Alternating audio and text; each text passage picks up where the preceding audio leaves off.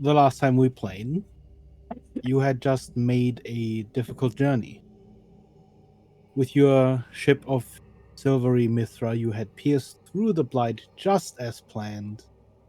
After dealing with some unwanted guests and restarting the engines, at least, you made a few discoveries. Some about the creatures outside, and others about the fact that you'd somehow crossed into another plane. After some more hours than in the Timeless Dark, just as the isolation was beginning to wear on you, even with the short breaks in the Magnificent Mansion, you finally awoke to another shift in gravity as you finally returned to the material plane. As the dart pierced out the other side of the blight storm, fresh air and familiar sunshine filled the deck and cabins, reflected throughout the corridors along the silvery surfaces. In the evening, then, close to night, you arrived at the last known location of the Archaeon. Expecting the Academy to have moved a fair distance since then, Vidar told you to keep a lookout for the floating structure until you found it only moments later. Even from far away, you could tell that the structure was floating at a slight tilt. Its outer facade and brick structure looked damaged. And of course, there were no signs of life. Vidar brought the airship about, flying it close to the Academy's highest floors in order to dock at an airship hangar left over from the days of air travel. You found, curiously, the dock not in a state of disrepair. In fact, it looked maintained and functional.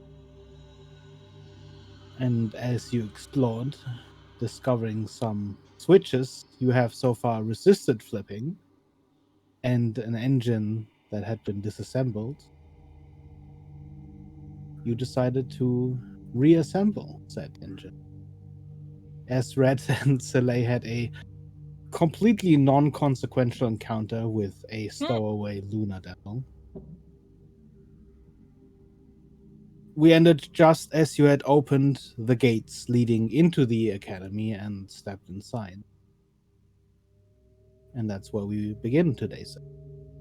Before you lies an old abandoned concourse devoid of light and life, except for a few wandering, shimmering, living spells you have identified so far as living reality break.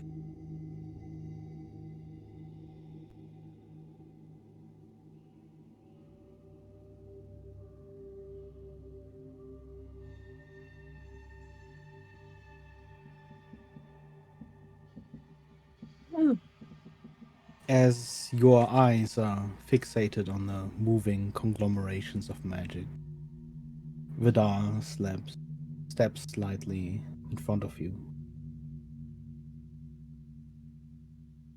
Living spells are the consequence of residual magic being empowered by some greater source.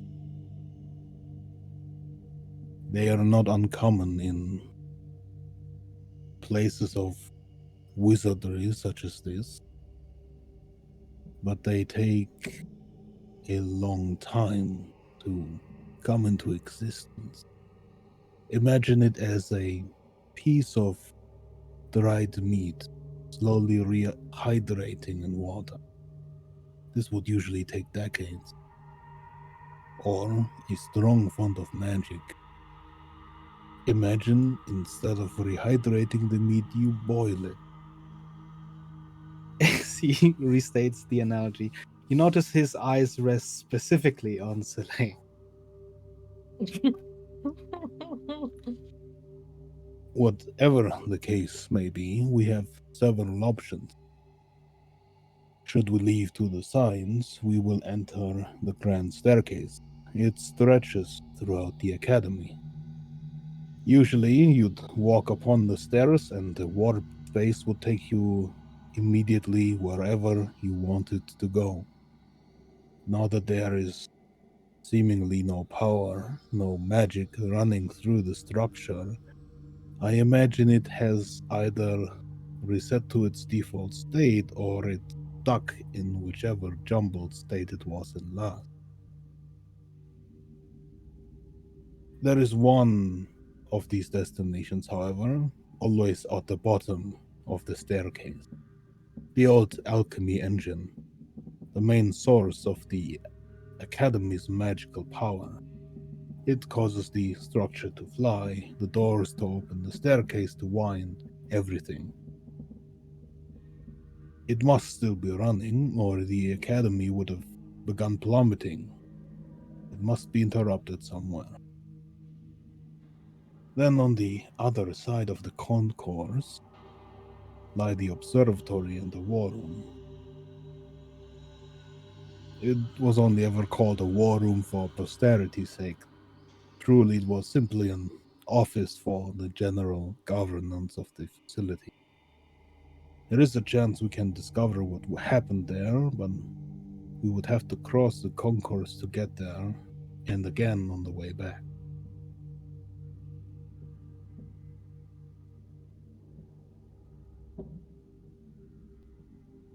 But either way, we gotta go through this big room.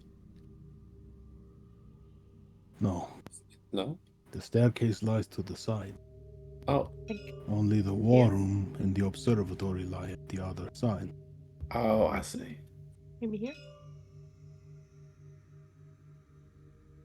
Living spells are fickle in their ability to perceive.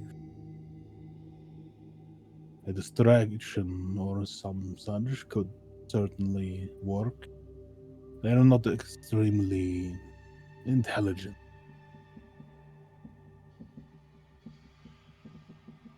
Tiger, would I know anything about the living spells? Anything I might have read before?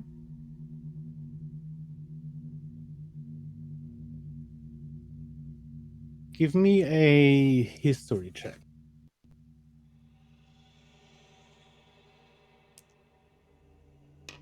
You can use Arcana if you're better at it. We'll use Arcana.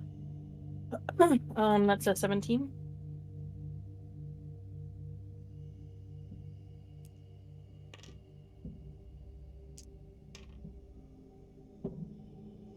You would know that living spells are literally the sort of physical manifestation of a spell that was cast multiple times, and the residuals of that spell simply sort of gaining their own sort of life.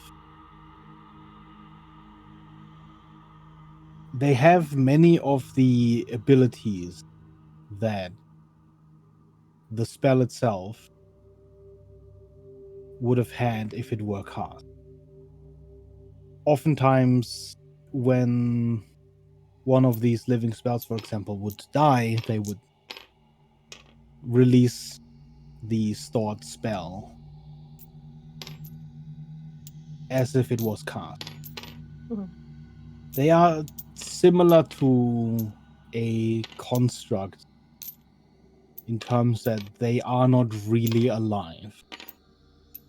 They don't have a high intelligence. They act on extremely strange and very base instincts almost. Mhm. But they are also immune to many conditions that a living being would be susceptible to. They don't really have any, physical eyes. They more so seem to perceive their surroundings through the flow of magic. That does include that if someone moves through, even if they do not, cast any magic or have any magic on them, they still sort of disturb the air in such a way that they could certainly be perceived.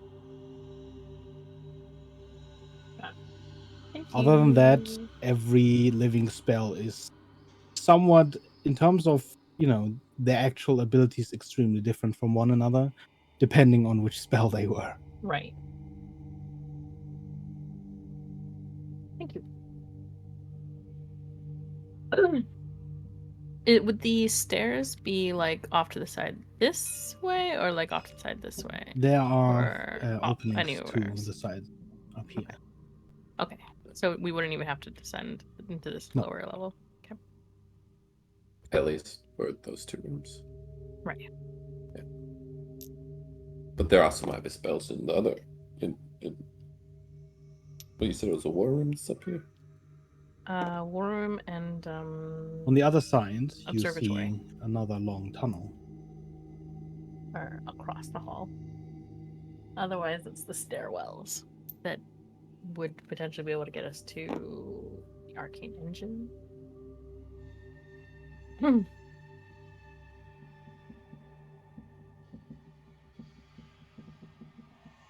Not my area of expertise, It's but I can certainly cause a distraction if you need it. I don't know. That's what I'm saying. Which room do we want to go to? essentially. Yeah, All right, sure. so It's the fine. stairwells potentially we could at least see if we could get things running a bit more properly, but it wouldn't really likely give us any answers as to what's going on. At least we There could is start there. a reason why the academy is in the state it is currently in. You think that starting the engines up might empower things that should be empowered, type of thing? I do not know if there are things that should not be empowered. Getting the engines running would certainly reactivate most of the magic in the academy. Oh, like the defenses, even. I do not remember any defenses, and Oh, okay. But likely you might be able to power the engine that's out in the docks. Yeah. perhaps. Okay. On the other hand, there may be information in the war room, but I do not know my colleagues to be careful enough to really leave behind information on themselves for stragglers or someone left behind, someone trying to find them. Yeah. It is always a possibility. Either way, it's rather unsure.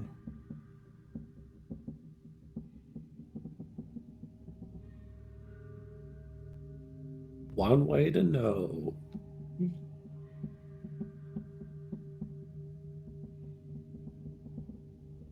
Might be easier to start by looking in the stairwells. Yeah, I mean, it's certainly easier. Start going left. Which way's left? Okay, let's go by that. Why do you want to go to the doorway with this big spider web on it, man? Oh shit, this big spider web turned around. Oh wait, that doorway doesn't have any spider web on it. That's what they want you to think. If I was a wizard, I'd leave an illusion of a spider web to keep people away. Right, right.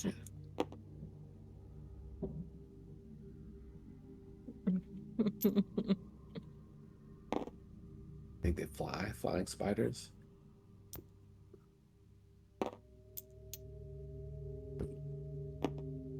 Oh yeah. Do you want stealth rolls? Wait, You we are have sneaking up here. your stuff in a bag in front of you. Your false fang stuff.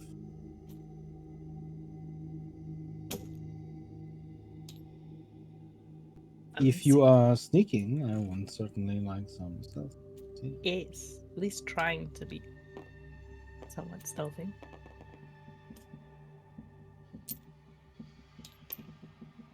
Dirty 20.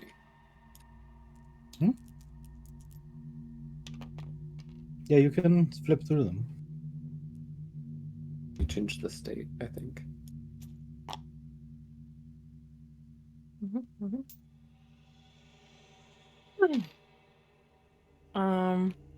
Oh, that's horrible for me. That's a 17. I got a 10.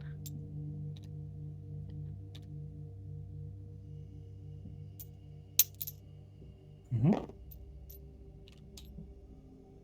Elf.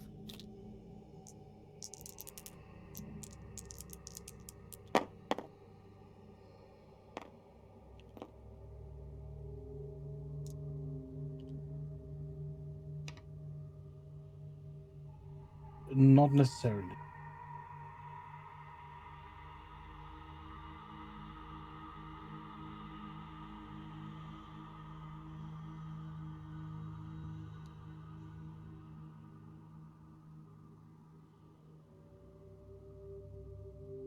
As you enter the staircase, you enter a long square room.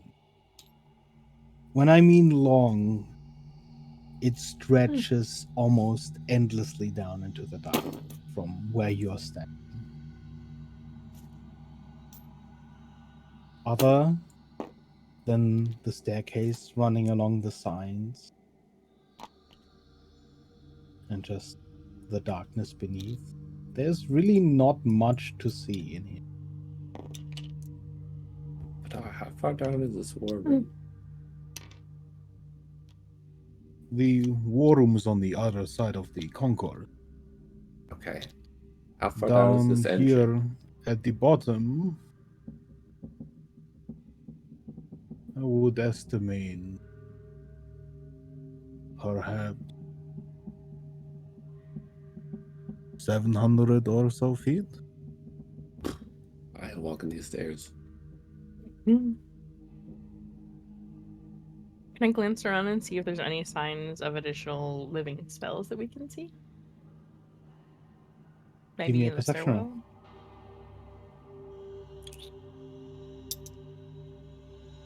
stairwell? I think that's an 18.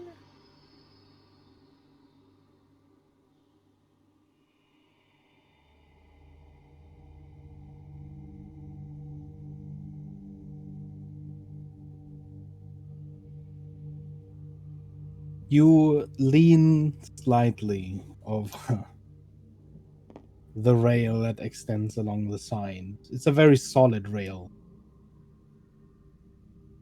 of the staircase, and as you peer down in the dark, there is no singular source of light that you can pick out. Which at least means that the ones that you did see are not present. There are not any living spells that would give off light.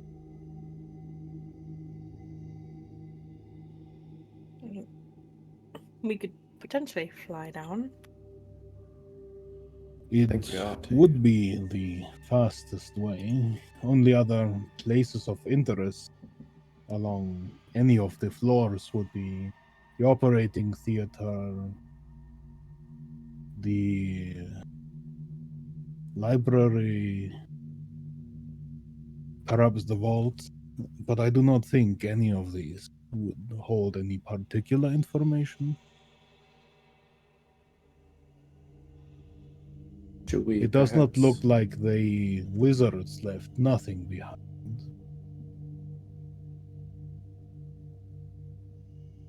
Oh, there are security measures near the wall, unless they've been stripped as well. near the vault? Yeah, sure, makes Some sense. sort of constructs, I believe. I feel like we should take just a few precautions, maybe. That sound alright? Well, the fastest way would be he Flying, leans yeah, over yeah. the rail. Yeah, Down the Hang center. on. I'm just gonna cast a Death Ward on Evelyn. And then on Soleil. I'm gonna look at Huxley and I'm gonna be like, you already live and die like 3 times before you actually might die. I don't think you can you even die, Huxley? I don't think so. Nah, I'm immortal. That's what I figured. I'm not sure if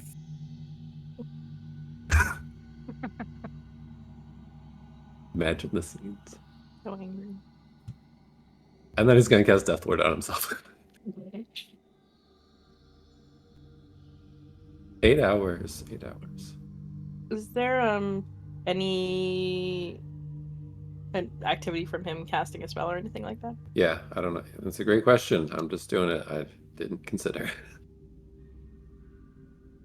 Is he, not stopping him from doing it, just curious, like if You mean if Vidar stops?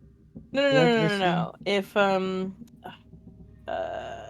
Suddenly was the like was there spells like that any living spells that all of a sudden popped up because he cast a spell by using magic? That's all I was trying to double check. Make sure there wasn't okay. any new movement from him casting a spell. But if I don't see anything, I'm going to go ahead and You just for- would not be able to see anything. that's fine. For reference, then, unless like we spot something, Mhm. Evelyn's probably going to keep detect magic up.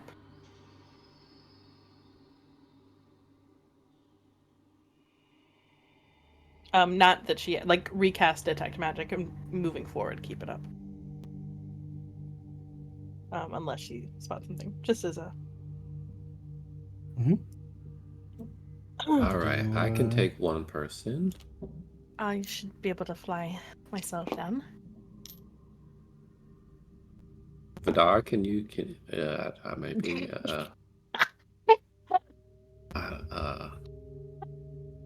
I'm sorry, could I what?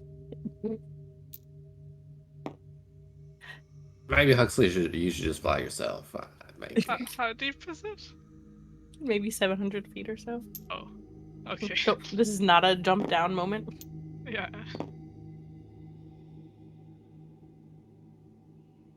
Oh, he just jumped? Okay. You could say.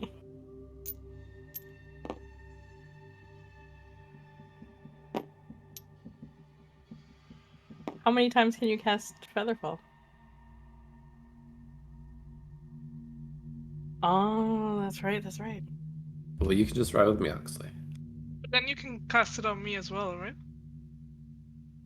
If I jump. Featherfall targets multiple people, right? Yeah. Oh, ring. right. Yeah. Yeah, I'll go with Rat. Yeah. We'll just fly. Okay. We descend. Well, probably closer down. So nobody's really Closer to the edge. falling, right? Correct. What is the Technically, rate of falling again with the featherfall? So you'll probably get faster. Yeah, so The it's broom like only goes 50, so a glide. Okay, so as you sort of jump down and glide across to the next level, sort of landing on the staircase, you would land on a platform in between the levels. And you land on a platform in front of a large gate. And above that gate, it states botany.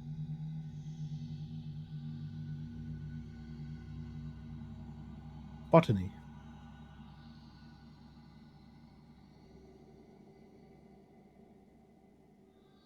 like the plants? Hmm. I think that's plant stuff. And then slowly the rest of them. I think that's Huxley business, to be honest.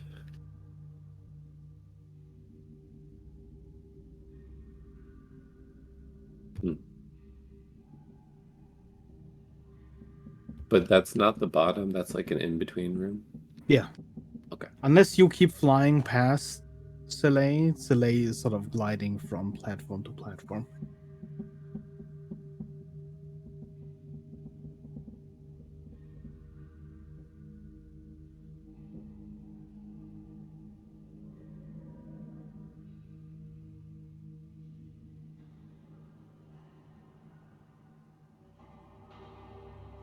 Evelyn would want to go in everywhere, but probably holding off for the moment unless anyone else spoke. But kind of mentally making a note of it.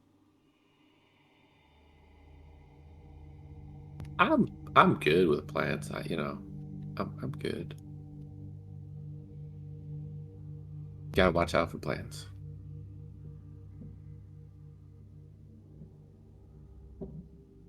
Mhm. Mhm, mhm, mhm. Mm. Yeah. Not just leaping all the way down.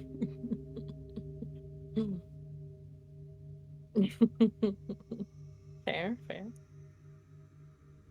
Um, yeah, probably wouldn't real. Is there any magic coming from the door at all, Beggar? With detect magic? Not with detect magic, no.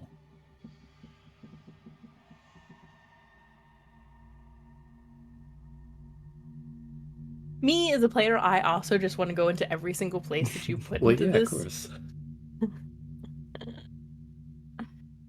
But I'm trying to be like this. They're trying to like solve things, but I don't know, Huxley. You want to talk to any plants about? maybe it can't hurt to at least peek Oh, in the Huxley room. said they want to talk to plants. You take a peek inside? Yeah. Hang on, we gotta make stop.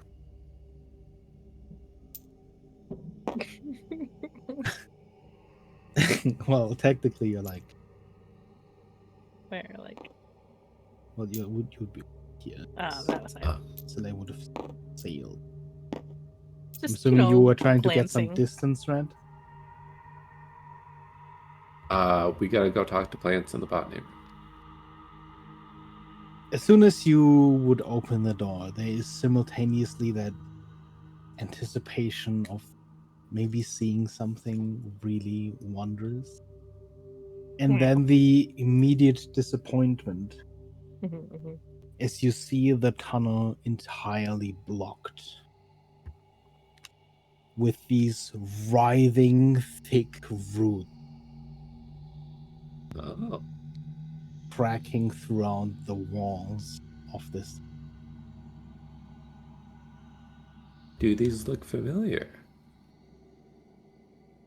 To like They vines? seem almost similar, but they are clearly a different plant.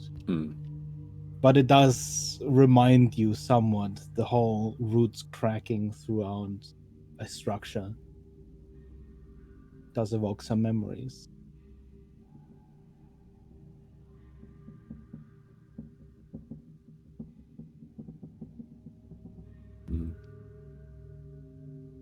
Just mentally having like ticked that off at least. I'm like, right, well, so likely nothing that way.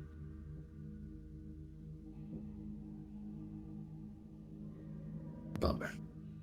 And she'll be So he content leaps and over the follow. side, down, I'm assuming to the next platform, or do you go straight?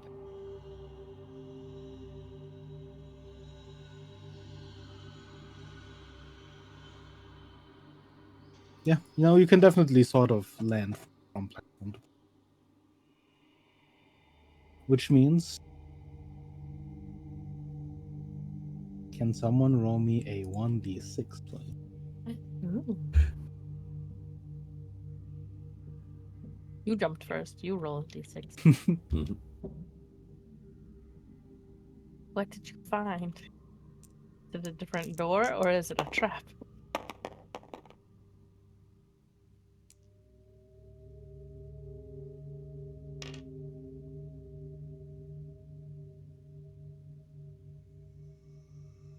As you land this time before another great door, this one reads library. Oh no. I'll let him in there. That's boring.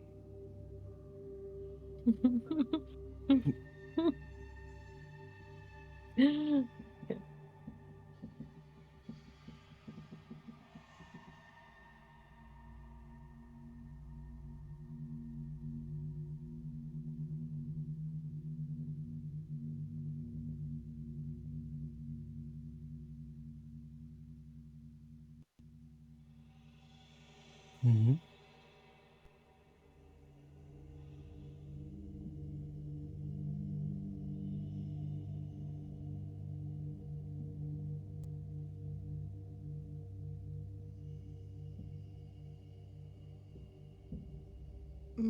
Evelyn would. If I get near the platform, is there any ping from detect magic by the door?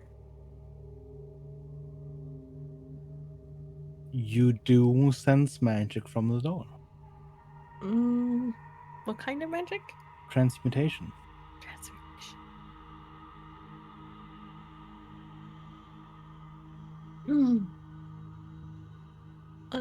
There is some magic from that doorway.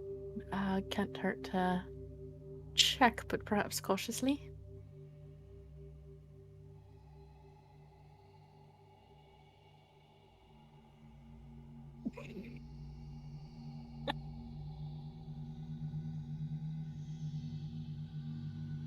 Are you worried you might get lost if you walk through the door?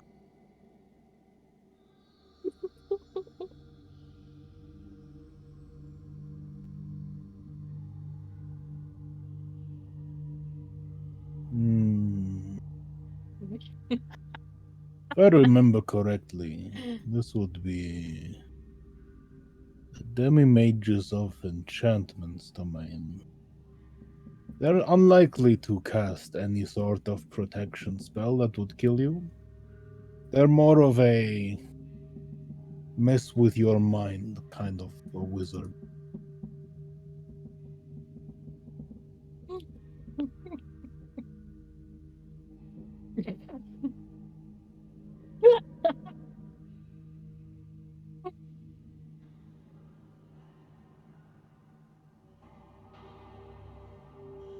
Yeah, I can give you an insight check.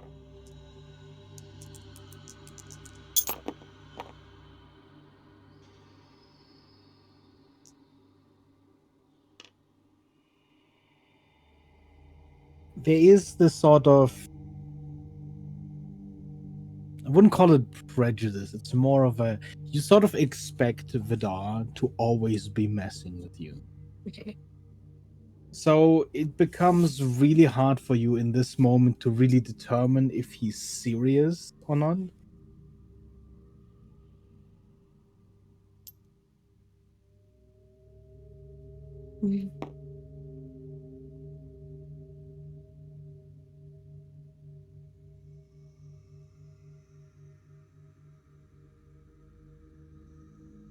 You pull open the door and you look at a library. Hold on, let me pull it in. Let me get you this nice, quaint Helen would little not be too far library. behind Soleil.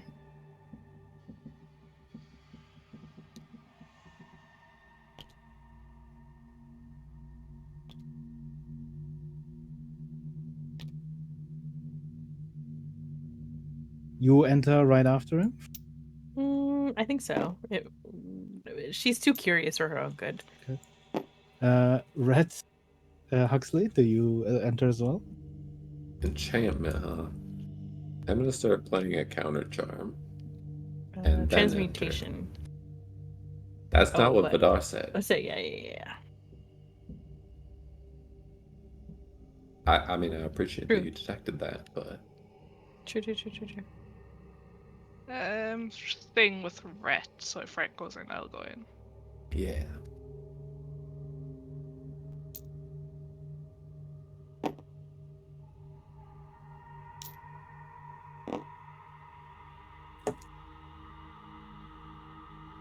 This seems nice. Is that a book with a tongue?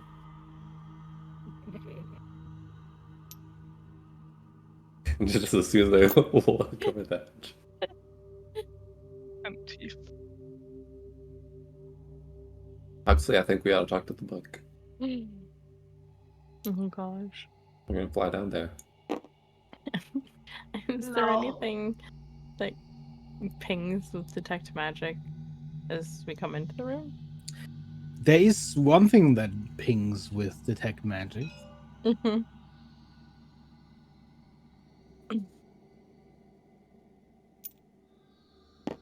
I'm just gonna As stay behind you- Huxley. Step into the library, you see rows and rows of books.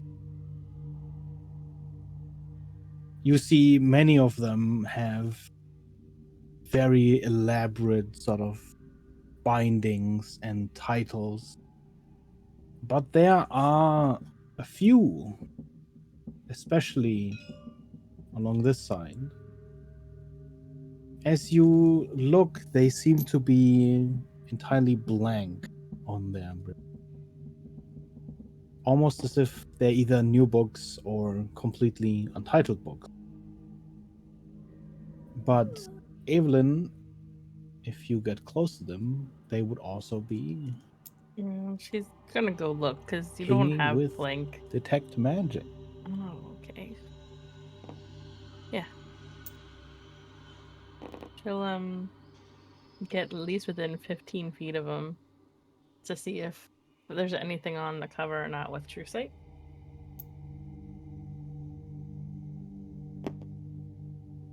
And she's gonna leave them Even with to their True own Sight, you devices. would not Mhm. see anything. What No kind of title. magic is it? It would be enchantment. Probably a trap. You do also notice, of course, as you pass by, that the table is filled with just shredded paper, almost to the point where it's become a mulch. There are loose papers everywhere. And it's a pretty nice decorated table otherwise. You see some cherry blossom imagery in the background. It's a nice table. Well, you say it like that, and now I'm just suspicious of your table beggar. It's just a nice table, you know? Chairs are also kind of nice.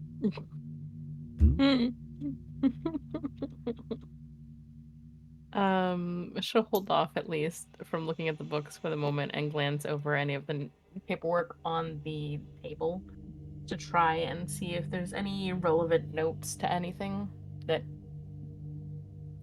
she's doubtful of it, but any sort of notes as to maybe either a consistent theme of topic or anything that looks like a handwritten note of that's something like being like, hey, this is why we left. Not saying that, but kind of like kind of glancing over the notes to at least see if she can see if there was either a was there by like the way, a rush picking up of some milk, TTYL. Give me an investigation roll. Okay.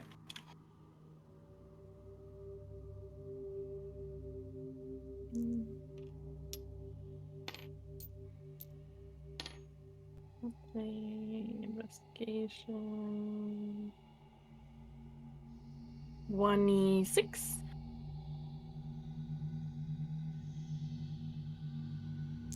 Looking over the notes, there is especially close to the end here a bundle of research notes and books that do sort of have a theme together. There is research on ley lines and correlation between ley lines and the planar gateways. You do, unfortunately, notice that a lot of the notes are shredded, and at this point, just strips of paper. Yeah. Little shreds. I figured. Just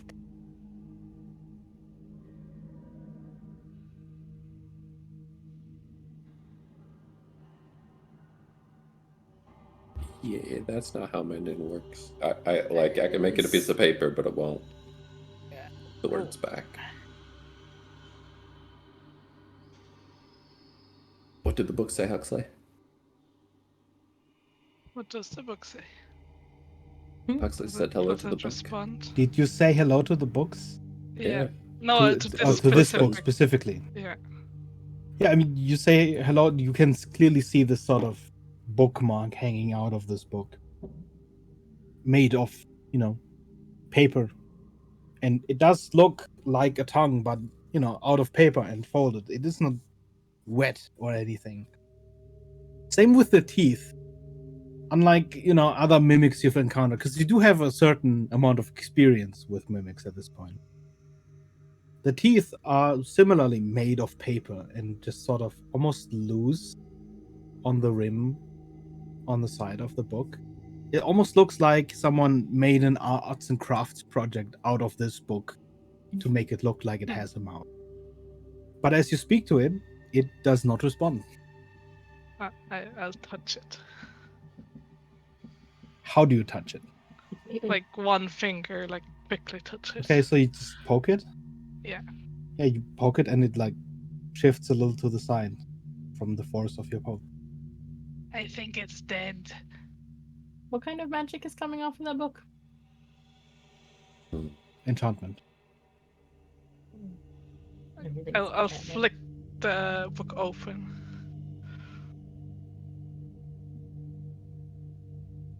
How exactly do you flick the book open? Like just flick the Okay, so cover open. so your finger goes under the cover though, right? Yeah. Can you give me a deck save, please? Nice. I assume this is an effect I can see. Yeah.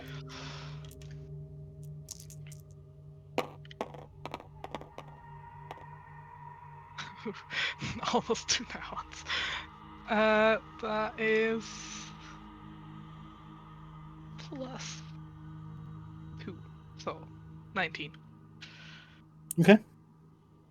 You see in like a split second as these sort of flabby paper teeth seem to right themselves and become sharp.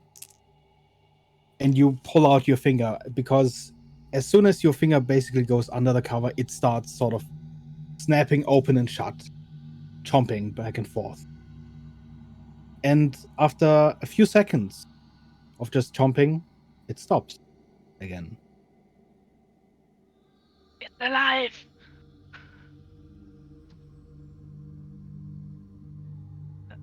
That was cool.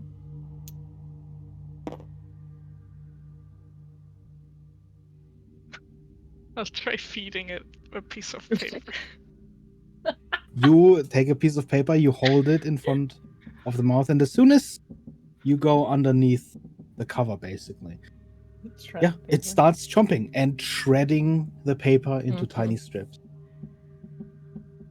And as soon as the paper's gone, it chomps a little longer and then stops.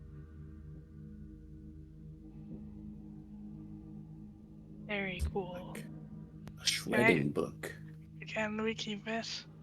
Yeah, of course. I mean, you have to pick it up, but I mean, I'll pick it up like from the other side or from Yeah, the as long as side. you sort of, you pick it up from the outside without, going sort of in the cover, you can pick it up, no problem. I'll start I'm going gonna around walk the away room from them and as they're just doing this. I don't want to be into this book. Hux will just go around and like feed it random stuff he finds. Oh my gosh. nice. You just look for like random pieces of paper, random notes, and you just Evelyn's Yeah. just start dying shredding. inside. Evelyn is determined to never again let either Huxley or Soleil near libraries. You're sort of Oh, look, here's a piece of paper that walking says, around and an then we office, left. and in the back you just hear zzz, zzz, Piece of the our heart is shredder just going. breaking. Eventually he will start trying like chairs and stuff. Oh my god. Oh yeah, sorry.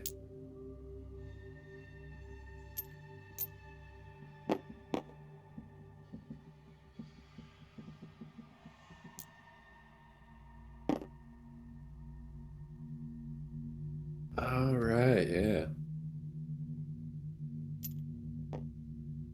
Do you maybe just want to take one thing you don't care about so you don't like lose part of your brain or something?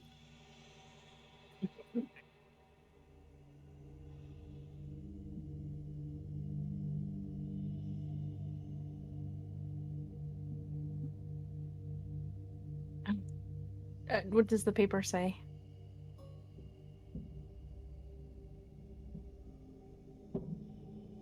Yeah, it's just this random collection of research stones.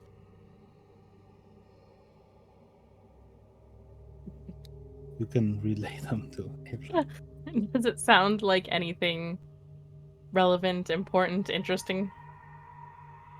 Not particularly. It seems to go somewhat into the creation of magical items, enchantment formula, and stuff. But it's really Should- dry, very nothing you haven't heard Heard before. before in theory. That should be fine.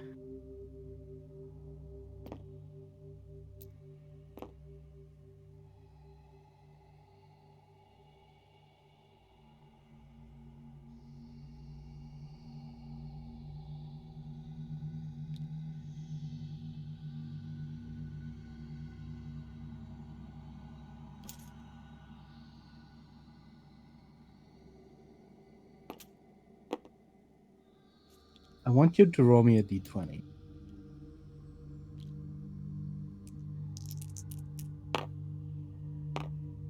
Did you like strip down naked?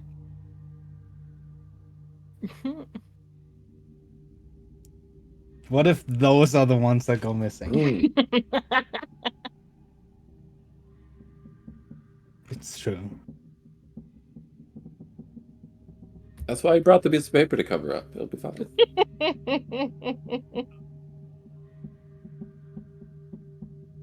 Just a 20? straight d20. Yeah.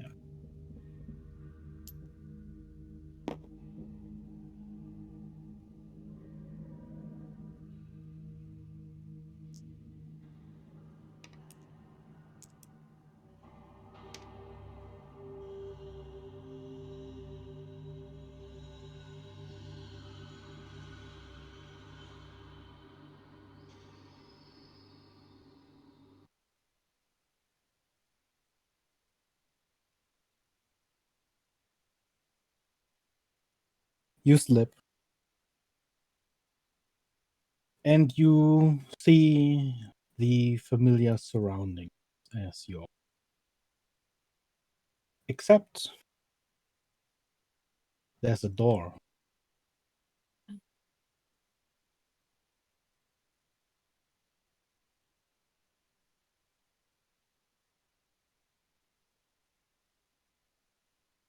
It's a small door. The sort of regular house door as you'd expect. Somewhat fanciful. Carved wood. As you'd expect, he says. Hmm.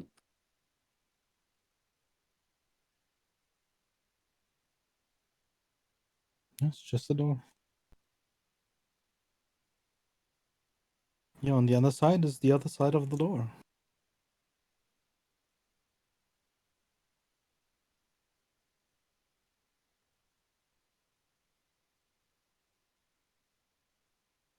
You knock. And with a you see the door creak to the side.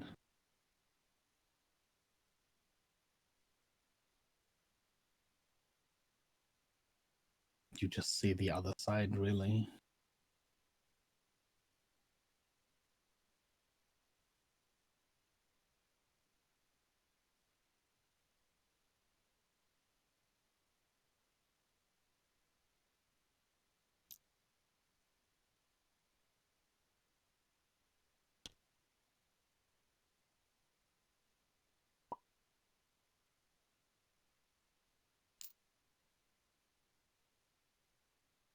Mhm. You walk through and That son of a bitch. you're suddenly in a very strange room. You see these purplish lights, ornate ground, and a red light emanating from it.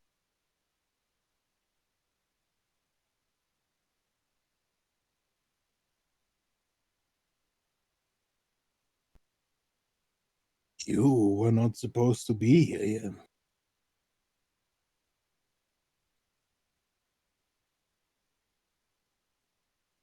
This was for later, but you're already here.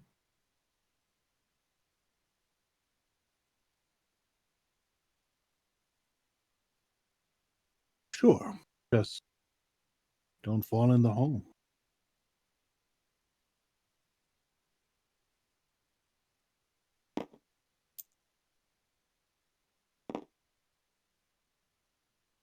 You see this almost bottomless pit of book, just stretching and wide further on. Not unlike the staircase, except that its sides are entirely filled with books.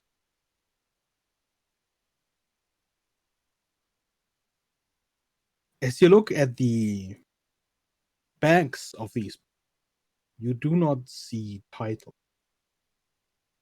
It's a very strange feeling. You can't even really place it.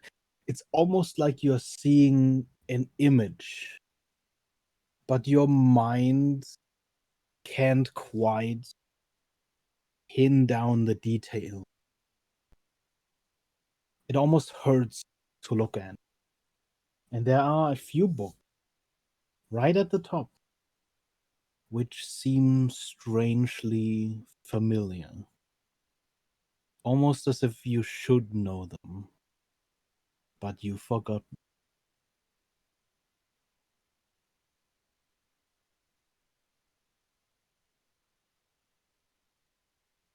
A library.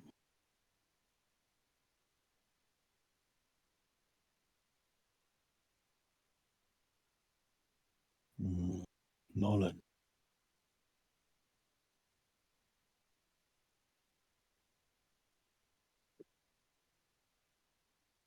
You see him flip through a large book of his own. All kinds. I don't differentiate. Some of these are yours.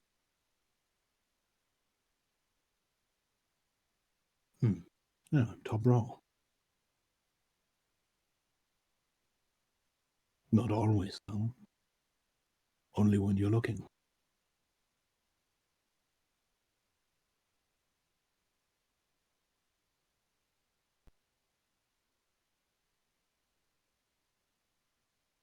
Not quite. I don't think you're quite ready to understand just yet.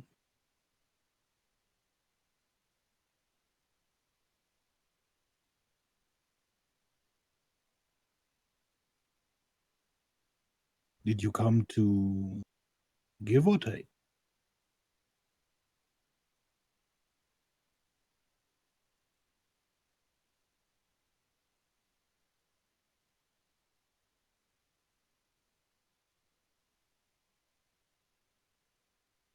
If you give, then I will give you some. If you take, then I will take. Things aren't free, Silas. You know this. Now you're gonna wish you brought more than your underwear, huh? You see him sort of clap the book close in his hand.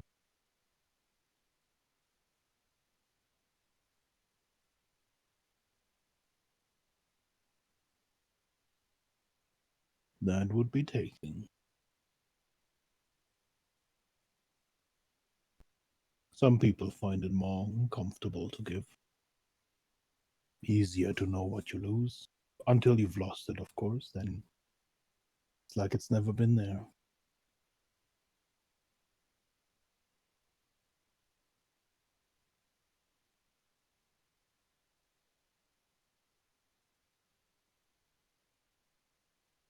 Precisely. So you do understand.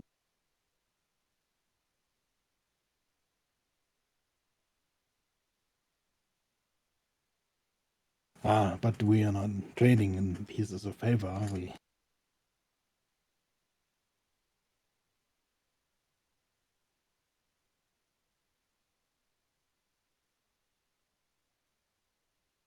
Well, you can see what I'm collecting. Knowledge, memory, anything in between.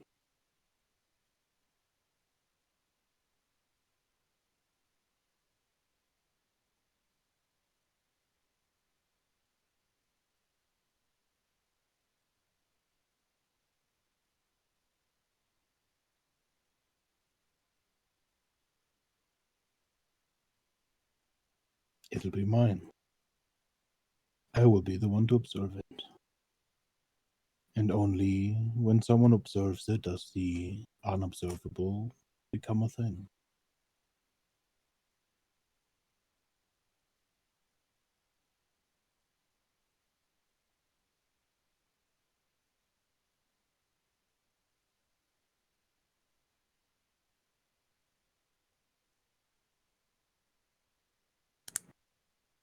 Indeed. And then I choose which I give you.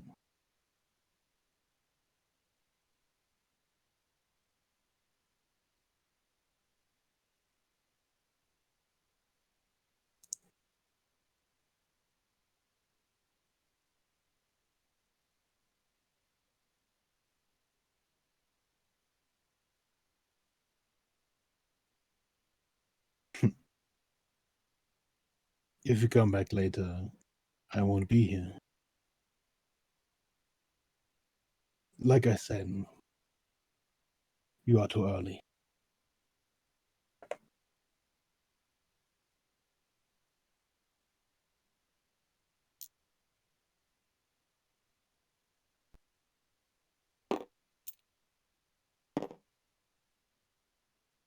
You see him reach over the edge and place the book he was holding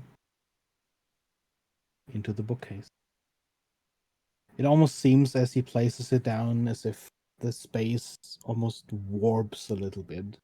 And this bookcase, which was definitely full, suddenly has place for the book he places inside.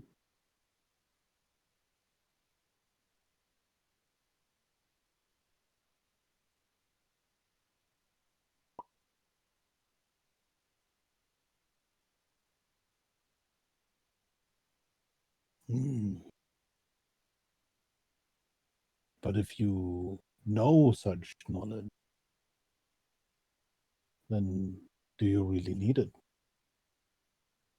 And yes, that would be the taking. And then we take turns.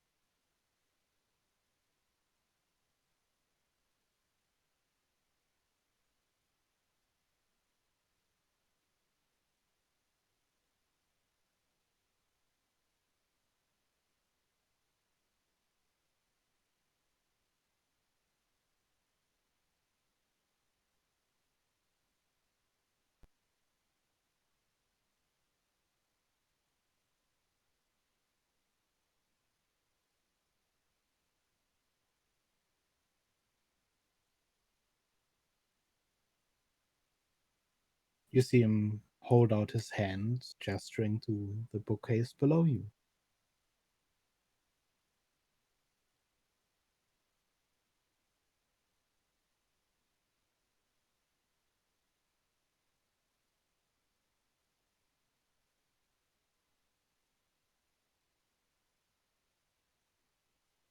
You see the bookcase twist and spiral. And then it comes to rest. And one of the books slides out.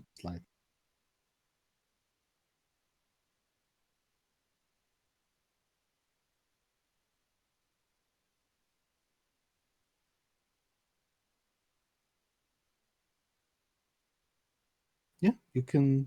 It is in the top row, right in front of you.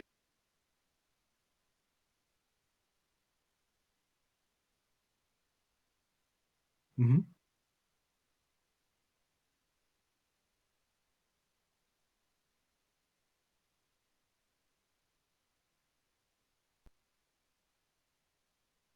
Yeah, he does not give you any indication.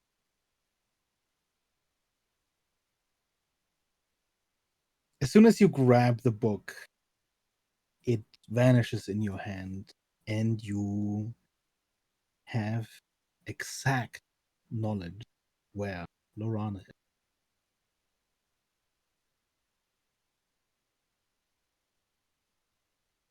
Currently, Lorana is far to the east at a city of a river village. This collection of river villages that have grown into a sprawling set of buildings where a dozen or so rivers that all feed into the ocean meet together. You know exactly in which district in that city, Lord, and what the route is she takes every day to the market and back. Back to an elaborate mansion.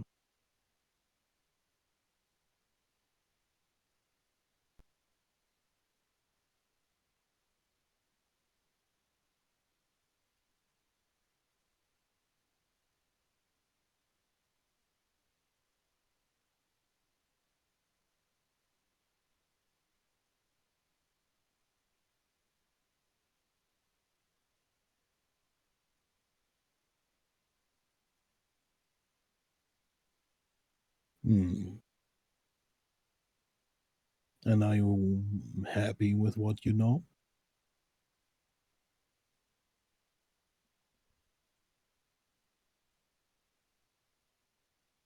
Hmm. For the trade, it matters not, but I'm always curious. You know where the door is.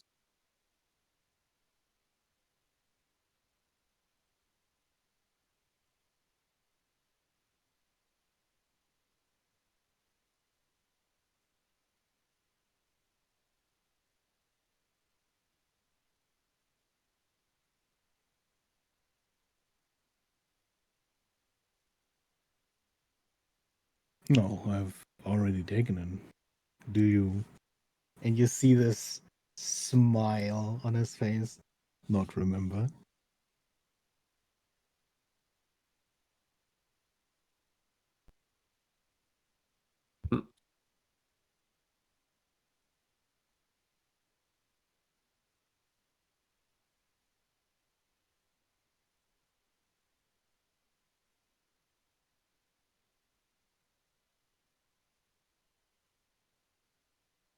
That would be inevitable.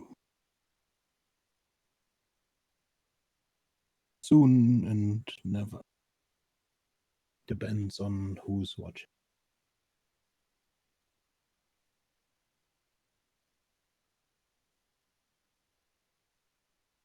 You don't need to know just yet.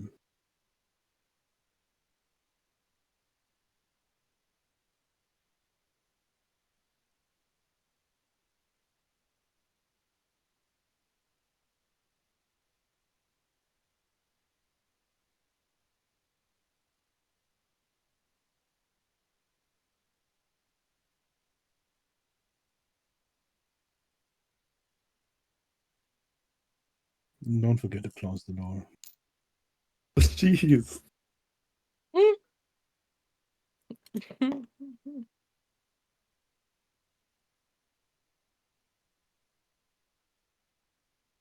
As soon as you step outside, as soon as your hand is on the door, you feel this pull. And as you close, you, without even doing it yourself, slip back into reality.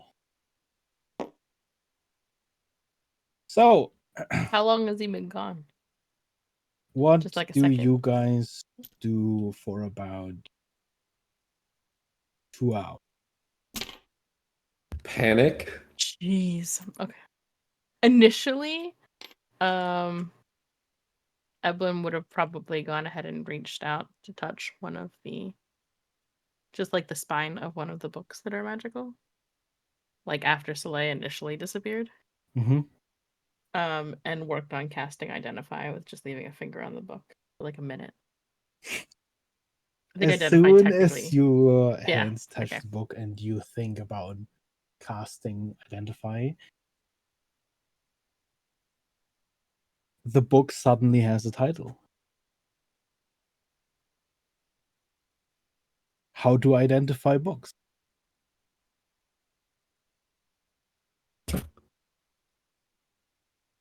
Sus. Well, Totally sus. I'm gonna keep trying to cast identify on this to see if anything changes about this book.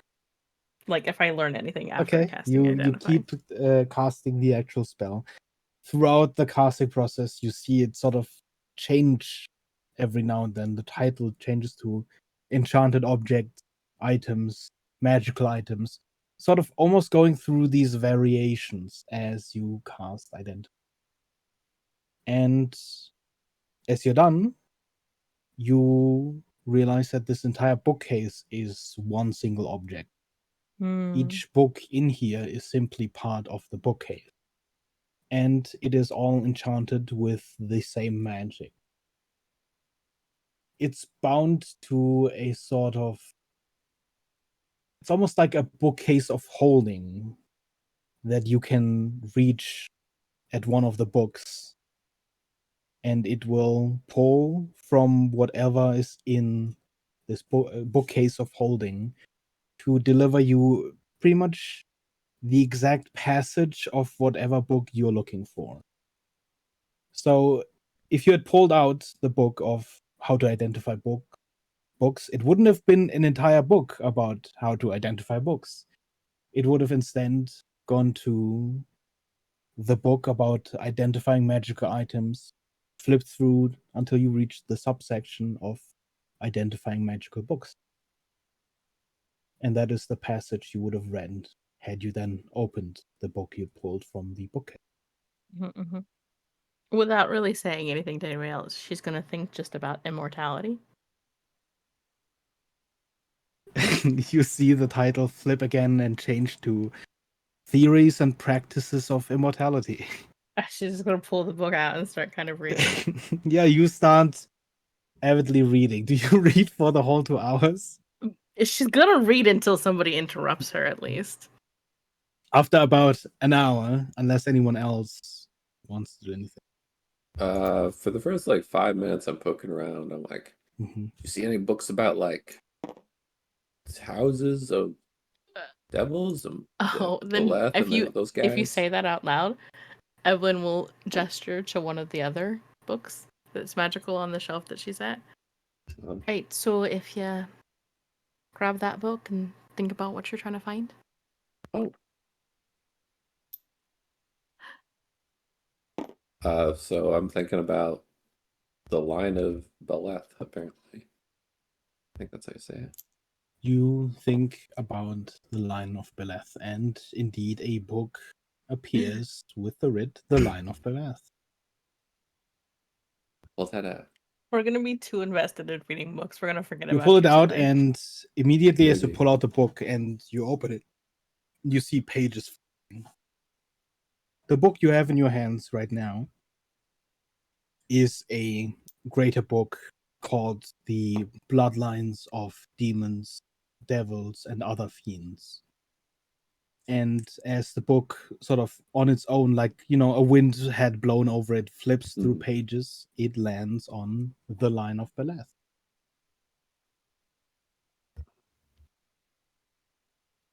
I gotta read that. How much time do you hang on. spend reading Let's it? delay.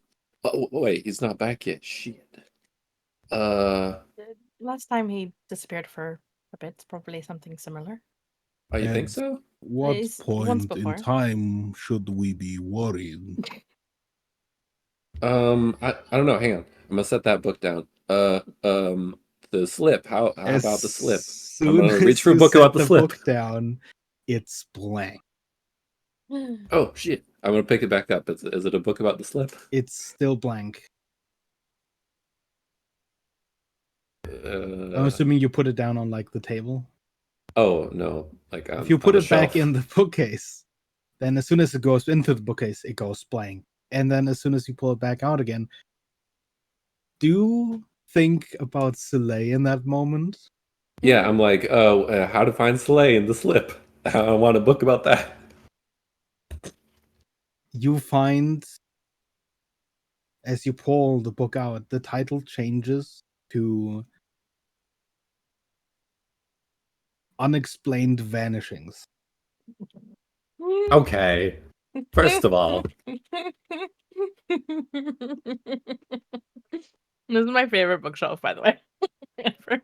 I want one. Evelyn, you personally would know it doesn't have any knowledge that it Mhm. wouldn't have in that archive. It's just pulling from the Yeah. books in the So library. if you for were sure. thinking about Soleil, it doesn't know Soleil. Mhm. Unless he just happened to be written in, like, I don't know, somewhere in like a story, or someone else was called Soleil, then Mhm. perhaps Yeah. you get that passage. But right now you just get someone is gone. Mhm. oh no. Okay, all right. No. Wait, What's the longest Slay was gone for? When he's gone through the slip before? There was that time, the first Wasn't it like a time he'd we gone day? through don't. this. Yeah, we don't really know because of You that. sort of waited a while, then continued on in the forest, Mhm.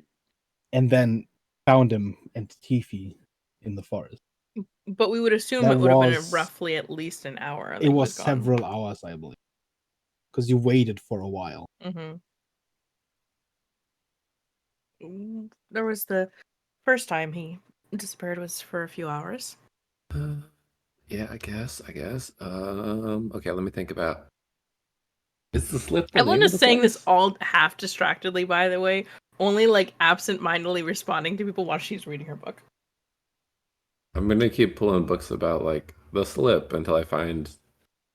But Every like time my you definition think- of things You're reading a like book about clothing. dark if you voids with large think skeletons in about them. the slip, and there's just this plethora of titles because of how vague it is what you're thinking about, and Yeah. this archive clearly doesn't have what you want. Not just the book you're reaching for flips through titles. There are multiples. There are different planes. They are slipping through planes. Anything that sort of has, it's like a Google search. It has like a Yeah. slight word association, and it gives you the Yeah. title. But you don't find anything that comes exactly close to what you're looking for. There's something about unexplained planes, but even if you were to pull out that book and take a look, it's so vague, and it doesn't offer really any explanations other Yeah, from the fact that sometimes there's demi-planes, sometimes a I'm god could gathering create a what like how it plane. works. And I'm like, oh, it's not actually like current knowledge. It's like whoever put stuff in here.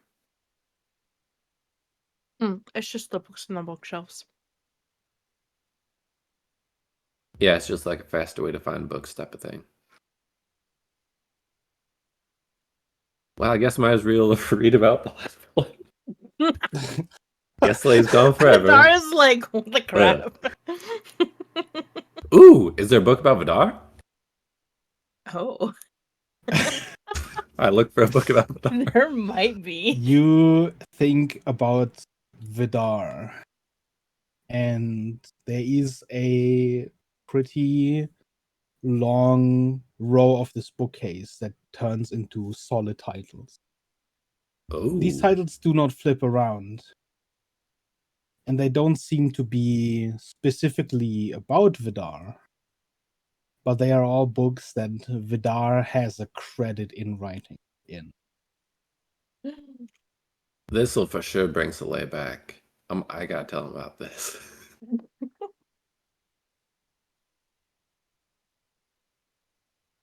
Okay, I really want to know about this line of bluff, though.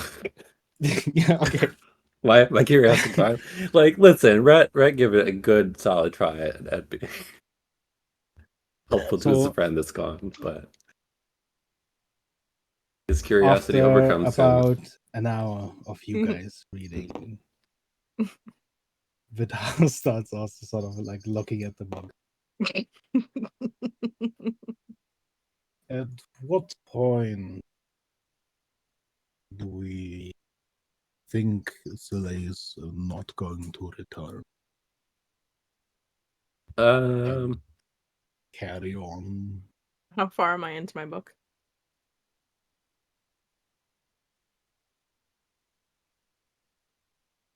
I'd say with your reading experience, you're Mhm. probably already like halfway done, because a lot of what you're reading you've read before.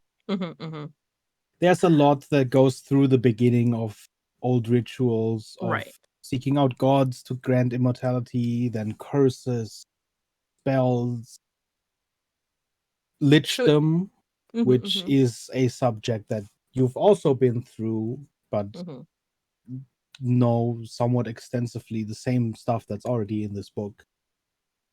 But it's taken me about an hour to read is through about half of the book. Yeah. Probably about another hour. After that, he's probably gone for a good bit, and we should just move on. I've never known him to miss dinner. He'll be like Evelyn just wants to finish her book. That's 3 all hours, she wants. probably. 3 hours. We can Do move we on want though to? if it's been more than that. Well, I perhaps. Well, there is not really. I suppose there is no real pressure of time on us, but if the academy at some point does start plummeting, we should definitely get a move on. I'd say 2 hours tops. I'm from another hour if It's he's been not back by fine for then. months. It won't start now. I'm just saying we could probably move on because we don't know how long he'll be anyways if it's not another hour, and that's the longest I've known him to roughly be gone anyways. When he disappears for longer than he should. Yeah. Besides, I gotta So check. I forgot. Are there any books about the Dominion? Let me look real quick. Oh. You're being actually helpful. Evelyn is totally selfishly invested in this right now. He's like a little bit ADD about the books. He's like reads as fast as he can and then is like, what? This is a bunch of wizardy stuff, and then looks for another book. You're going down the Google like tangents. Like, yeah, he's like reading the headings and be like, oh, and then yeah. He's getting into that corner of YouTube type of thing. Uh-huh. Mm-hmm.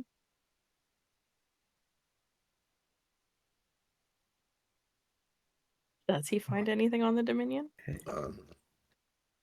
Let me quickly check.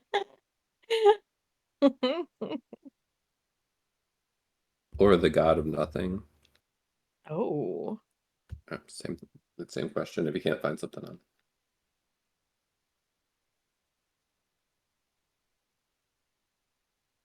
Yeah, no, I think you would, once you think about the Dominion, actually receive a book title.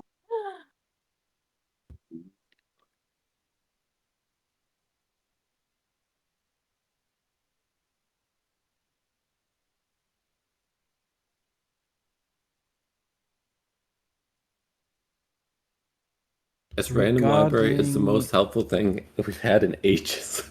I think at some point, did I at some point send you stuff about the line of Beleth that you had researched? No. Did I never do that? Nope. Oh my fucking god. Why didn't you say anything? I didn't know how like important it was. Yeah, it's okay. like, You down sent the me line, a like it's- really general. Why? But was Spooky that music from now. the research you had done in the downtime? In the downtown? I don't think so. Okay. So let me make sure I do that, and then also add what you would have read in that hour.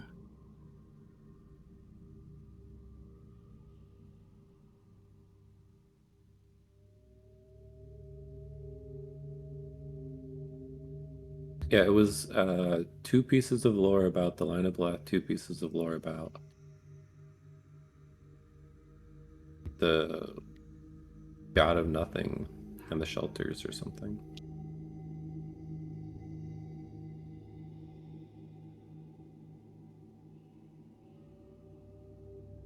I did write stuff down, Mhm. but I never posted it. You can Okay. see that in my notes. And We can do that. Like, yeah, it's not like immediately pressing, so I will do that later. You do read more about Line of Beleth, and then you get that idea about the Dominion, and as soon as that title pops up, you are distracted as Mhm. it talks about the ancient civilization of the Dominion. Oh shit! Mm. I'm definitely gonna start narrating this at this point. Yeah, Which you is pull out super the book irritating, I'm and sure, you to someone start reading. reading. It seems to be a number of archaeological reports.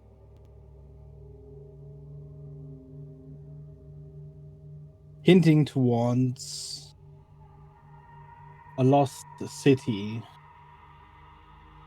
that was found ages ago, far below where Polythreme now stands. I knew it. Inside No, those I didn't know it ruins, at all, but it makes sense. there were multiple hieroglyphics, these sort of long written passages in pictograms and undecipherable script that stretched through many of these ruins. Many of them warning of indeed a god of nothing.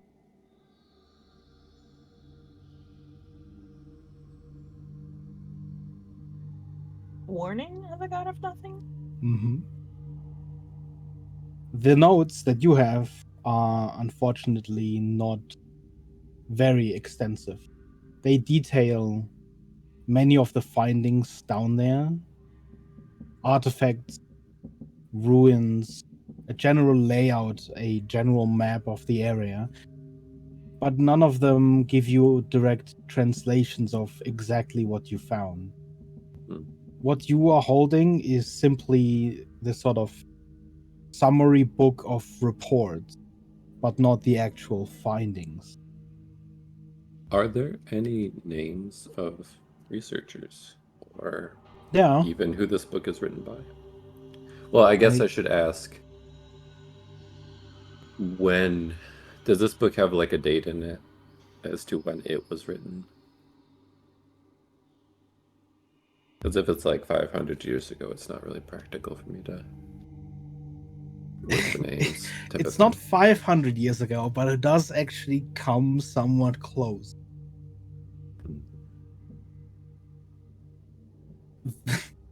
The date is about 256 years ago. Okay, there might be some people, maybe. It's definitely You know, there's possible. plenty of races that do live long.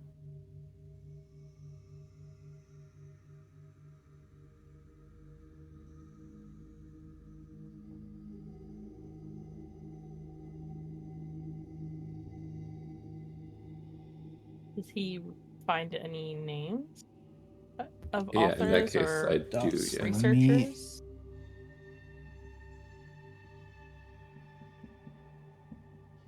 write you this name.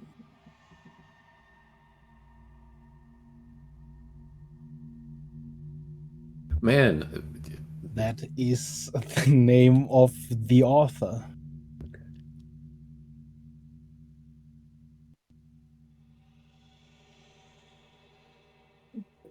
Have I ever read anything by this author before? Or know anything about him from anything I've read? No, that's a very obscure question. I'm just asking to see if this is like a common. I would in that instance I would like to ask, does Red actually say out loud who the Oh, okay. author is? yeah. I'm probably to Eblin's chagrin narrating a lot of Yeah. things and like narrating his own Making thoughts. it. Oh, I wonder how long ago this book was written. 252 years. Oh, the author's blah blah blah. Blogger. Ugel Swan. Okay. So First, Evelyn, please roll me a history check. As you are, sort of talking this out loud as well, Vidar also chimes in. I remember the city. The wizards placed the seal on it. It wasn't supposed to be broken, but old magic is fickle. I wouldn't be surprised if some of the incidents the miners had were due to a leak of the spell, the seal, or perhaps simply it having vanished. A great cavern is always a ample nesting place for creatures and crawlers, worms. Pipelines full of silver blood and such. Yeah. I have a dirty 20 on that. Roll. If you would like, we could ask the wizards for the seal key. If there is a seal left, we can That break it. is a great idea. I You doubt have, the tyrants would Evelyn, be. indeed heard of this author. He has written some of the books regarding lichdom. Oh, Shit. He's never seemed like one who would have worked on that themselves, Mm-hmm. but they're definitely knowledgeable in necromancy and has served as sort of outside observer of certain rituals of that type. Do I know if they're still alive?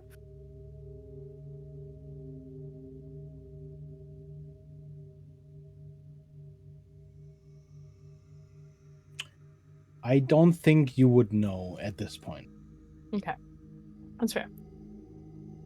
I'll actually go ahead and pause my reading to see if I can think of a book regarding Ulgerson. Ulgesorn. Yeah, you think of the name of the author, and as you reach your hand to the bookcase, there's this as books array themselves.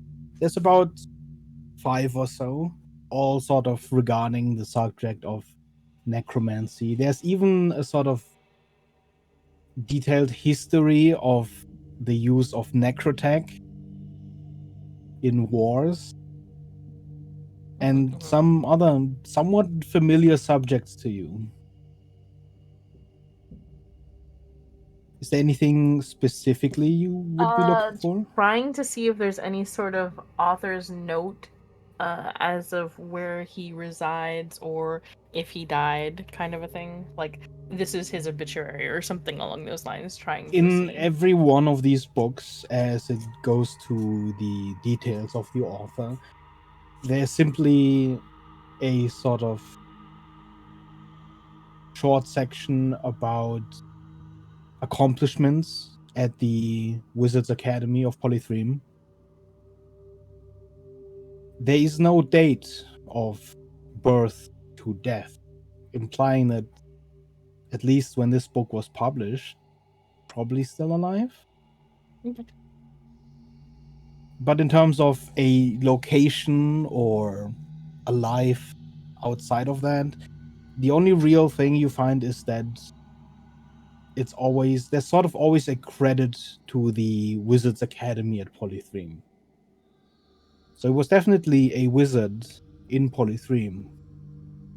But whether or not he was alive when they left is the other question. Noted.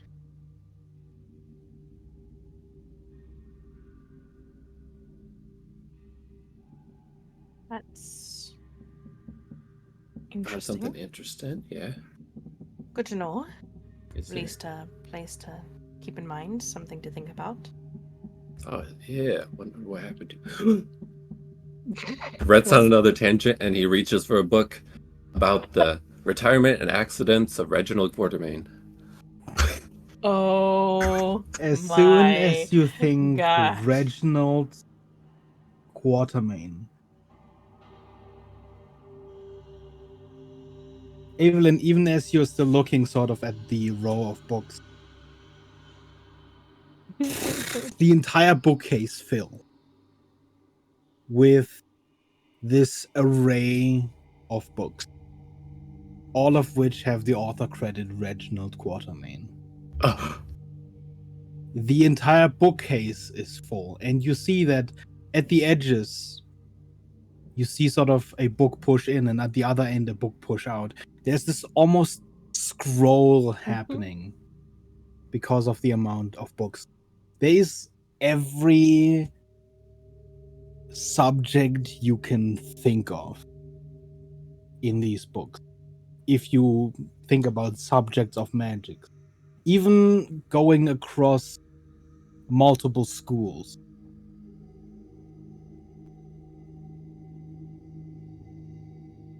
This guy.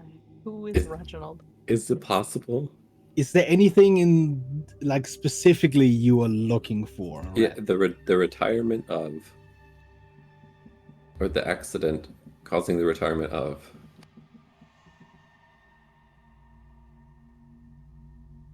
Like that should surely had to be a big I'm trying news to article, think if right? the bookcase is intelligent enough. I think okay, so The lost memory of. there I don't is know. definitely no title like that pops up. Okay. You see that these books, mostly as a whole, simply reorder in a sort of chronological order of publishing. And you Okay. see the Then I'll look last for sort the of last general one. theme and Yeah. subject he was working on.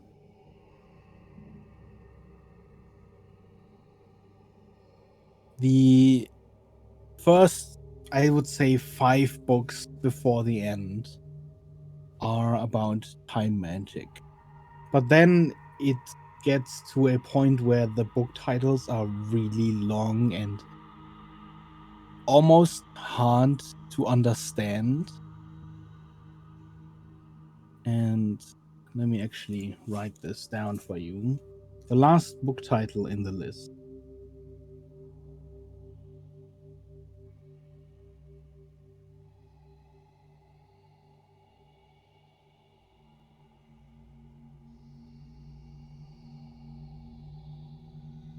Yeah.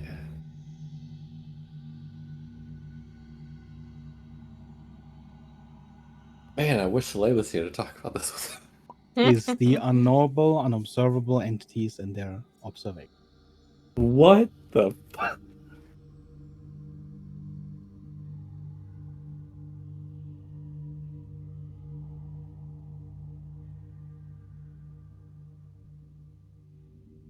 Well, Rhett will start attempting to read the book, but then I'm sure he's about to ADD off again.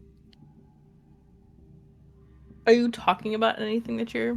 Yeah, like he loves talking. Yeah, he's like mumbling. You know, Rhett. Come on. I'll let Edwin continue to be distracted by Edwin or by Rhett's ramblings and try and grab that last title, the unknowable, unobservable entities and their observations. His last subject was truly interesting. Sort of almost, I would say, more an exercise of thought than anything relating to proper research. There are no books afterwards because of what happened. Perhaps once we find the wizard, the Archaeon can tell you more. They were always more involved. That's what it seemed like, yeah. There should be a book that Reginald was writing at the time. I doubt it was ever finished.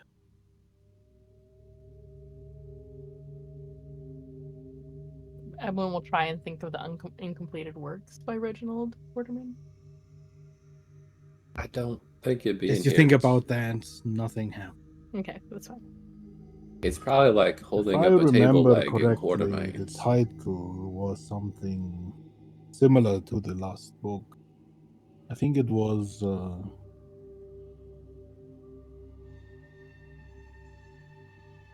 Efforts in Self-Observation of Unquantifiable Entities, something of the sort. I do not fully remember.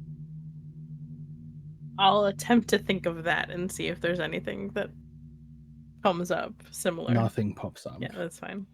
Nothing except that one last book of Reginald Mm-hmm. that sort of bounces back between Red and you, sort of moving back and forth. Yeah.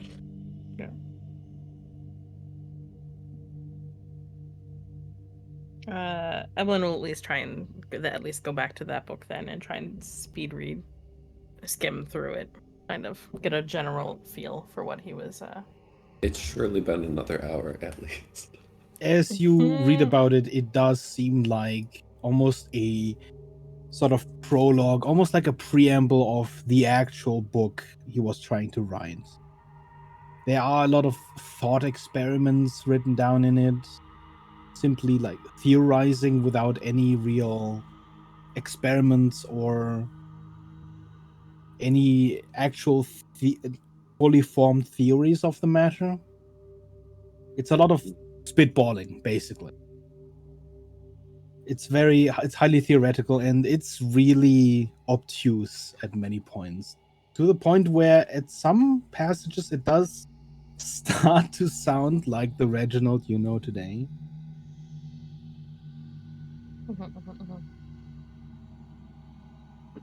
Question, Beggar.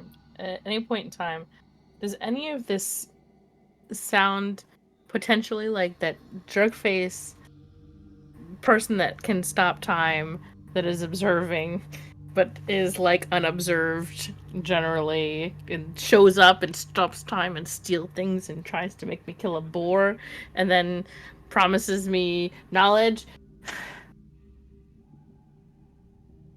I would say generally this is like high idealistic theories of physics. There is certain intersections.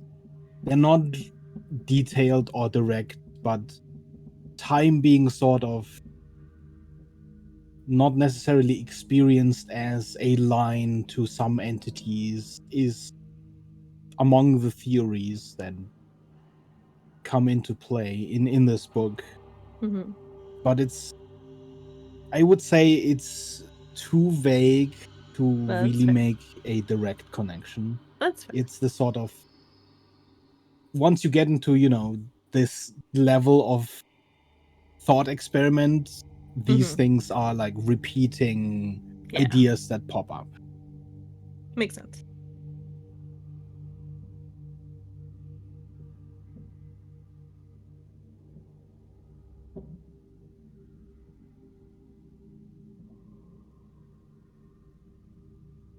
And as you keep pulling out books and looking at them, at some point, once you get to the point where you start reading up on Reginald specifically, you hear Soleil sort of softly landing on the carpet. Oh, Soleil, you're back. Yeah. So we found all these books about blah blah blah blah blah.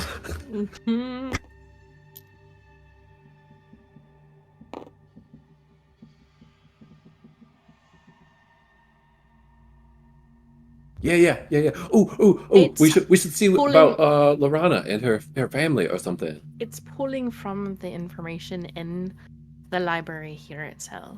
It's not gonna know anything. Well, like it that. might not be that recent, but it might like help. I don't know. He's just gonna keep talking. What do you think about?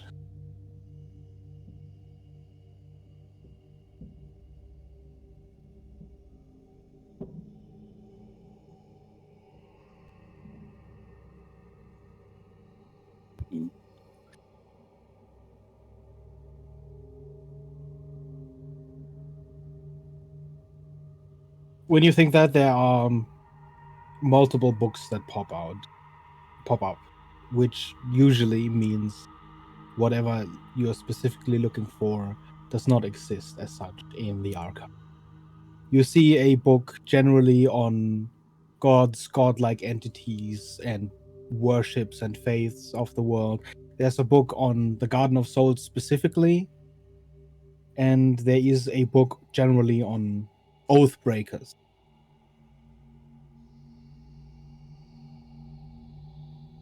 No specific connection.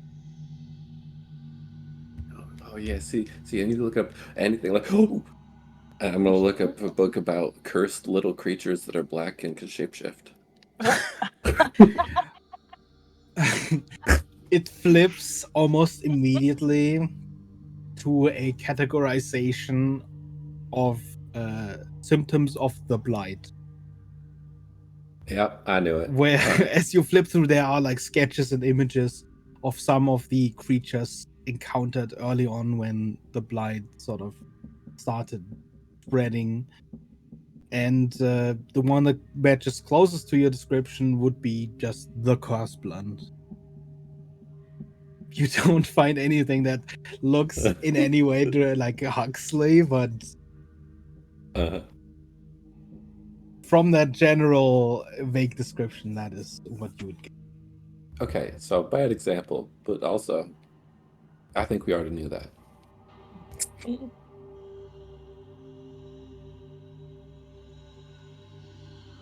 You would probably get a whole number of books of theories, all of which are, of course, unconfirmed.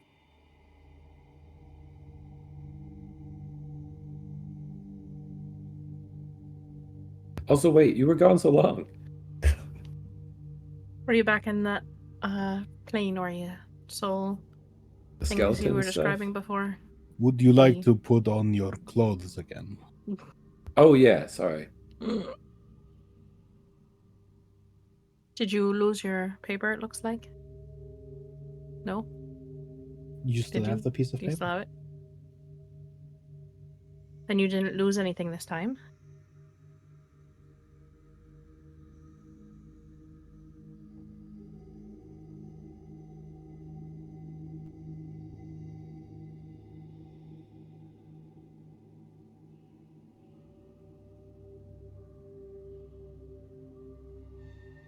Right, we're in the library, but you like other than this Yeah. library.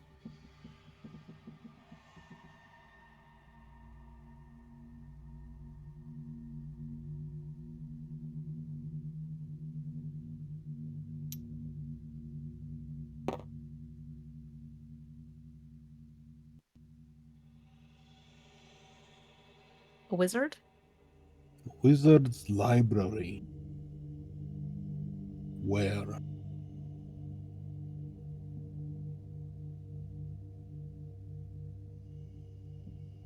Yes, yeah, I remember about the slip, but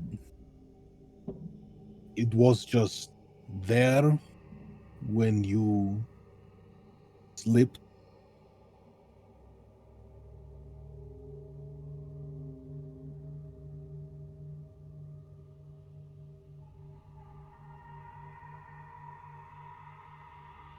And there was a wizard. You get their name?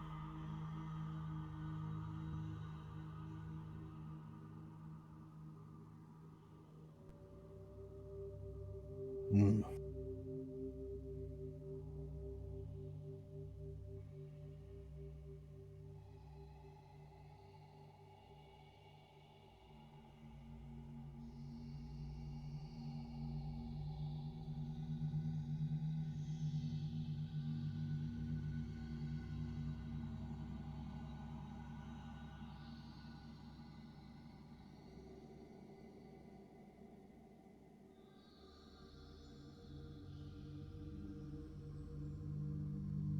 What did the Are you sure that was a wizard, not a devil? Now what did he there look is like? a Hmm.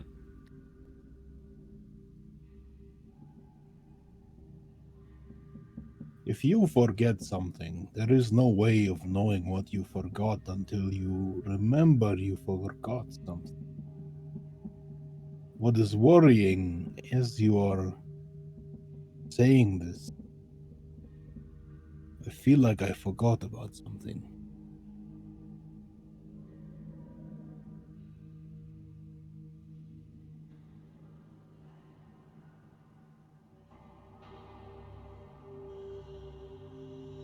I do not think that likely, but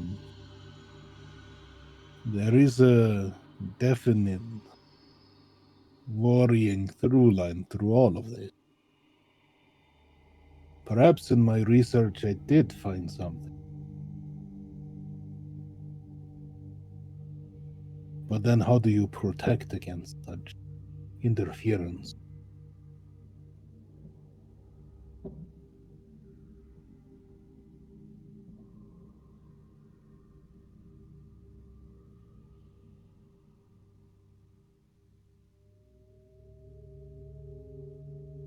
I do not know, Soleil, I forgot.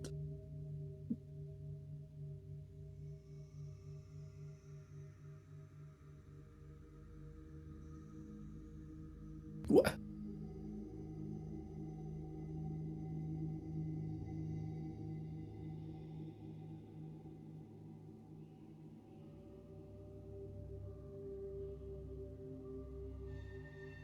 But all right.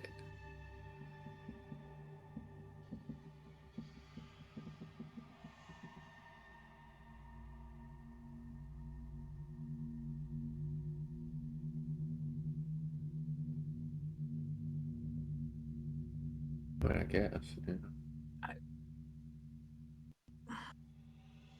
I am doing my best to not metagame beggar. And trying to figure out if this at all like sounds similar to what when Evelyn has met this guy before. And to me what stands out is like him talking about knowledge, being able to take knowledge, take those kind of things. But I don't know if that's too far of a reach. I would Knowing say things it's that a you're not pretty supposed to. strong connection. Okay. There's not a lot of other things other than wizards that are known to sort of modify memories and or take memories from others. It's definitely a very wizard thing to do. So I think the connection would definitely be there in that regard. Soleil, you are decent at drawing. Can you draw who you saw?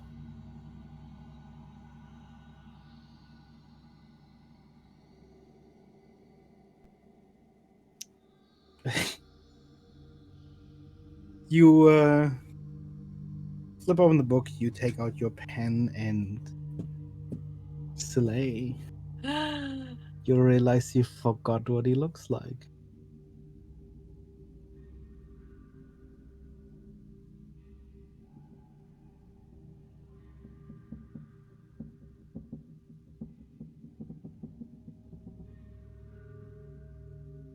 Yeah, you'd actually remember exactly what it looked like. The sort of central room and stuff.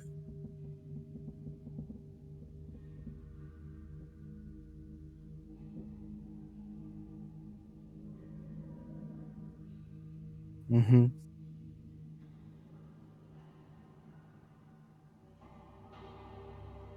Yeah, there's this pause because there was definitely when she asked you, you were like, yeah, of course you know what he looks like. But the second you're about to like draw it, you don't actually remember.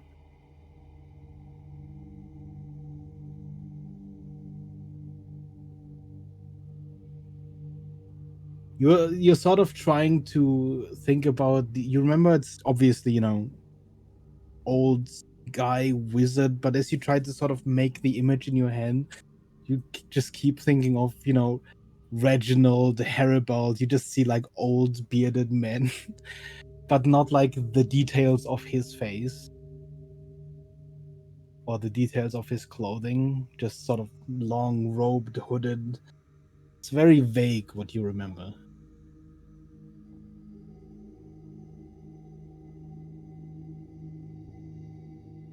I was just impatiently staring at you rather intently. Yeah, we're all kind of looking at it. What's Oh, one? that is so rude.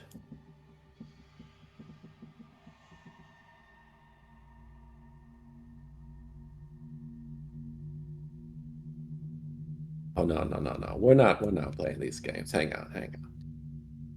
I guess modify memory on Slay. To try to make him recall it in perfect clarity. You cast the spell, and Soleil, you start recalling this library in perfect, even some of the this weirdness of the title of books. You remember how it was an image, but you couldn't quite see it correctly. Something that it's really hard to have a memory of. You remember, but as you turn to look at the speaking wizard, it almost looks washed out. As if you had made a perfect sketch and then just sort of smudged over it. And even with the spell taking effect, you cannot fully recall.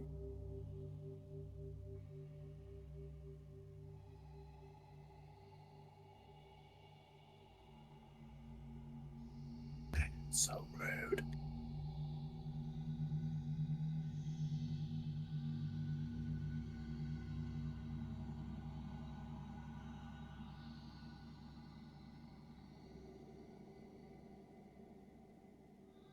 Yes.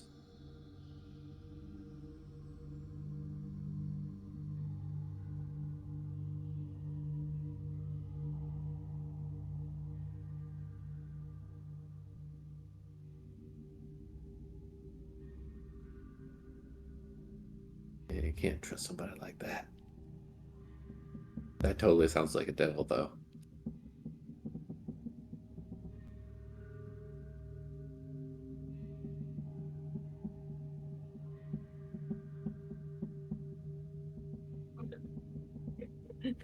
Yeah, you actually see Ellen looking purely pissed off. Like she cannot hold in just how angry she is right now. Perhaps we should continue with our current mission. I do not think this library is going anywhere. We could always return later. I, for some reason, don't believe you, Vidar. Not because you're like. But so, I don't know. I feel like this guy's gonna interview somehow. You know what I mean? Maybe I'm just being paranoid. You think this library here is going to vanish? Well, it's the only place Slay's been able to get to him, and then he didn't want to be gotten to anymore. I don't know. Well, I'm certain there are other copies of the archive.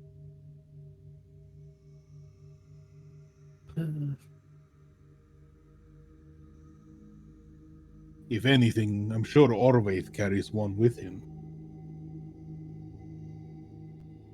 It's perfectly fine. We should probably move along. Yeah, where is Orvaith?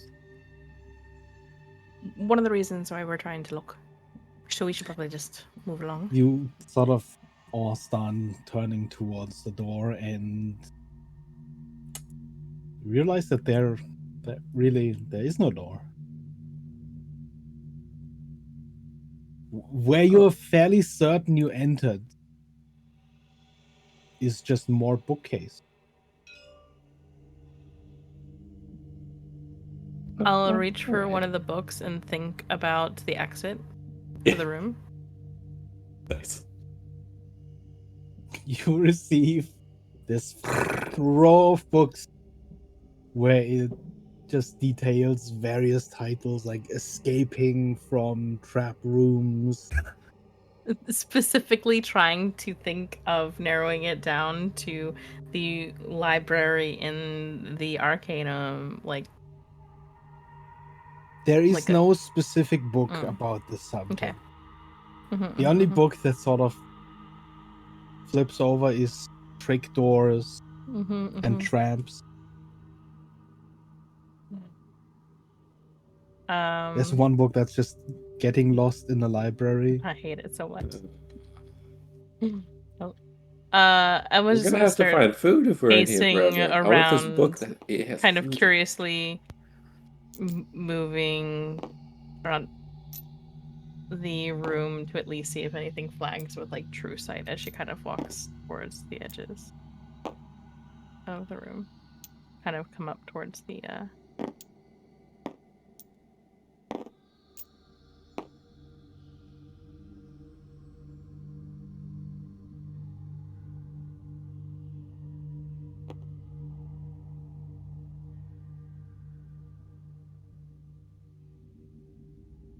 Okay.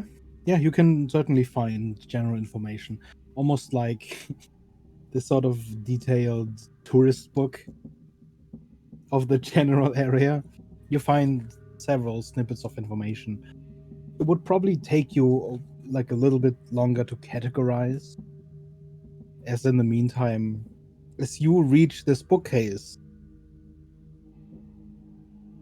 your detect magic, Evelyn, you see this bookcase, this portion of the bookcase, almost perfectly in the shape of the doorway you entered in, glowing with transmutation magic. I see.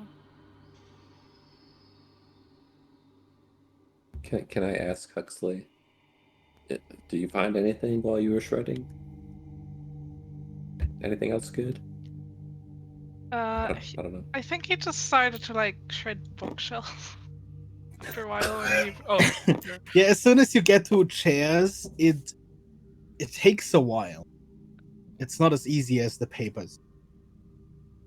It starts sort of slowly, sort of chipping away. There's this sort of stream of tiny wood chips that fly out of the side as you start working on like actual wood. But in 2 hours, you probably could have destroyed at least one full bookcase if you wanted to.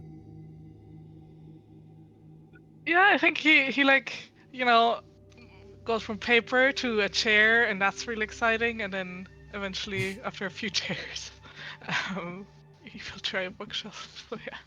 Yeah, it's probably the funnest part is the bookshelf because it has this sort of varying texture.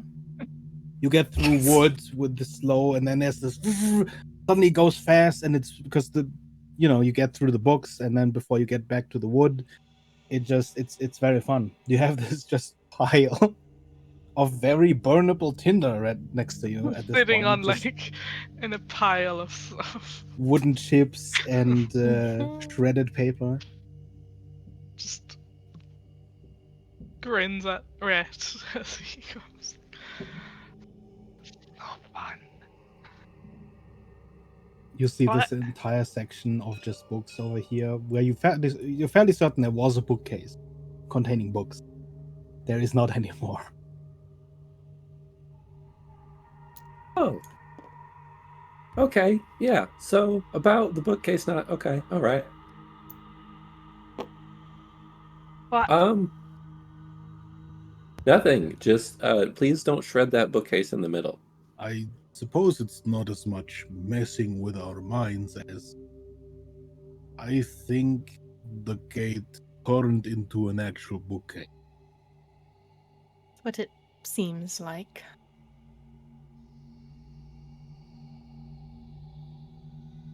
You need me to destroy a fucking. Looking at the door with like true sight, there's nothing specific that other than the bookshelf, correct? It's not an illusion. Okay. You are certain of that.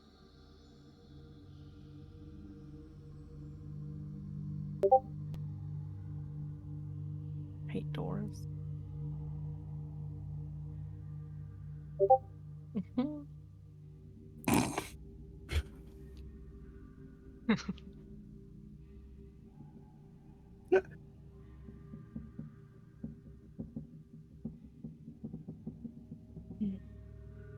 Could dispel it, but that seems a bit excessive and probably an easier way.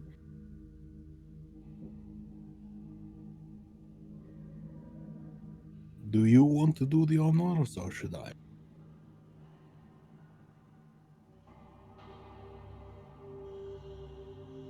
By all means. Vidar casts Dispel Magic.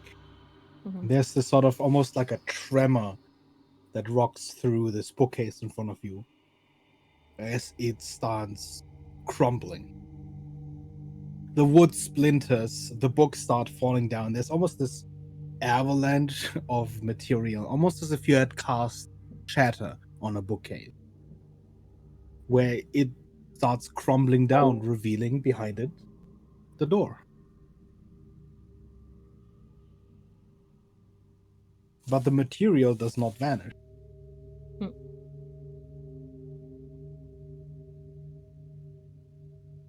She'll, yeah, I guess she'll kind of glance back at the others. Are you all coming? Oh, you found the door. Yeah. You probably Vidar should. sort of digging a little bit through Mhm. this pile of just refuse now. Just trying to make a little bit of a pathway so you could sort of reach over and through the door. Actually, you should probably like keep that thing locked up around Eblin's books. That's fine, as long You as want it to doesn't see touch someone the get book. murdered real fast? All right. Well, also like, don't let it eat my clothes while we're riding together, please. Okay. Thank you.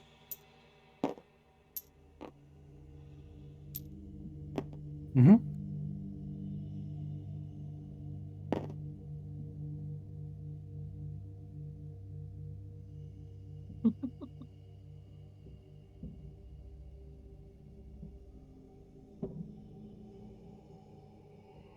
Yes, we will continue our descent to Max. Just making some quick notes real quick so I don't forget again. If anyone researched anything and I haven't given you the stuff, please remind me as well if there's anything else I've forgotten. Because I can't believe I forgot that.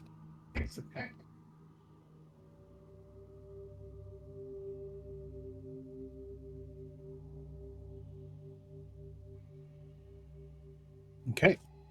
You step back out into a now almost familiar dark staircase, and I suppose you keep going. Yes. It's what Dar You are is absolutely narrating. right. I wasn't upset about it. Sometimes. Sometimes Vidar narrates as we walk. Yeah, I'm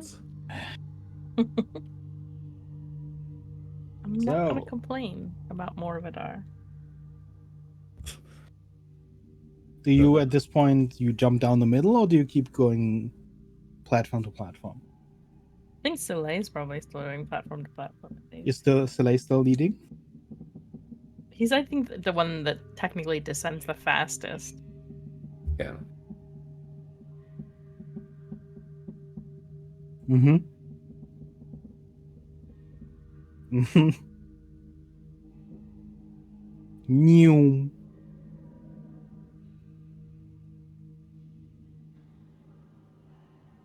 Okay. You go over the edge. Roll me a 1d6, please.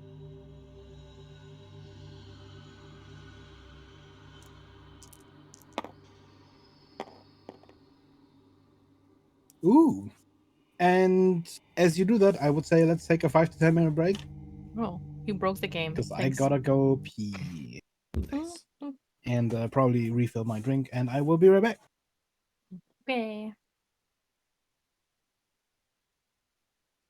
I hate you so much. Mm-hmm.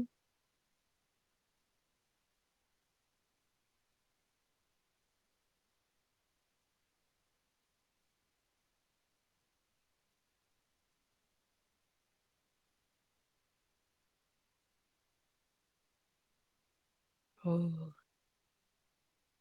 I thought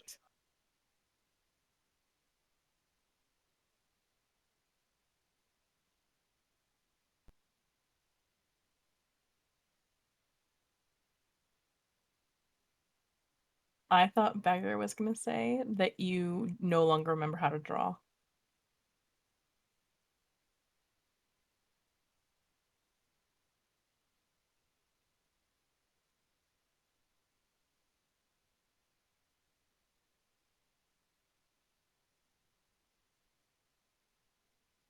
It's very fair.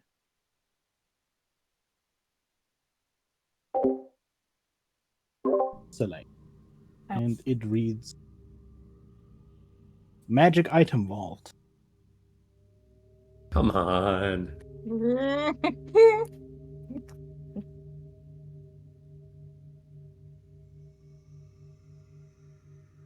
As you land and as the others land, there is an obvious pause as you read the department you're in. This one certainly had security.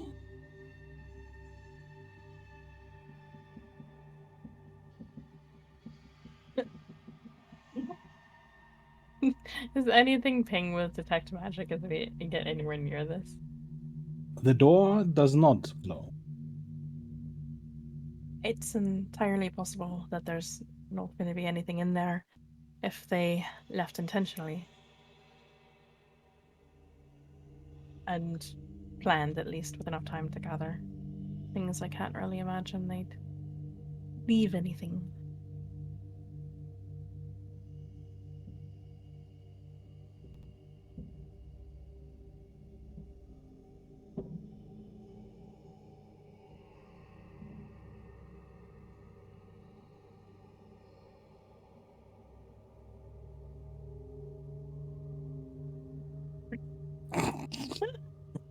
So we doing this or nah? What does it say? Magic item vault. I mean, It'd be irresponsible not to check, right?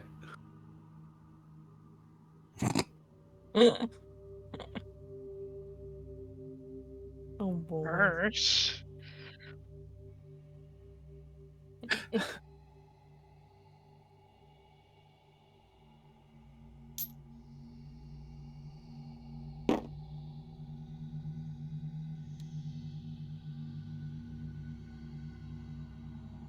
Damn, everyone wants it. I'll at least go up to the door and look it over for any traps that I can see. Give me an investigation roll.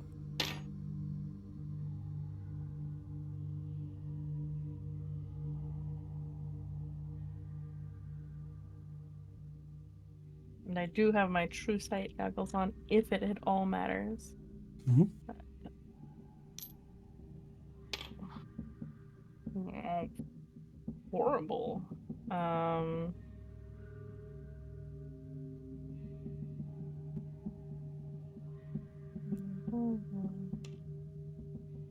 It's 17? 17.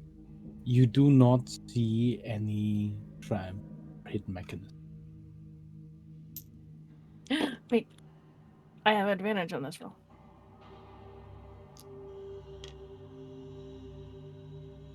That's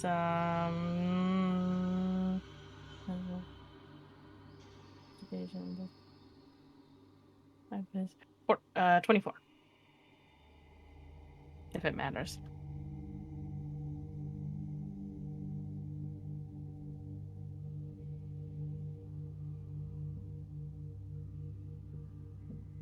Yeah, you still don't see any traps or hidden mechanism. I'll attempt to see if I can open the door then. You push on the door and It doesn't give way.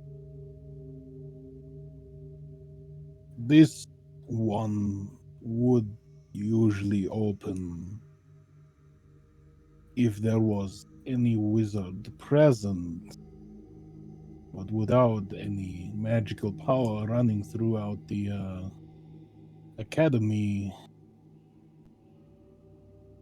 the door slides to the side. So Right. you see Vidal walk up and start to pull on the side of one of them.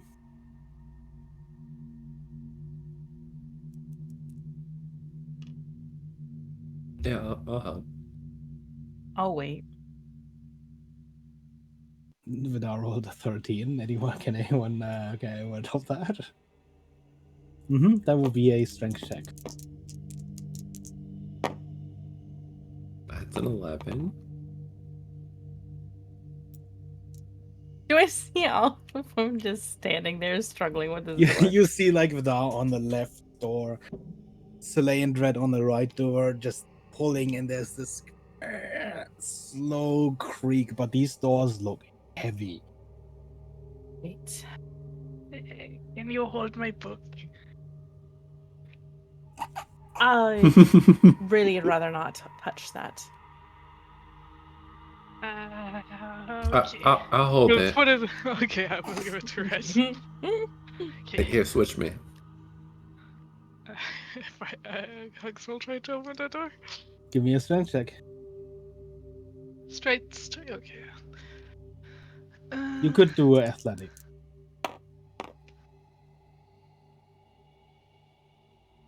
With athletics, that is 26. You hear this crunching almost.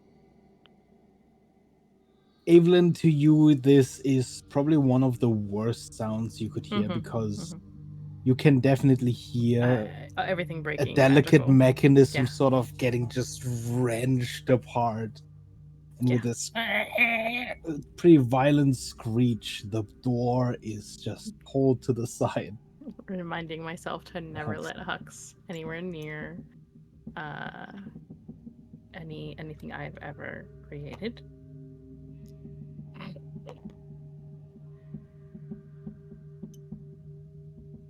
And Especially a Kieran. large, dark hall stretches in front of you. Oh.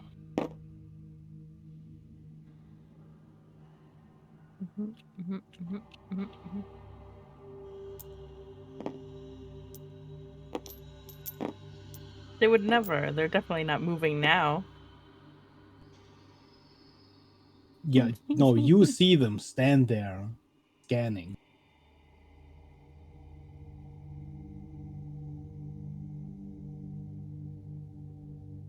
I knew it was constant.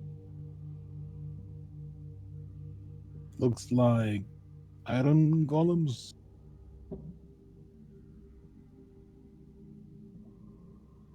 Seems that way.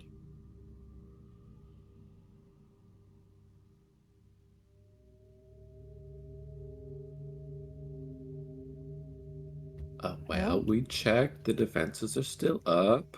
They are. Great. Good work, everyone.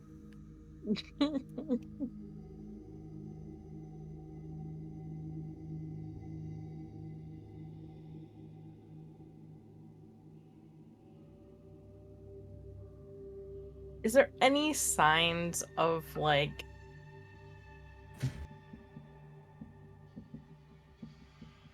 somebody just took everything when they left? Like, is there remnants of anything? Not that I think there would be necessarily anything in this room, but like, does it seem like there should be something in this room other than the iron golems? I would say give me a general intelligence roll.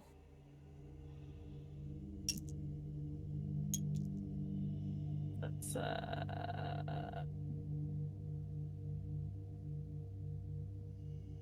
14. You haven't been to a lot of places.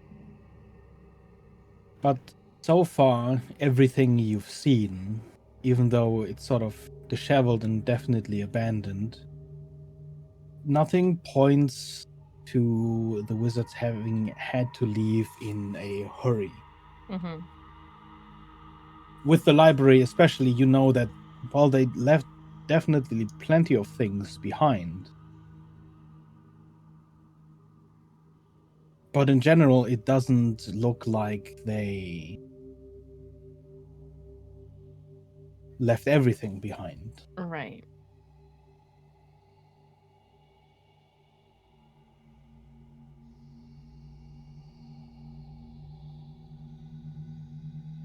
Well, I'm curious.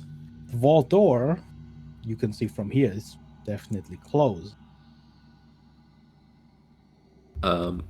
My opinion is if they left something behind, it might be locked up for a reason. You think because it would be dangerous? Entirely possible. Let me tell And you a s- thing about wizards.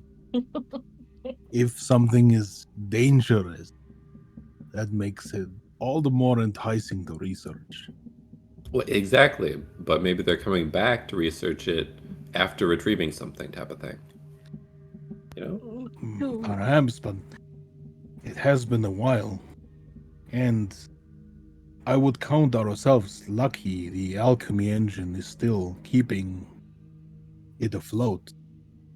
If they were truly intending to return, wouldn't they have set down the Archaeon somewhere? Yes. So you're saying we should open the vault, Vidar?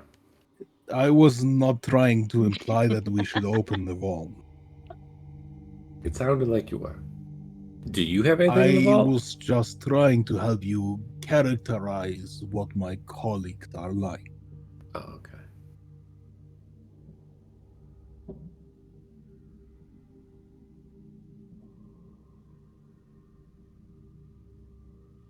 Not as far as I know. They have excellent vision in the dark, but no true sight, no blind sight or tremor sense that I know of.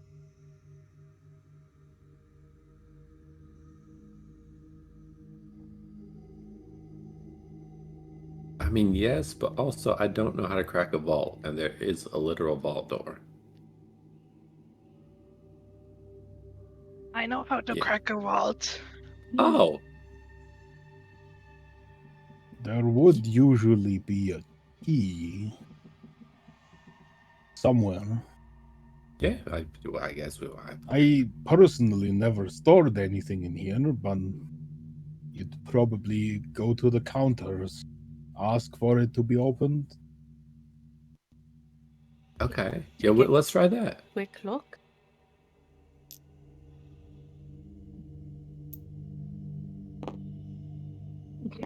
Did I you, was just gonna walk up. did you just walk up? I think that's what he just said. Um, I just take him literally and like walk up. Excuse me, hello, service, please. Like if they react, I'll stop. But I'm just trying to. Scale it. I'm also like providing something for them to look at as Soleil is actually doing things.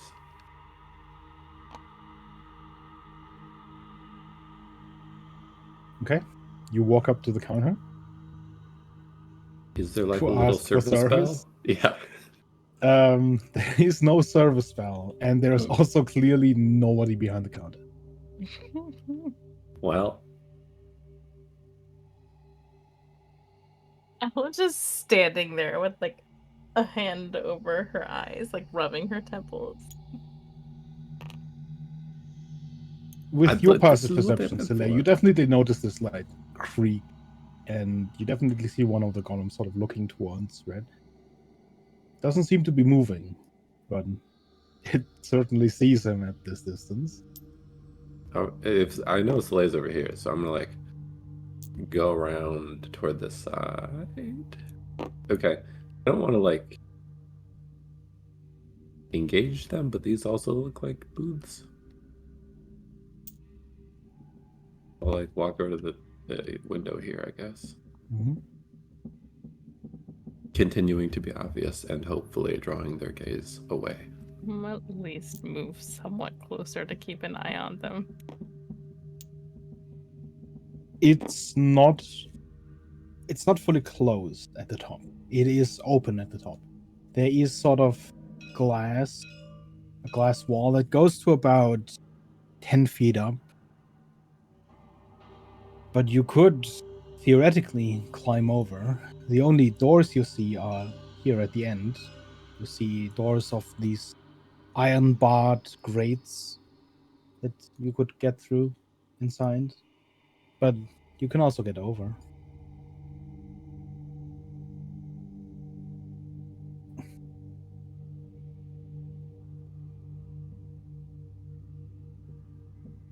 Yeah, that's why you can also very easily see inside every of these walls is.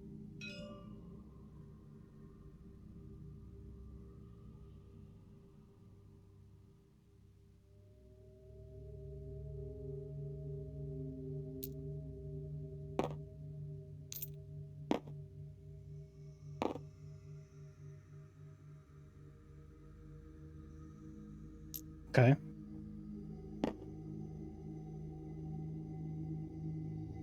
This counter is about 5 feet high. So it go to about your chest.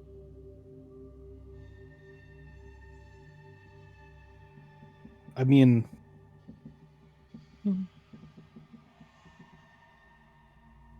I don't actually. How tall is Soleil?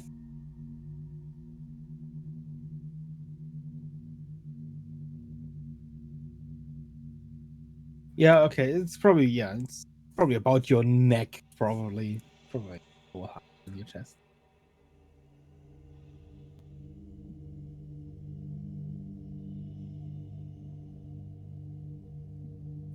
For the record, you are not currently invisible, right? Okay. Give me a stealth roll, please.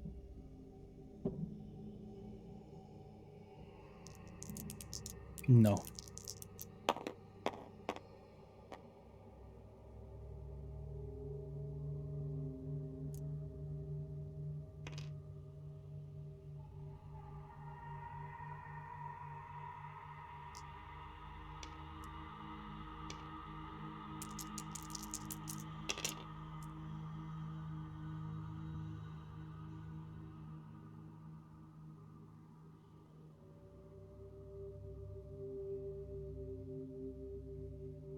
Okay.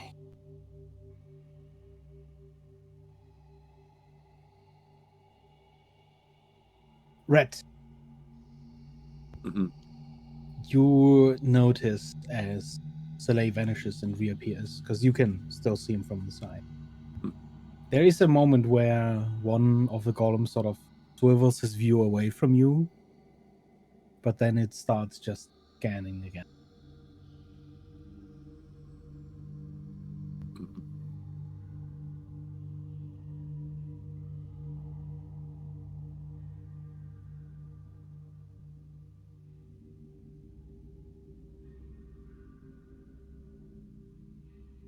Do you think he knows what exactly he's looking for? Oh, I know he's probably never going to find it. Right. Well, it be. Does he see? Can he see things that are enchanted? He can't really do any magic as far as I'm aware of. Why is he in there? I have no idea. But they wanted to sneak in there.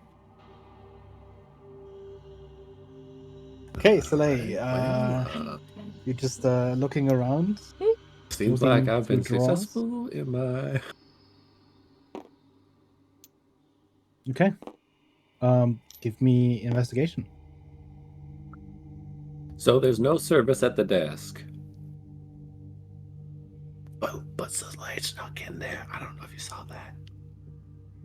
I did see. We can clearly. He's right there, looking through Oh the yeah, you have a drawer. great angle actually. Mm-hmm.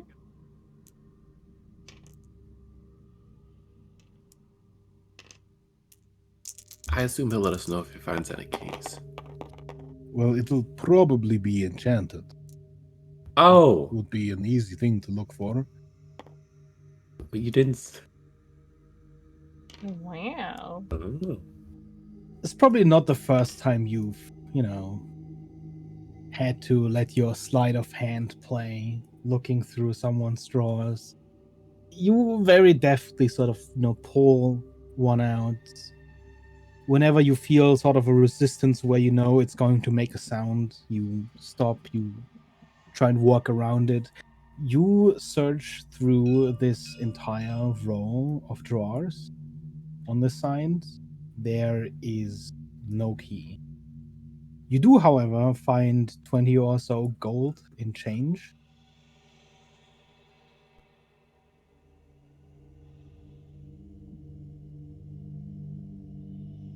20.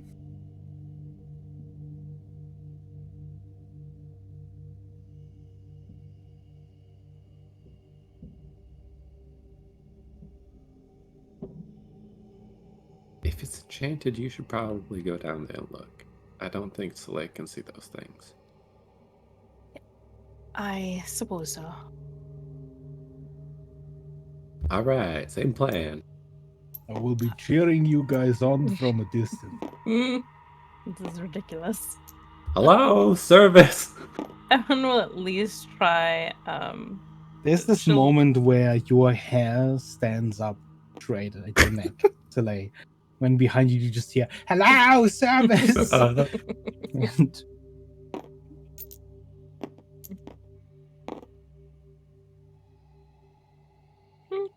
The key is enchanted, but Evelyn's coming in to help you. Why can't I find any service around here?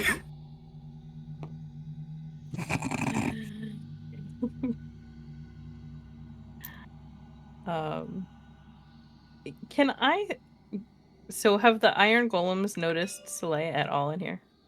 Like, it are doesn't there? look like it. Doesn't look like it. Okay. I'll keep detect magic up and the true sight goggles on. And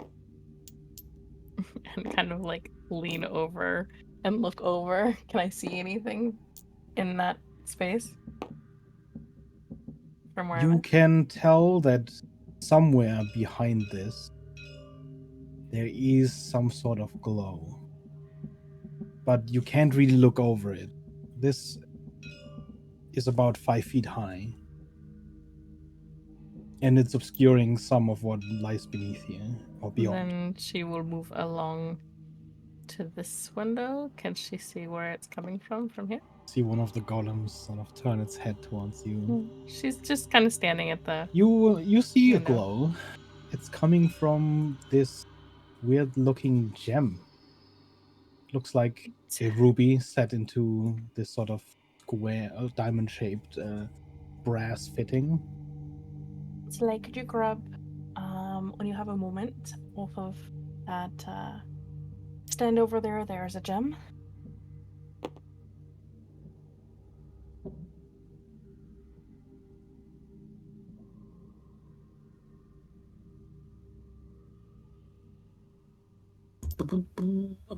Ooh, what's this statue over here? The second as you walk towards this area,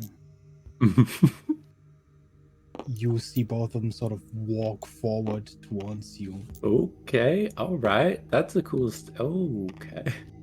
And I'm gonna as back you, up. yeah, as you walk forward, it's almost like it's walking against a wall. Hmm. If they're starting to move, I'm gonna back off.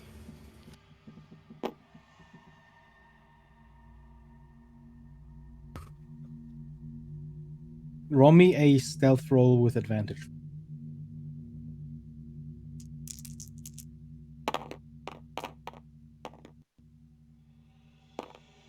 Nice. Nice.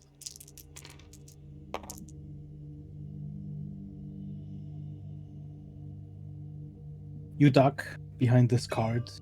You reach over. You grab hold of the gem, and it vanishes.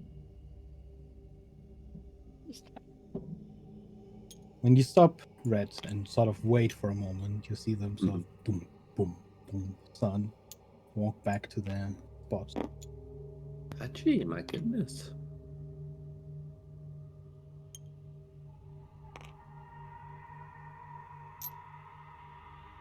That's good to know, though. Right? It just vanished. Well, you can see Soleil, right? Or are you Mhm. invisible? Oh, okay. As in Soleil grabs it. Yeah. Gotcha. You see Soleil reach for it. And yeah, no, it vanished in his hand. Fair. And I will move back towards the front.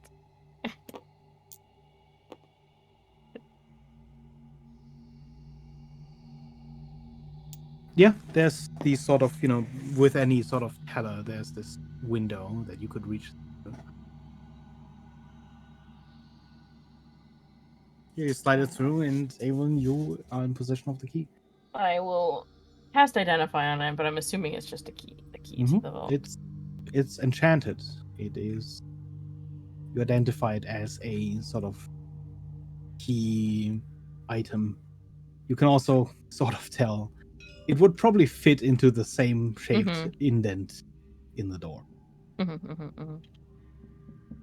Great. So here's the key.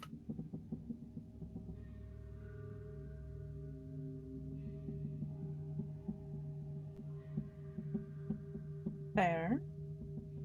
You're doing great. How high are the ceilings in here?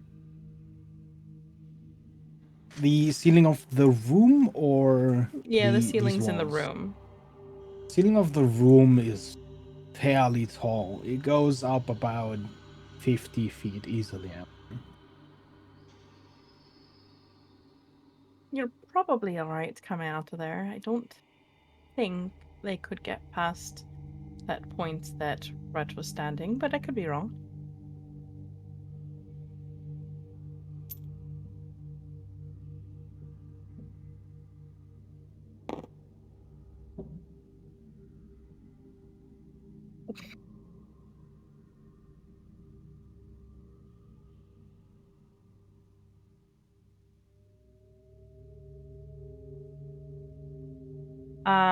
Out of curiosity, I will I go assume ahead this is and... like a really low conversation that I can't hear from over here. Probably not. I will go ahead and make my way along this pathway, holding the key, kind of moving to Rhett. I'm a little curious if the golems will respond differently to anybody approaching with the key or not. So I'll at least being mindful of where Rhett was when the golem started moving towards him. Mm-hmm. Just kind of move Boom, upwards. Boom, boom. It walks like right up to that line. Mm-hmm.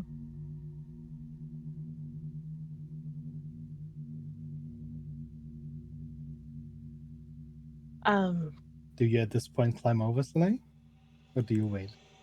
Can you roll me a stealth roll with disadvantage? Totally fine. Totally fine.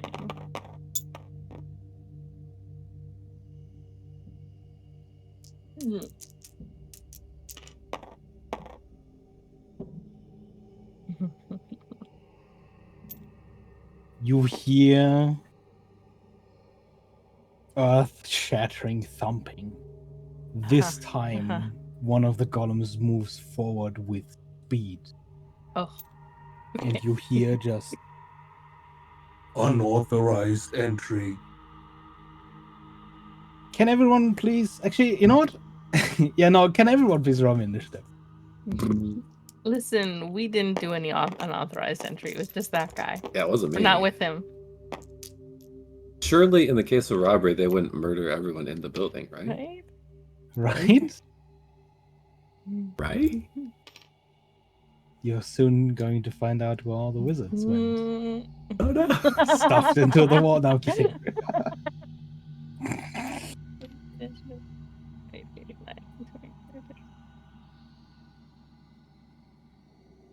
Oh no. probably blocked.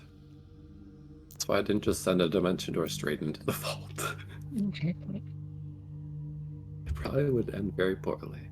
What happened there?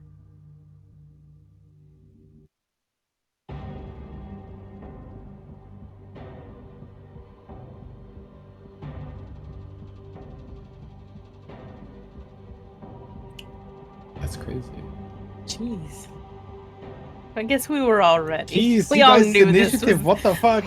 We all knew this was gonna go south real fast. Yeah, we knew. We were like, We all knew this is oh.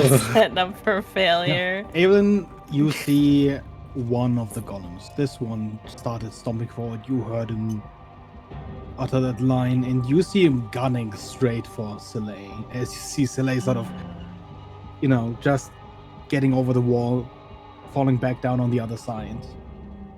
Has the one in front of us responded to He has not anything? moved.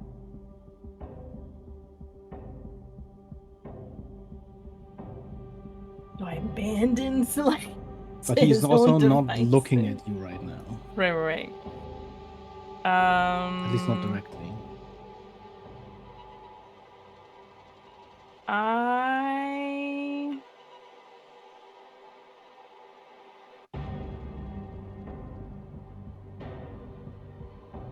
just do what I have right now. Oh yeah.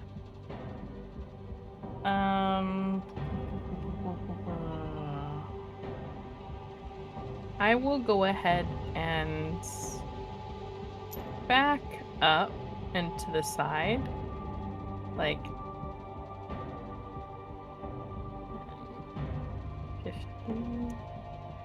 Trying to see if my movement would proc any kind of any response from the goal. Is Not is it currently. okay? Then I mostly just wasn't a reaction just slam kind of a thing. And I will.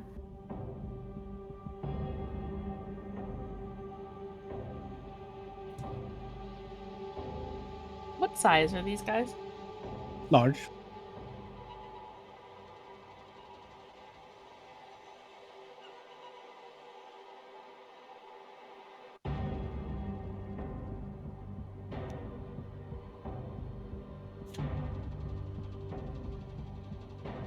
I'm gonna at least try and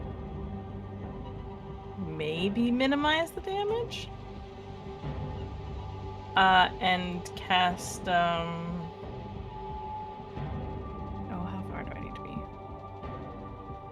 No, I can't on that one. Based on this one, I'm gonna go ahead and cast Resilient Sphere. Oh no. So I need Okay. a Dex save. The DC is 18.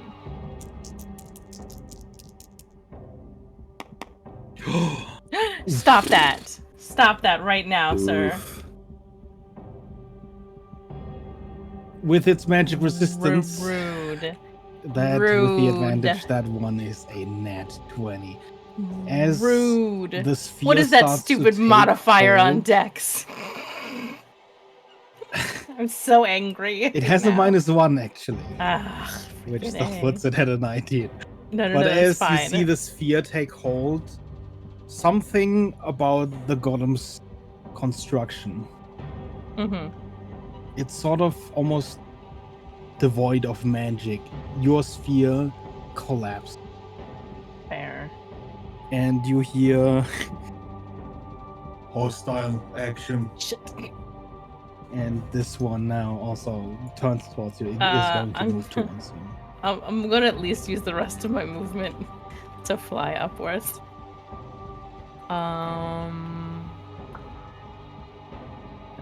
Where's the little stage? There. Let's see, that was what? Here? Here? Yeah, I think you were right before it.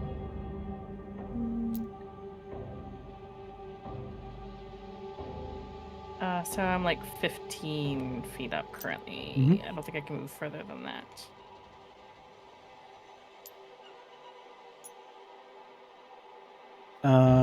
Red, It's So it's your mad. turn. My only 4th level spell and Guys it are rolls a doing great. freaking nat 20. Guys are I'm doing so great. angry. It's fine. I'll I'm be out of here in a sorry. second. Okay, all right. I'm gonna just look so annoyed right now. You there, hostile action creature. You better turn over that key. You say I have the keys. Not that they should be able to understand that. I don't think. Oh, I don't know that Fine. you have the key. Never mind, you're right. Okay, you hostile action creature. Crap. Everyone just kind of like waves her hand, like it's fine. She's very concerned, but she's like, whatever, this is stupid. Okay. Is there anywhere I think I can break line of sight with these two things? Immediately Or immediately nearby, probably only like around the corner, if you were to like crouch beyond the counter. Otherwise, there's no That's real super obvious. pillars or other furniture in here. There's a sort of walkway that goes around, but it's kind of far away. Like in your immediate vicinity, like this is the only thing that has any height, this whole area. And even then, Okay, I still might you'd have take a to turn, but crouch. I'm gonna have to go and try that, I guess. Yeah. I'm gonna like dash to get. I could actually, if I dash, I can get all the way up here behind this. Mhm.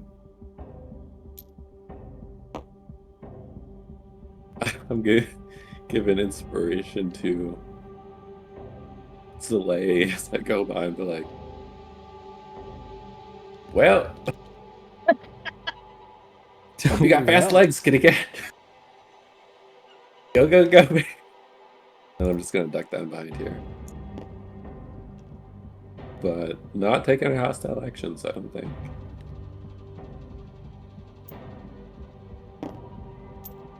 Actually, no, I'm not gonna fly. I'm gonna stay on the ground because I don't know flying is. I can get to like here. That's my turn. Huxley. Yes. Can't really get to them. They do look pretty like durable, right? They do look pretty durable, yeah. Yeah. I guess. Oh, he's gonna like jump up. Finally, something exciting happens. He was like just sitting there, becoming kind of bored and eyeing Vidar's cloak.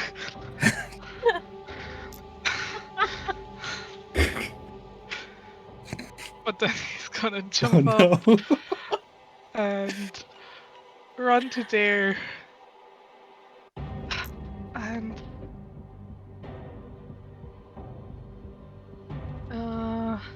You can tell that even as you're sort of running towards it, it doesn't seem to really care about you right now. It's still sort of gunning for Soleil. actually I'm gonna cast Tidal Wave. Jeez. Oh no. What is that? Oh my god. I can't reach him, and you know. Okay. No, it's fair. It was good.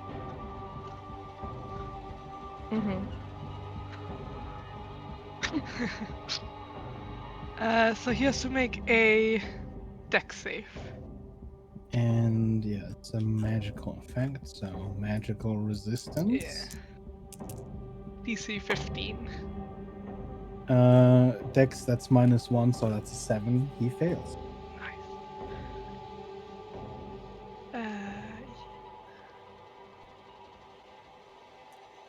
Where are my D8s?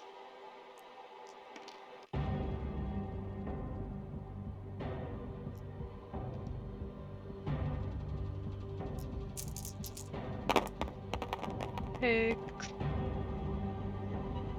11 lightning damage. Was that lightning? bludgeoning. Oh, bludgeoning. It's just a wave of dirty blackish water crashes down on him, and he's knocked prone. There's this shattering slam because this giant construct, well, large construct of metal just slams onto the ground and is prone. And then I'm gonna rage. Through the water, you kind of also hear all-star action.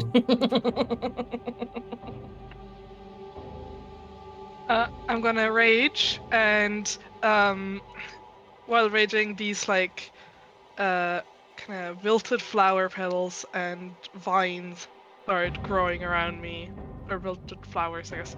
Mhm. Or I guess it's more like, you know, the garden where we're in with all the like flesh-eating plants. Yeah. Yeah, it's like those flowers that grow Okay. around Huxley, and the ground within 15 feet of me is difficult terrain for my enemies. Oh, okay. Mhm. And that's my turn. Okay.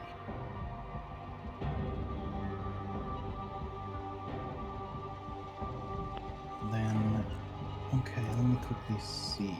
It's not much. This one is gonna spend half its movement to get back up. Then 10, 15. About as far as it can get. I don't think it can actually hit you.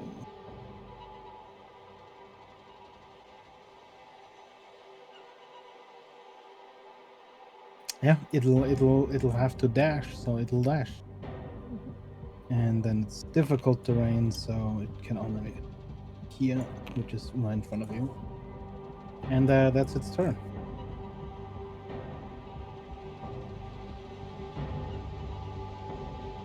And then Vidar is going to cast a spell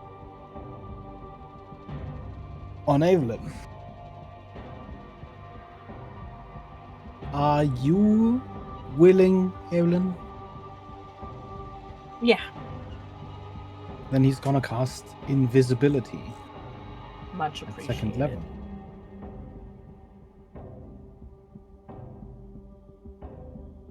And that will be his turn.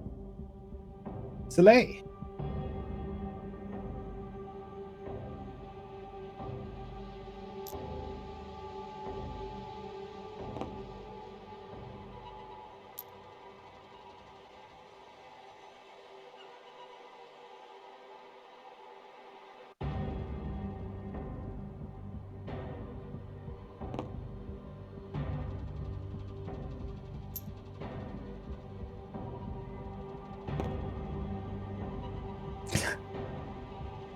Okay.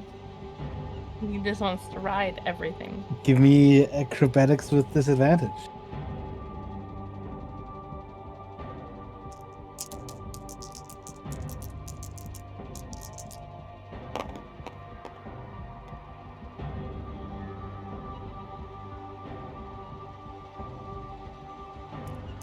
Okay. You jump on its arm and you start climbing, and there are these sort of crude areas of just a little bit sharp iron, spiky iron that's kind of difficult to get around, but you manage to climb upon its back for now.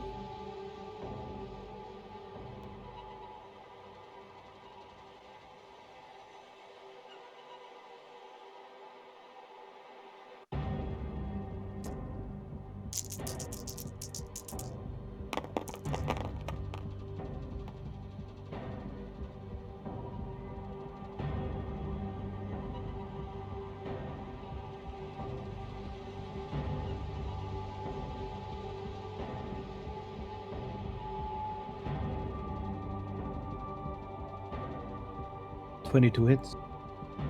For the net one, can you give me a d20, please?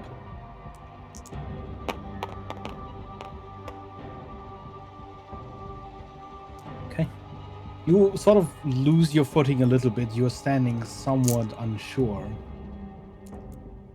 If you have to make a save, it will be at disadvantage to stay on.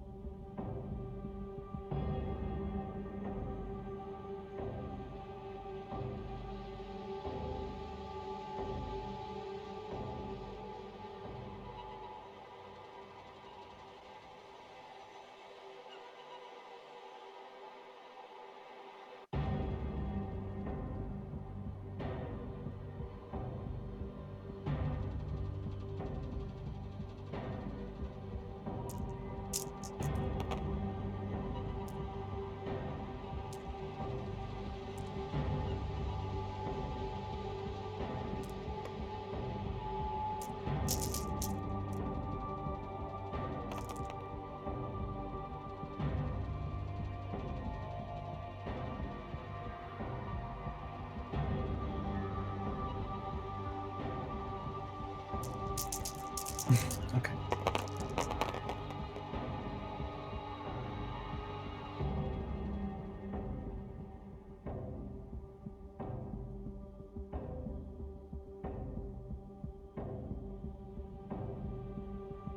You had a magical weapon, right? Mm-hmm.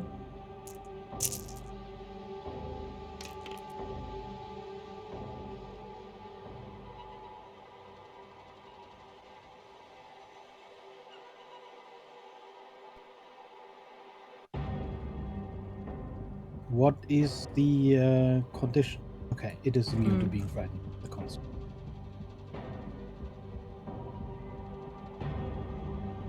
Too dumb. I know no fear. Too stupid.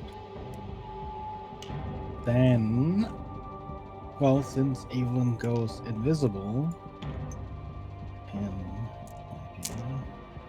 20, dash 10, 30. That is its turn. And we wrap around. Evelyn. They're totally fine. I mean, quick question, Becker. While I understand that, would it be reasonable to assume that in general, while obviously every creation can be slightly different, Evelyn would have a good idea of what like an iron golem is made up of and general capabilities? Yeah, I would say you have a general knowledge of them, including, as any golem, immutable form. Right. They have fire absorption. It's how you basically quickly Mhm. heal them or reconstruct them, similar to how you have to use necrotic for wind. I just wanted to make sure that seemed to Yeah. me that she would have You have this general is a knowledge. potential. An iron golem is a Yeah. relatively common construct, Right. even if it's sort of a high-end construct. Right. I'm not trying to sit here and be like, I know all the. I'm just saying, like, You are an artificer. Okay. Yeah. All right. They totally have this. They don't have this, but Evelyn's gonna go ahead and fly over towards them. 5, 10, 15, 20, 5, 30, and I guess I'll just dash. And 15. I want to make sure there's no magic or anything with the true sight.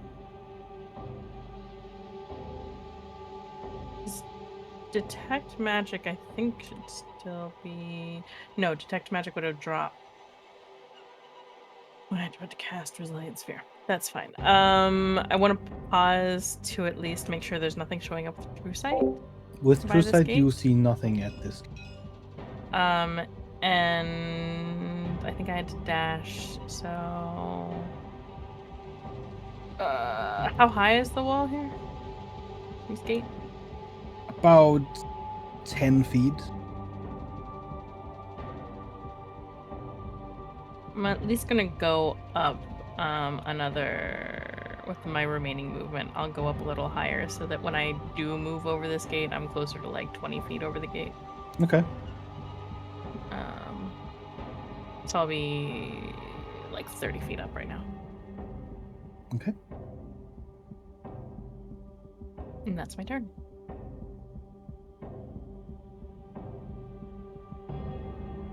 Red. Well, everyone just decided to go all in instead of running away. This is stupid. You guys should not. I don't think that. I think it's too late at this point. Yep. Yes, it is. Ellen's gone. That's good, I'll I cheer guess. you on. Thanks. Yeah. That's a great idea.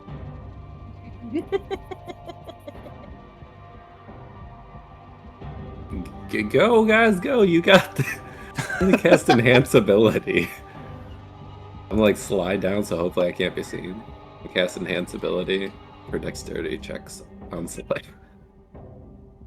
I don't think it's hostile. I haven't seen hostile. Also, I'm hopefully broke line of sight. I don't know. You're just cheering off to the side, right? Yeah, I mean, I could be cheering for the golems. They don't know, right? Mhm, Go! In general, you, all of you are stupid. Literally. The golem.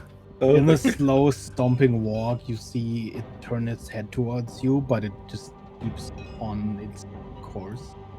All right. You just say. So, Soleil, you have advantage on dexterity checks, not saving throws, but you know, checks for climbing. So there you go. I didn't really want to be a bank robber, but all right. And that's my turn. Huxley, Yeah. So he's gonna swing with his weapon. Recklessly.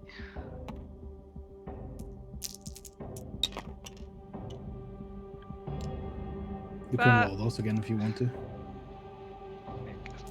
Nice.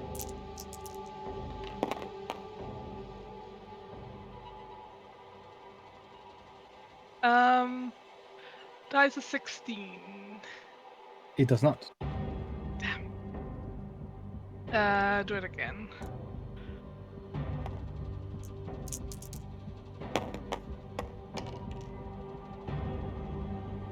And 26. That definitely hits.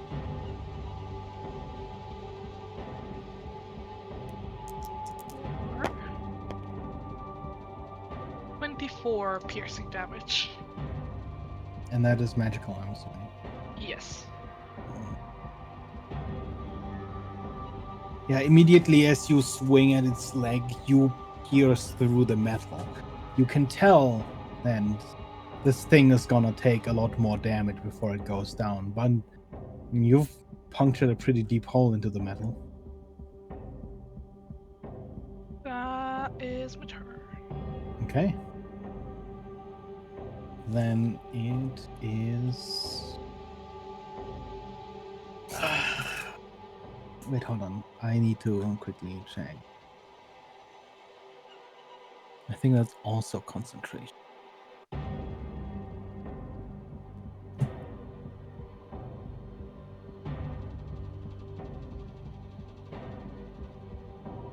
Damn concentration spells.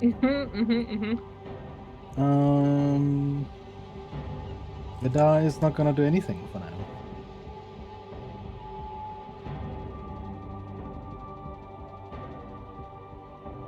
He's not really cheering now. He is keeping a close eye on what's happening.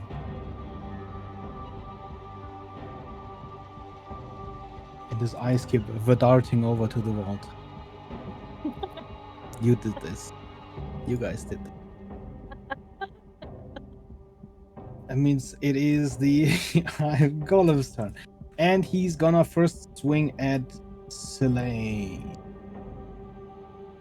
Actually, he's not.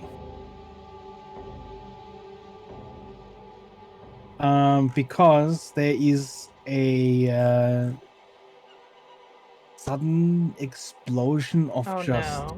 green gas that emits from the golem. As both Soleil and Huxley, could you guys please give me a DC 19 con save? Against poison. A poison breath.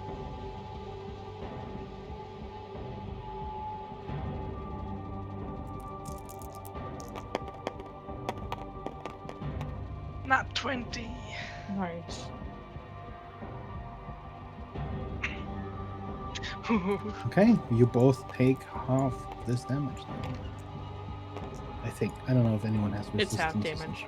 I have think so. resistance. Oh, freaking. something. I figured. Everything. So.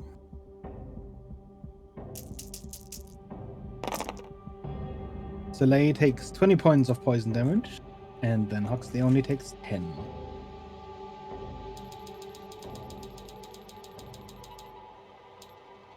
And that's its turn. Soleil.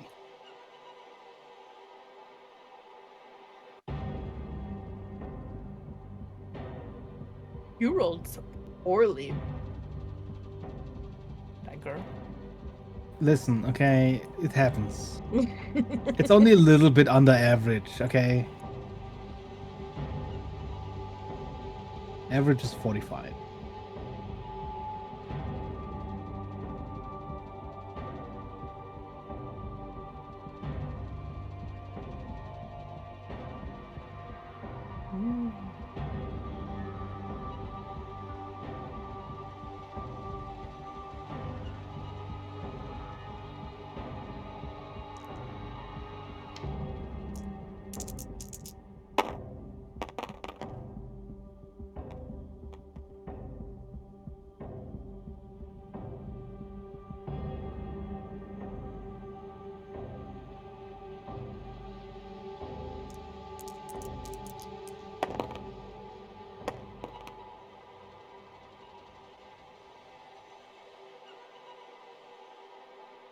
Okay, 20 hits. You're welcome. 20 is exactly its armor class.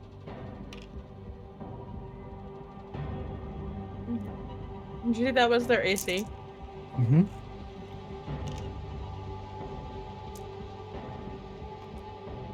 Yeah, I remember it was high. I just don't remember It's what made it out of was metal, exactly. so yeah.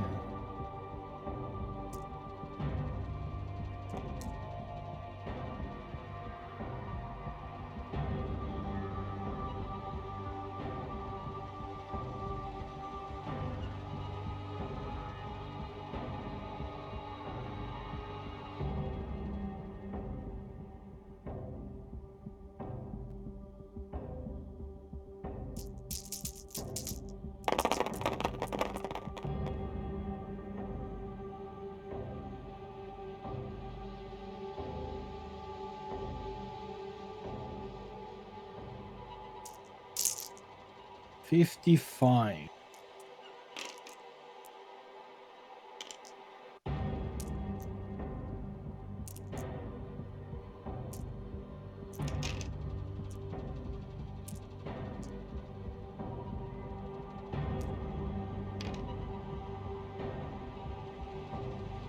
As you barrage it with another just series of strikes piercing the metal, you can sort of tell its torso almost bends a little bit downwards. Things are starting to break on the Cyan Golem. It's comparatively bloody.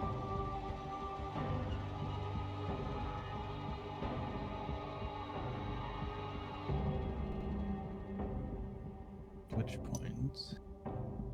10. E.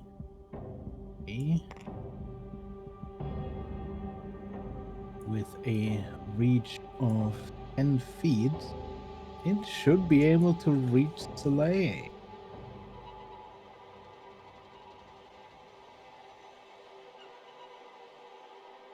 So it is going to make. I don't know if it matters, but space. This would be difficult terrain. Oh, let me think. So. Yeah, basically, They can still get it there. would use 5 feet, but how does that work? Hold on. Because right here it still has 5 left. I And the think difficult terrain moving into it starts here. takes 10 as well, but I'm not 100% sure.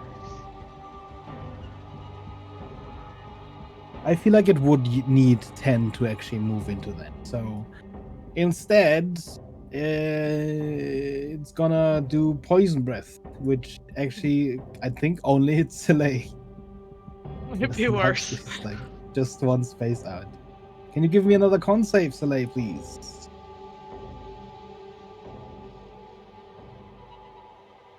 Mm-hmm. Jeez.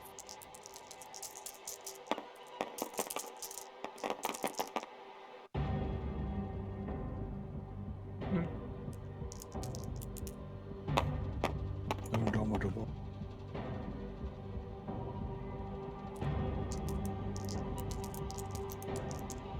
Mm-hmm.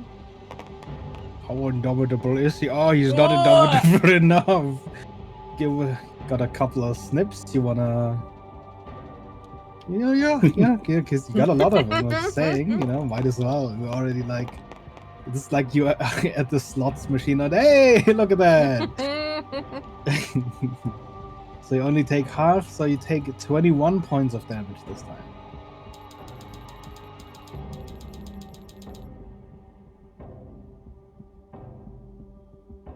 And that is their turn, which wraps around to Evelyn.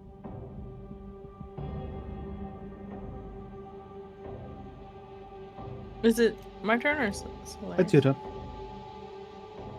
Well, no, it was Soleil's turn, then this guy. So now it's your turn. Okay. Gotcha.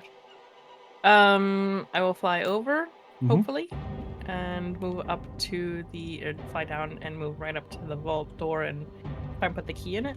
Yeah, it's about at 20 feet high, 10 feet high, the keyhole. So you'd have to fly down that far. Yeah. I'll fly You down. put it in, and it slots in.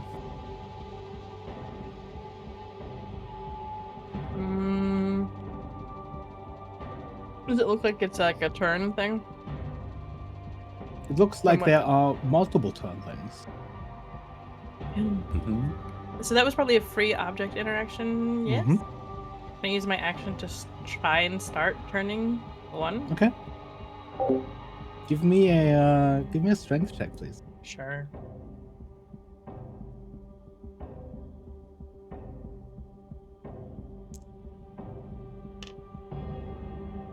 That's a 19. Yeah. You turn this first wheel where the key is in about 90 degrees, and you hear a click as something slots in. Mm-hmm. And inside you hear the series of clicks. And then it stops. And there's silence. Yeah, I'm pretty sure that's all I could do on this turn.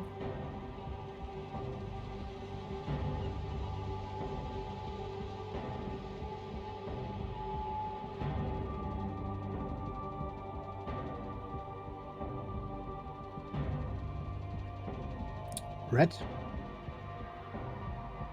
You guys are doing awesome.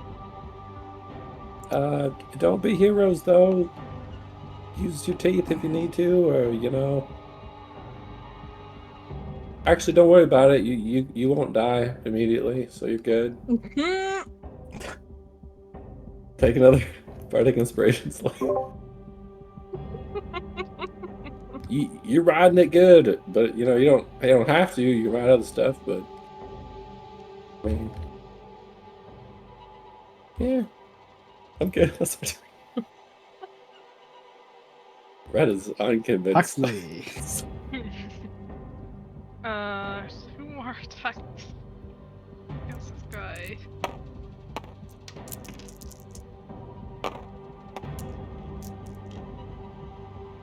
First one's a 17. 17 does not hit. Oh yeah. Oh my gosh! Can I roll above a 10? Apparently not. You wanna see you have a slip there. Maybe. Yeah, at least. Can I just... I can't just not. Didn't hit. realize how many Oh. you guys had. Well, that's a dirty 20. That'll hit. Okay. 26 piercing damage.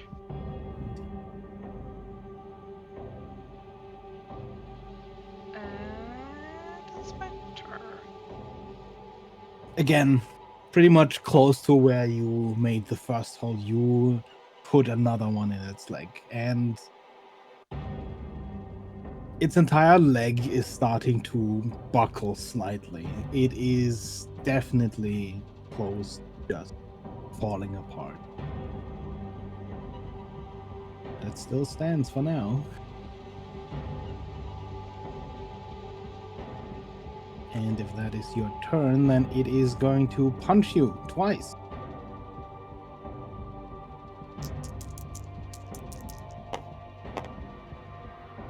Wow. Oh, it's a nat 1, so first attack against it will have advantage next turn. It also has advantage against me. Oh, it does, because Yeah. they're reckless. Well, then that's just a hit. And then the second attack is also a hit. And that would be...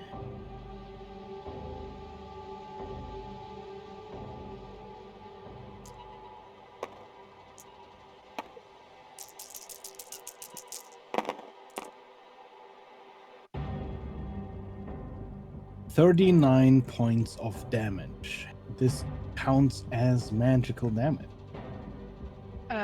But it's not halved yet for rage. It is not.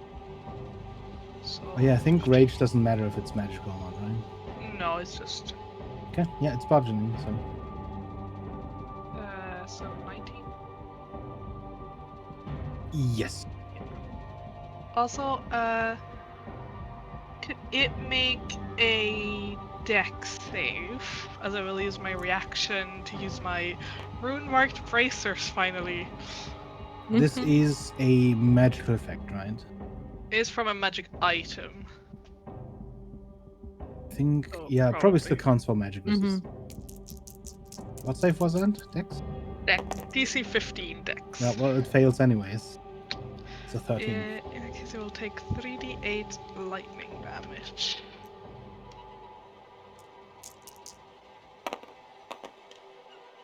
Seven, 17 lightning damage, and it can't take reactions for a turn.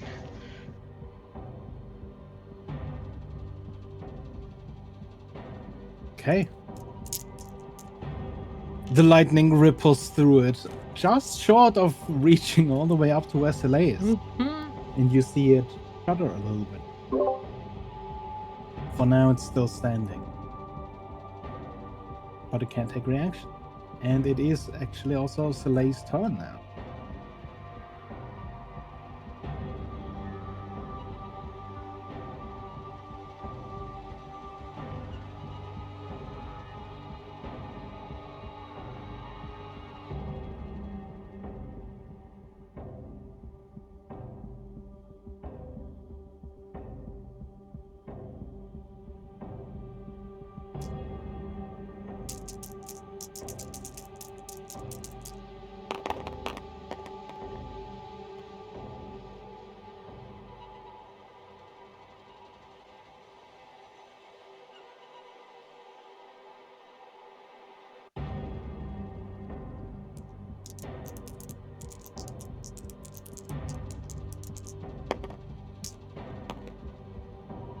Oof. Oh, Just short.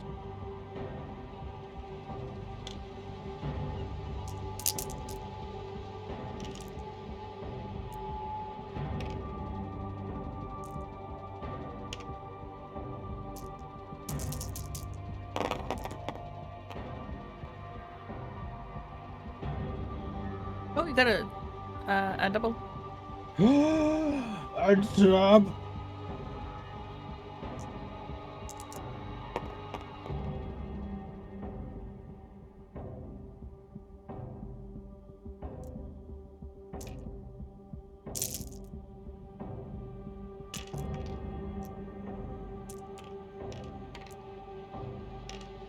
It's enough. As you pierce down this time, you pierce straight through the helmet, through the center. And the iron golem slams down onto its knees and crumbles into a pile of iron.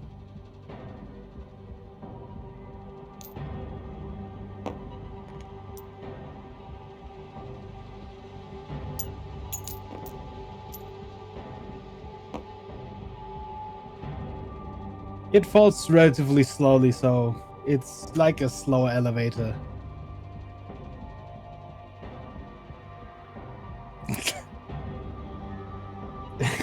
Yeah.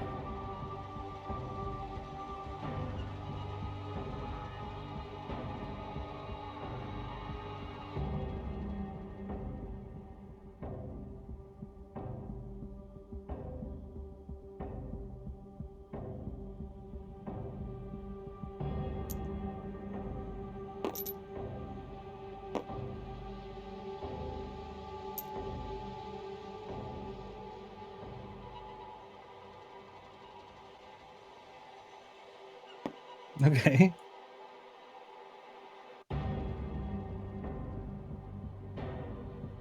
Okay, well, I mean, you know, gonna 10, 20.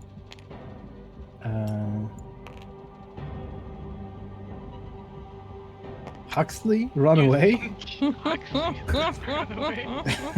It's gonna attack Huxley twice. Did you reckless last time? Yeah. Yes. Always reckless.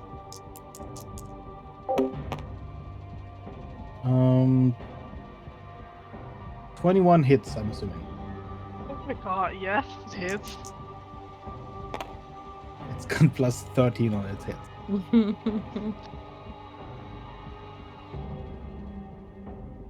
So both of these hit.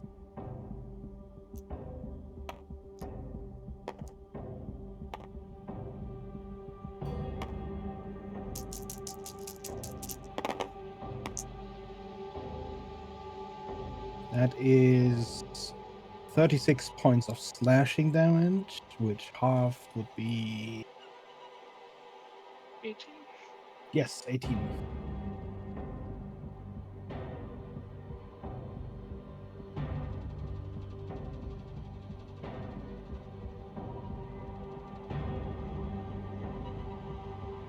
Evelyn.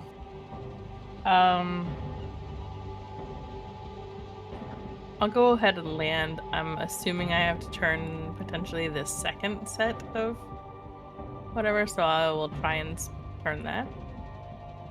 The second set would be the big one. Yeah. Okay. Yeah, you I'm lean gonna give against it this- and you start. Give me a strength check. One try.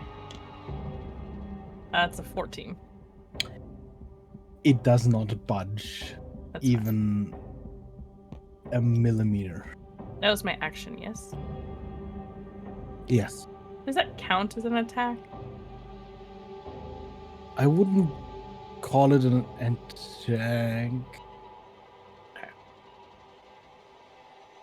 I think that's all I can do then. Yeah, no, I think it's like a straining effort more so than. That's fine. Yeah, that's my turn. Okay. Red. Come on, Huxley, you're the best. Show this robot. It's your final test. She'll give you a bardic inspiration. You could have said what you do best. Oh, you're right. You're right. Like, you know, my heart isn't really in this. I don't even know if we should be destroying. Anyway. That was just a Sure, they conversation. won't miss it. Yeah. That's my turn. Okay. Huxley, do you have a bardic inspiration if you want? He's not backing down, so. I know. It's also Huxley's turn. So. Yeah, I guess. One more attack.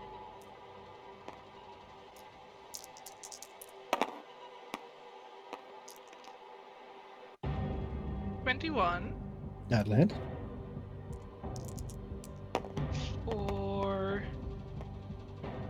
25 piercing Mhm. damage. And the second attack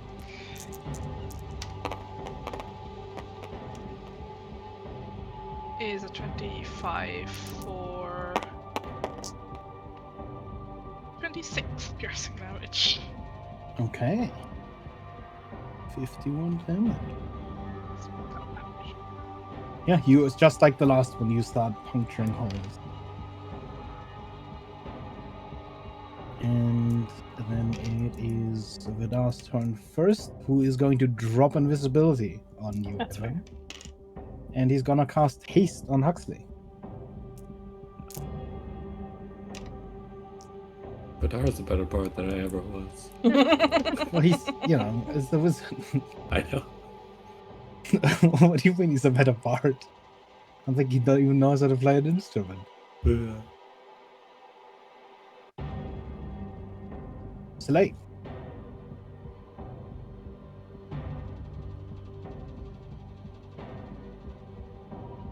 Huxley is not backing off.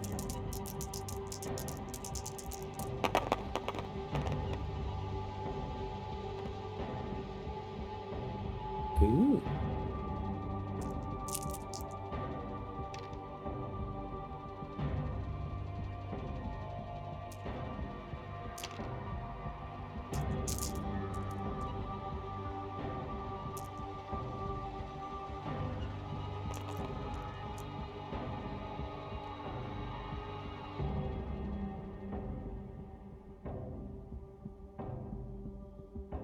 Also, you're muted if you weren't aware.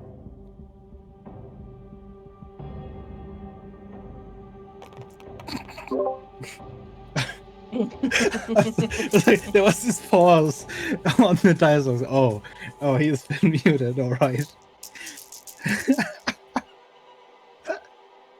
Yeah.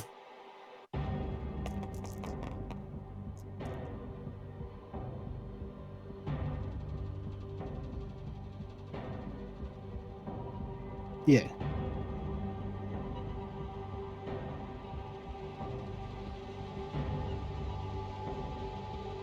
Mm-hmm.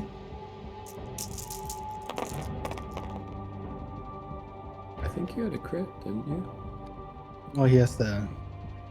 Oh, even with your bow. I was gonna say you're shooting with your bow, aren't you? Right?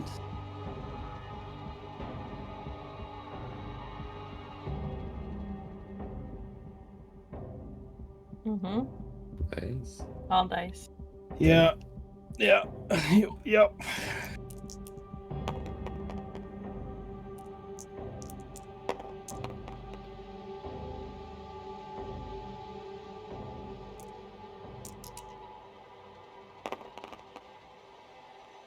Oh, Those are good rolls too.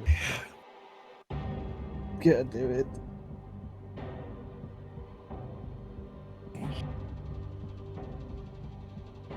Jeez.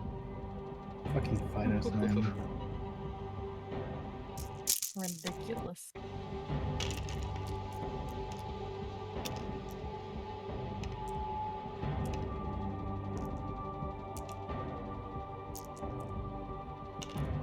Yeah, since you somewhat know where to hit at this point, you lose your arrows, and despite shooting a golem made of iron, you strike at the softest places and deal a fuck ton of damage. At this point, it is definitely bloodied.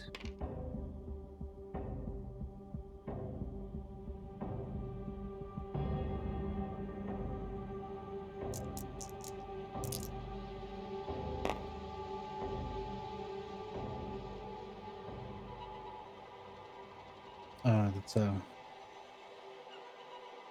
19 plus 0. And I don't think this is technically a magical effect.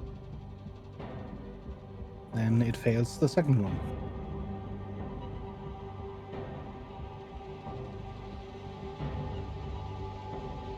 Mm-hmm.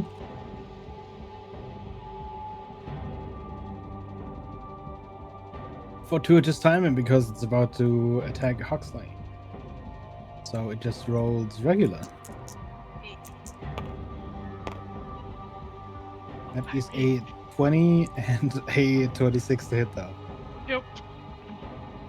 You do have the combat inspiration you could add to your AC if you want. Yes. And you are you're still hasted, right? So I mean, it doesn't really matter. True. But Yeah, your AC 20, should be up so to that. that's fine. That would be 41 points of slashing, which half would be 20. Barely a scratch. It's just a flesh wound.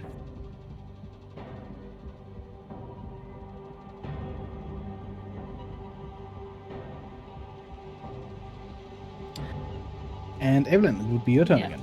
Evelyn's bored with this store now. She was trying to be like, all right, I'll do the things for this, but she's done, so she casts Knock. As you cast Knock, the spell fails. It fails? Just fails?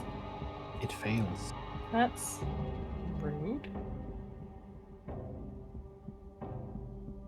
Okay.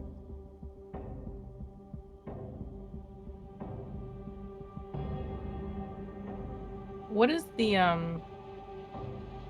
wall made out of? Like the vault, it's made out of metal, I'm assuming, yes. Give me an investigation.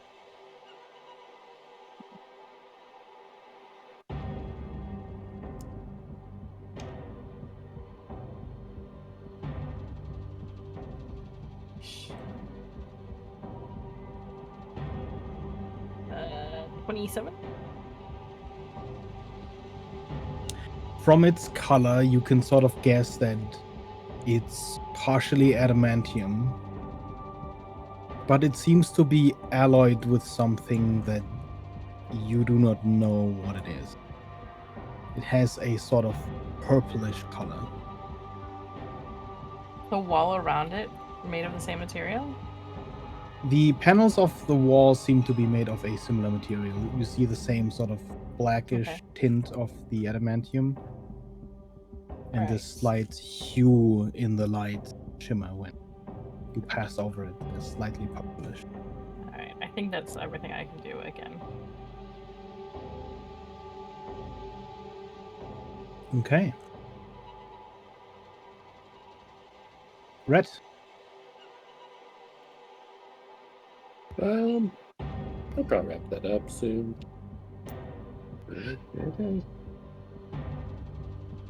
Come in.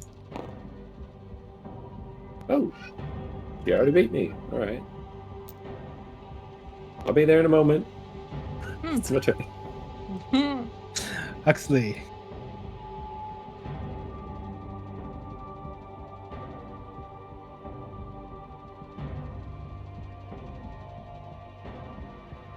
Oh, I was muted. I can attack 4 times, right, with haste? Yes.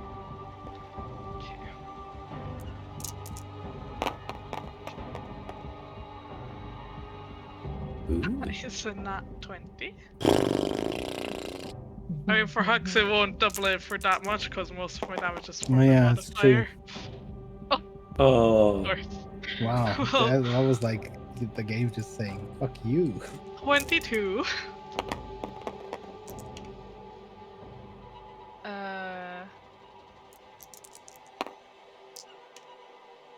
26.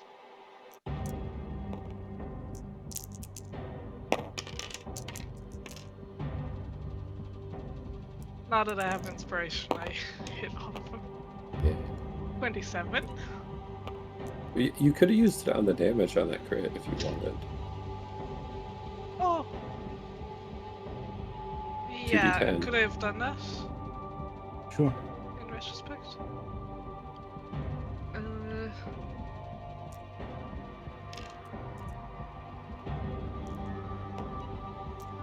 So that's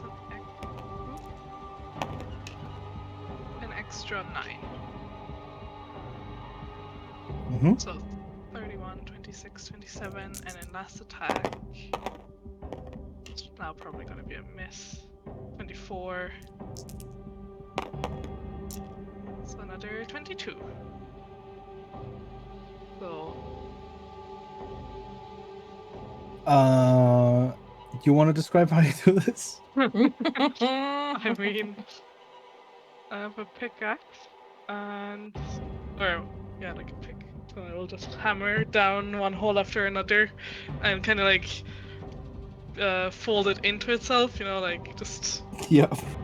crush it.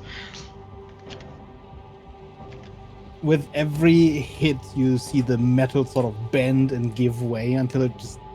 You've hit one leg inwards so far, it crashes to the ground, and you just keep hitting a little bit until you sort of crunch it up a little bit more, and the thing is gone. 106 total damage. More than Chile.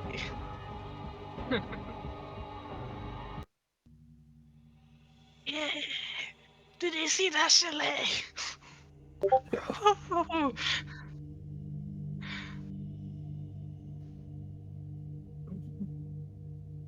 Yeah, this is much more fun.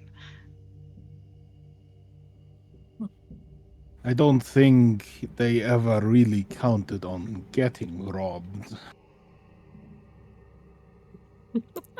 I'm so fast.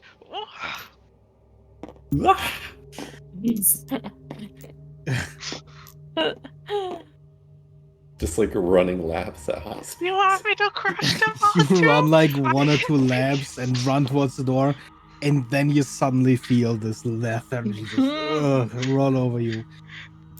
The whole time he's like screaming like as if he's like over caffeinated. And I just suddenly like face palms down onto the ground. Ah.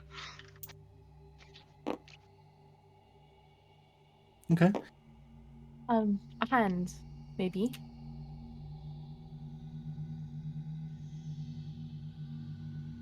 I can help. This looks like it would have been a job for one of these golems. Likely, I assume. Well, Huxley is worth 2 of these golems, as you just saw. I have faith. Soleil, roll me 5d12. Yeah. What, you didn't have any ready? Any d12s that get so frequently used, that are such a frequently used dice? Oh, you actually have some.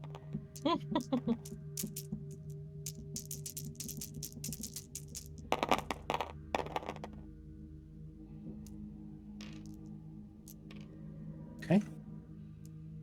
In total, you find 29 gold pieces worth of change. You find a couple of notes that seem to detail numbers going in and out. You assume that those are serial numbers given to magical items people have deposited and retrieved, but none of them seem particularly interesting. There's no names or anything, just numbers.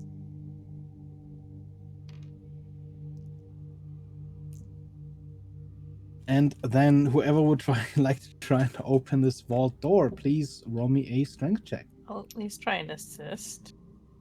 Strength or athletics? Athletics. Can I roll an advantage if Evelyn's helping? Yep.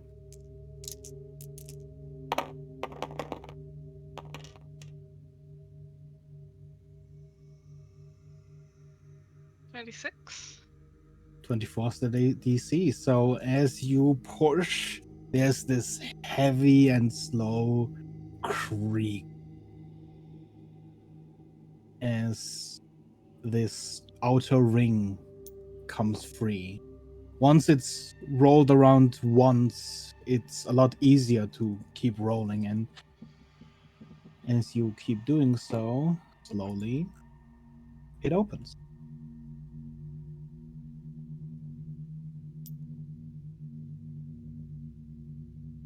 So I have detect magic back up, but glance inside the vault.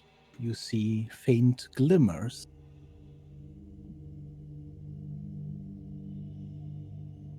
Right. Looks like maybe a few things. I guess head in. So, quick question. Is anyone good with math and probabilities?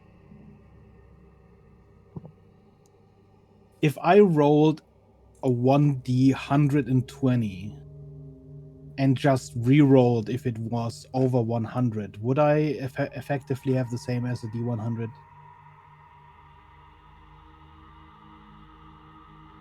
Sorry, what? Probably not, but I don't know.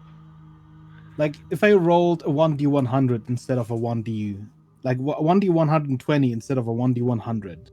But Mhm. every time it's, like, above 100, I just re-roll it. Would it be about the same, Yeah, it should. right? Yeah. You're treating yeah. it the same. Okay, so as if a- you guys fine. wanted to, you could also roll this 1d 120 and just re-roll if it goes above. Or you could use the table. But Let's this roll it. first I love roll, it.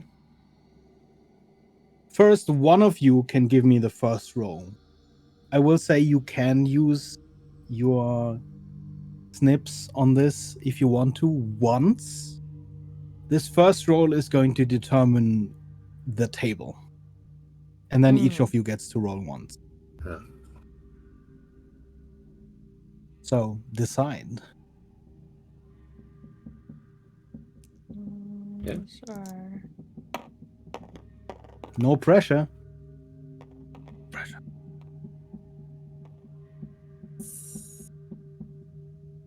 Hovering. 40, 45? 45. Yeah, that's below average, right? Yeah. I don't know. Oh, okay. Did you You have want to too many re-roll it since anyways. you used your snip?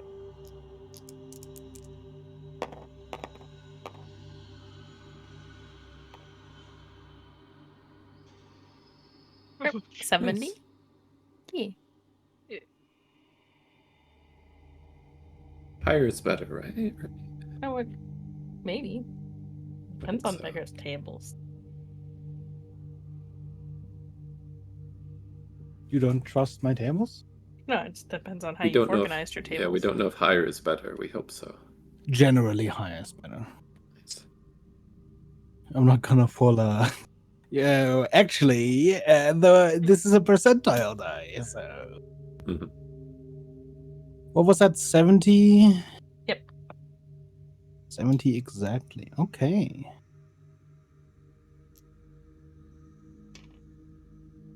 Let me check this table. We are moving down the list.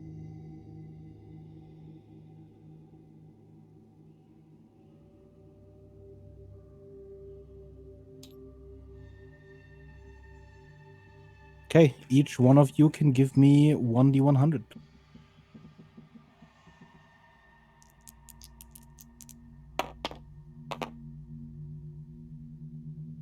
I love this one because it rolls forever. Mm-hmm. 77.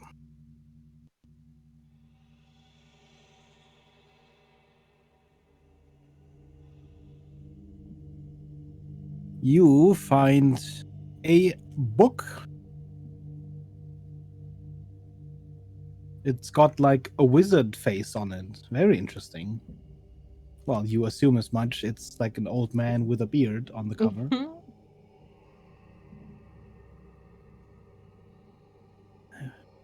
Not quite. It almost looks a little bit. It seems like it would have harder features. You feel like you'd remember harder features. But then again, maybe they were hard and then just kind of washed out. You can't really, you know.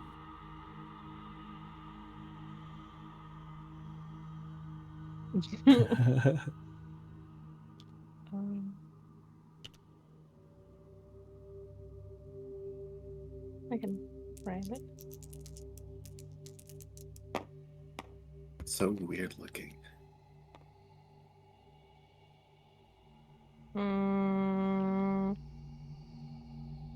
try and use my snip to go and reroll that. Okay. Hey, I'll take them. I should have saved my snips at some point. Oh, it's still going. It's It's still. Oh worse. no! Oh Dang no! it. You can keep the other roll, but honestly, yeah, you can keep the other roll. It actually makes not that huge of a difference, anyways. Sure. What you find is easily identified, even without actually identifying it. You find a suit of plate armor, adamantine plate armor. Okay.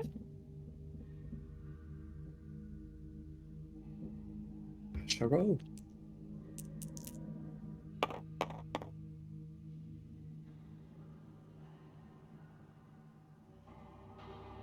Aw.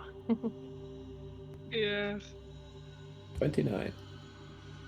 29.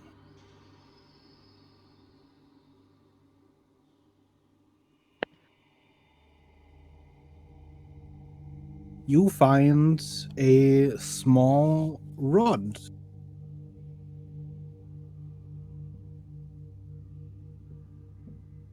Great.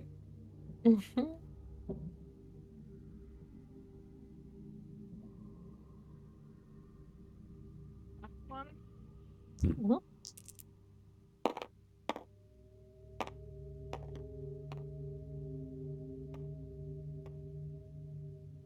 Ten. Oh wait, no. Oh. No? Oh, it's still going. it's, 98. Oh, 98. Oh. it's still jiggling, but it's staying. Oh, it's staying. Yeah, it's staying. Jeez. Which one? Whose was this? Hux's. Huxley's. Funny, because it's definitely not a Huxley item.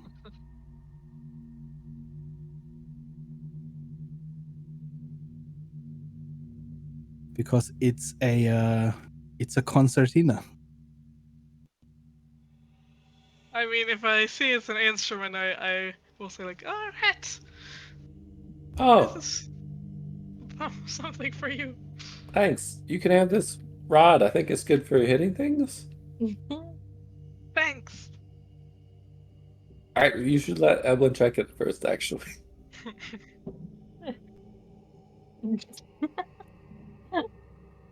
Sure, do you want a full plate of metal? Or armor plate a full plate of armor metal? Yeah, I can't talk. Didn't think so. Might catch a pretty penny though. Need it. Fair. I'll go ahead and cast Identify on everything. Okay.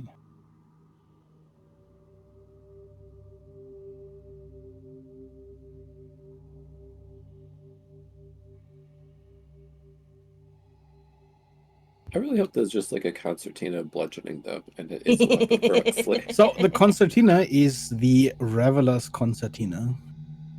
Okay. Actually, hold on.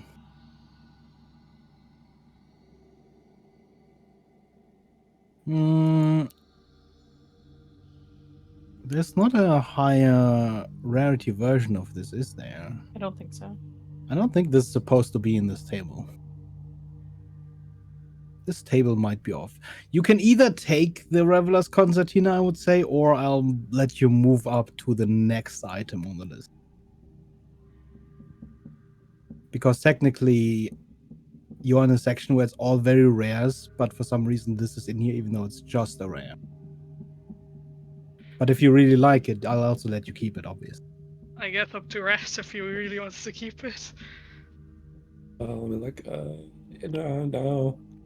It adds 2 to DCs for saving throws, but I don't even Yeah. do that. So no. go to the next item. I make my own. Listen, I just made my own thing. I don't need. Just kidding. You didn't find. Yeah, you didn't find actually at all. It was an a illusion. concertina. It was a ring all along. You see? Ring. I see. Yeah, it was a ring. Yeah, right. You can't have that ring. It's I will still identify everything. So, the rod is the blast scepter. Oh, okay. Mm-hmm. I don't know what that is. The armor, as you had seen before, is adamantine plate armor. Mm-hmm.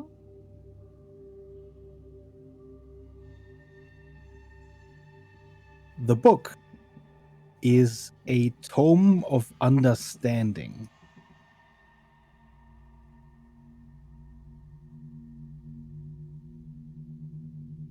Mm-hmm.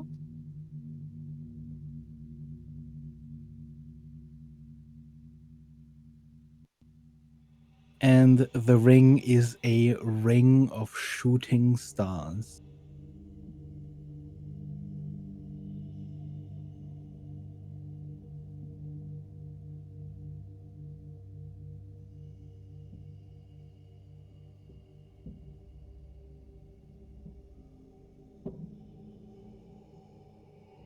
Right, so the book. Whoever reads the book, you'll become a bit wiser, I suppose. Take some time to get through it though.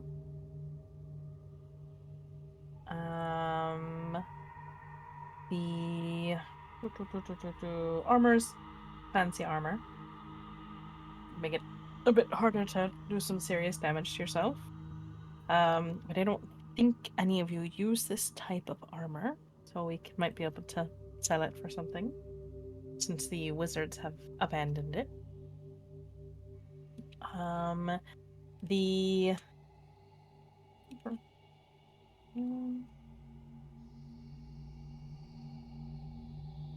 ring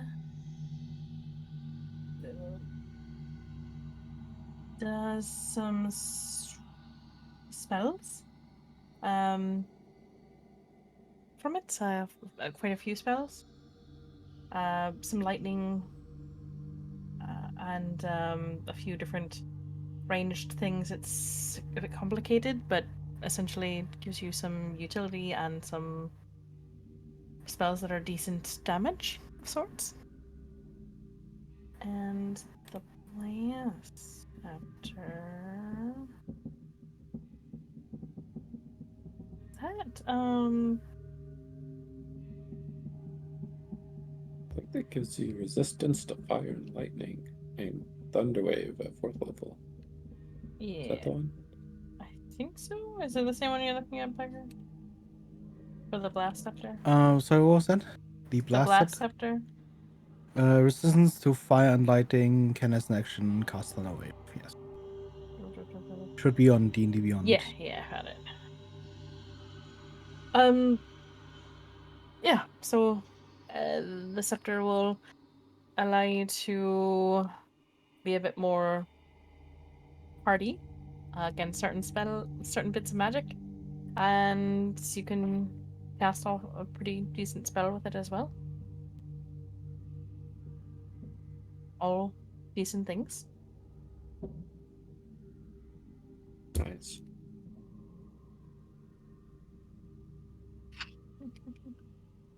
So, yeah, that's a decent bit of items that the wizards left behind. Not much, but Hear it. Maybe you can have the ring. All right.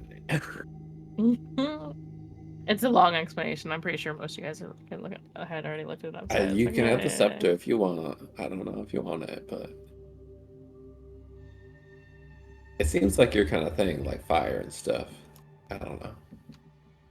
Yeah, but wait, can I cast spells through a magic item if I'm raging? Or was Ren I saying that? don't think you can cast concentration spells, It's Thunderwave though. but the things that aren't concentration, you should still be able to cast.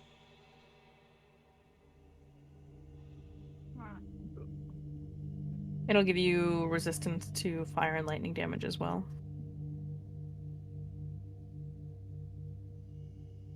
It's 4th level, so 48. Yeah, it's not bad. Right, Tips? Because it pushes stuff away from you too if you want to. Oh no, it does say you can't cast spells or concentrate while raging. Yeah, exactly. So,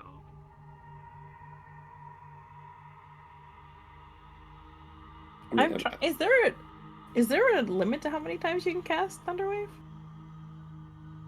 Nope.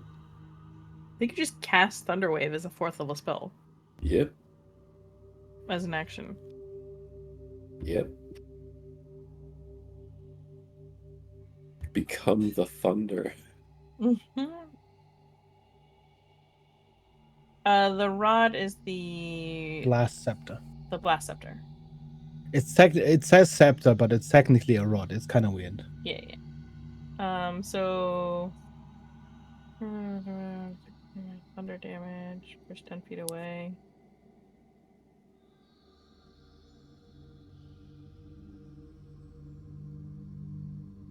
Yeah, I mean, just having it does require attunement slot. But it'll give you, just having it attuned will give you resistance to both fire and lightning damage for whoever has it. And then you can just cast Thunderwave as a 4th level spell slot whenever you want. That's as amazing. an action. That's pretty good. Yeah.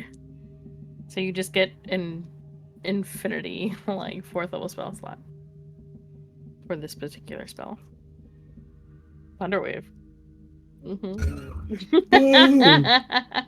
Boo! Are you That's amazing. is Hux currently resistant to fire or lightning? well, when I cast Fire Shield, I'm resistant to fire. So, But only when you cast it, right? yeah. I mean, it would give you resistance if you have an attunement slot. It would give you resistance to two more damage types, and if you want to, you just can, instead of using an attack of your normal attack, if you need some breathing room or something, you can easily cast it, blast people away from you for a minute. Although But I don't know if I want to unattune to any of my items. Fair. Because they're pretty good.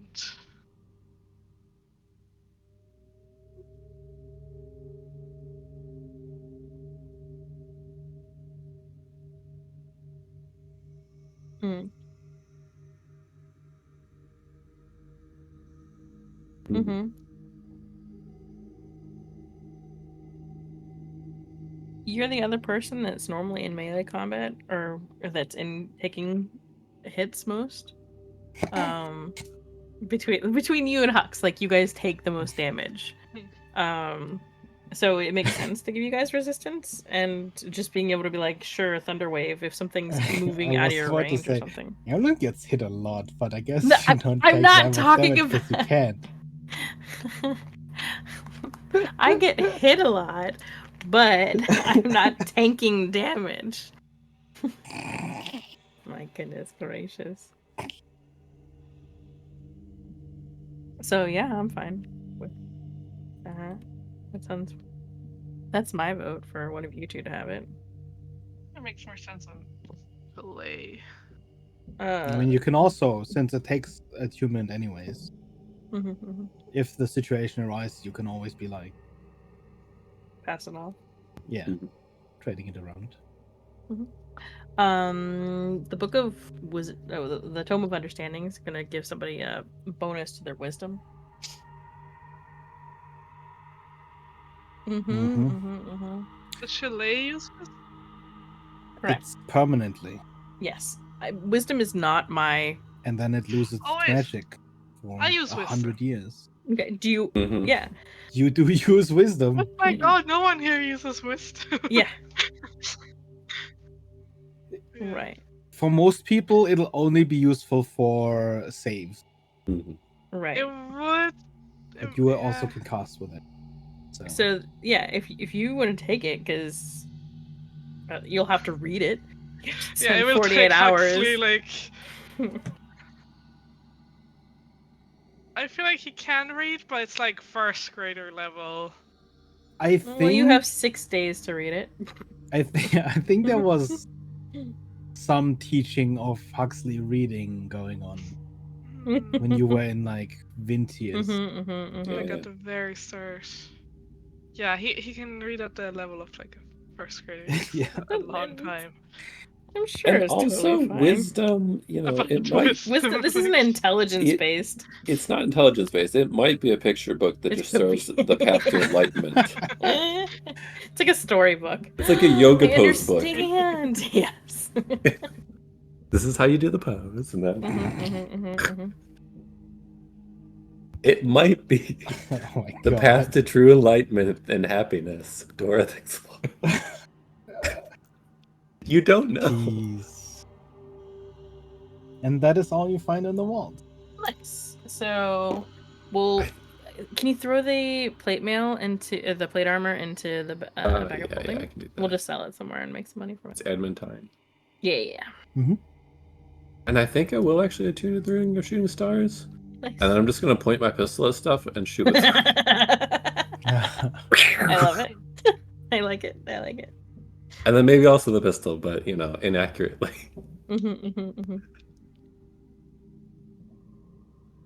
Yeah. Even if you, I mean, So one, anyway, you just I get a 4th started level spell last. slot.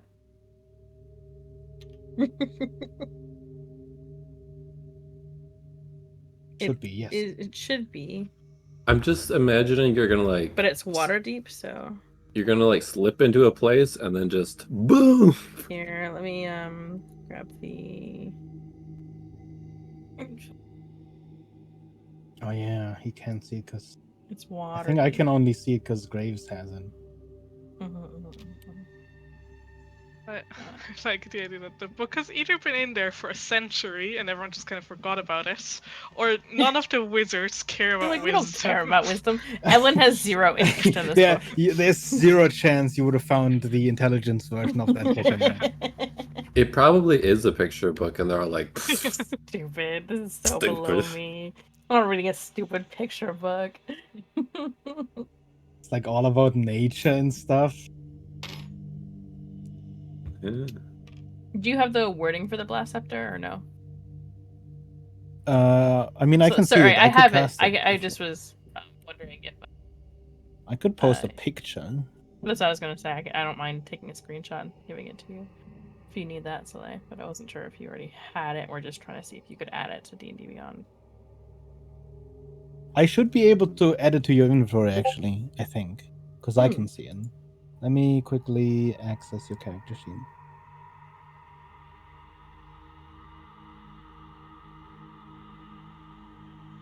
I can also do that. In that case, message me a list. Oh yeah, true.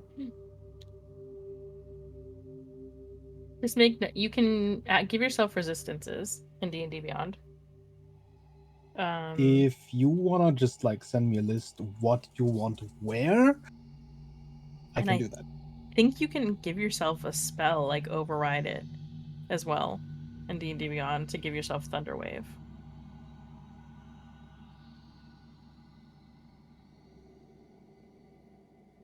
Let me quickly see. I should be able to. Yeah.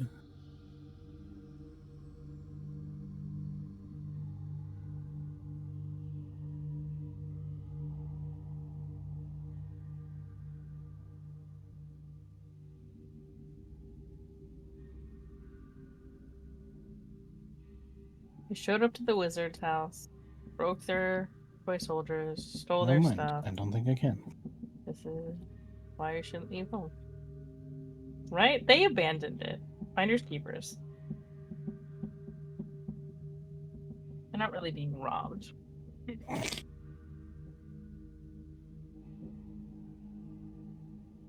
They were like, nah. And they left it, so obviously they don't They didn't want want it. it.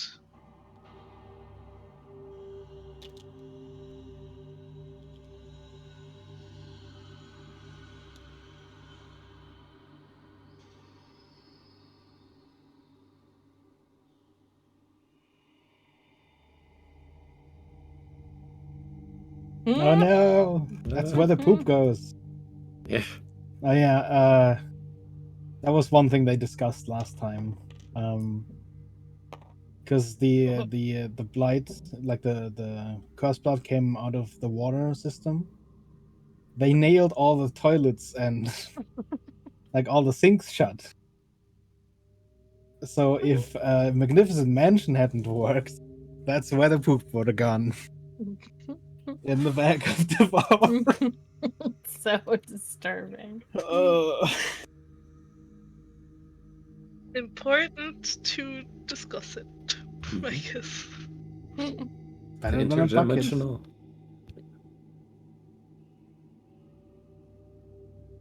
Well, I guess we go back down the stairs. You continue the on. same way. I think so. As you jump to the next level, you do see a light from below. Not from where you land, but you see the bottom and you see light. Though from the darkness where you are, it's a little bit too difficult to see. I'll move kind of over towards wherever Slay landed.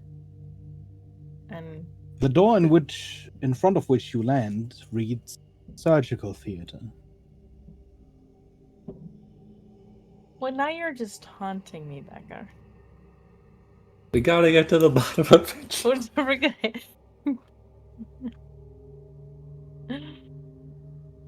we don't have to go in there, even though we're probably all. We do need some bandages, actually. Slay's got a little banged up, to be honest. Yeah, do we need to take a break? Are you guys too good? Good. I only lost like 60 hit points. Jeez. What are those? It's not even half. It's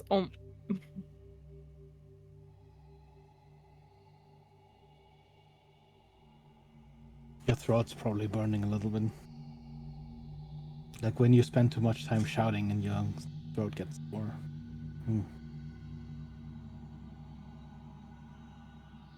But ours probably like, this is why it took them so long to get back. Mm-hmm. So that's why they're underground for 4 months. Oh, looks at Vint. Yeah. Yeah, that tracks. That tracks. That makes sense.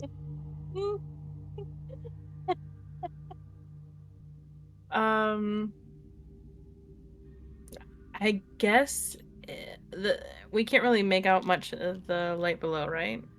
No, it's you're in darkness and it's so bright that it's pretty much blinding. Is it like the whole space is lit up, or there's like something lit up? It's about like if you were in a long dark tunnel and you see like the end of the tunnel. Yeah, you can't really like make out if it's like one source of light or if it's the outside, but there's definitely light. We could just maybe take a quick break then, if you need to, right here. I'll just glance inside this room over there, maybe in case we need shelter. Yeah. I'm just gonna pop my head into the surgical theater. Okay.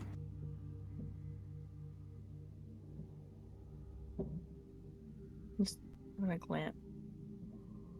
Just a little glance. A peek. It's so big. Just a little peek. Just gonna glance. Yeah, I mean, at first glance, there's not really that much that you see, to be honest. There's a good bit of space. You could probably safely take a break in here. And just to avoid anything moving through the stairwell.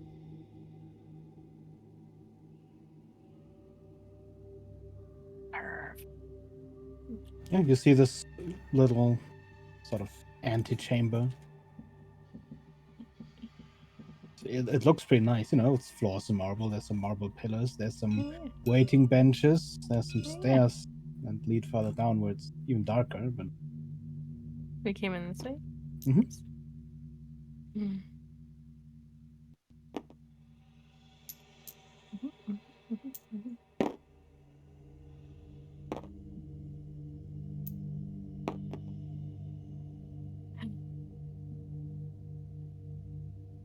I'm gonna keep detect magic up still, just for reference. I'll just glance over this way since I'm okay for once. I'll make my way down here.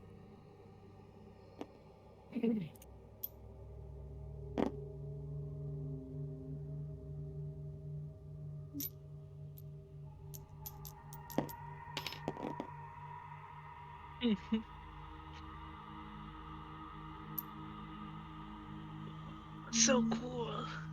Is that how I look? Oh. So cool. Here. You look like it was a little rough with that gas. I'll give you a cure. Just one little cure. Just a little. I'll heal you for 12. You can if you want. I'm just using a first level spell. Hey, Evelyn. Or we're about to go into combat again, you know. So there's fun. No, it's fine. Can Not combat. you please Sure. give me a DC 18 Wisdom save? Absolutely. You don't know that's not a lich under that. Listen, we can have a conversation.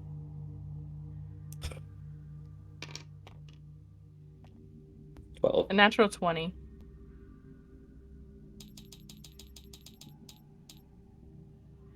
Does.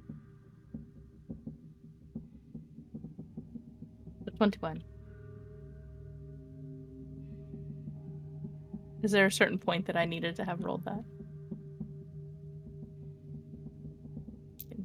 Move.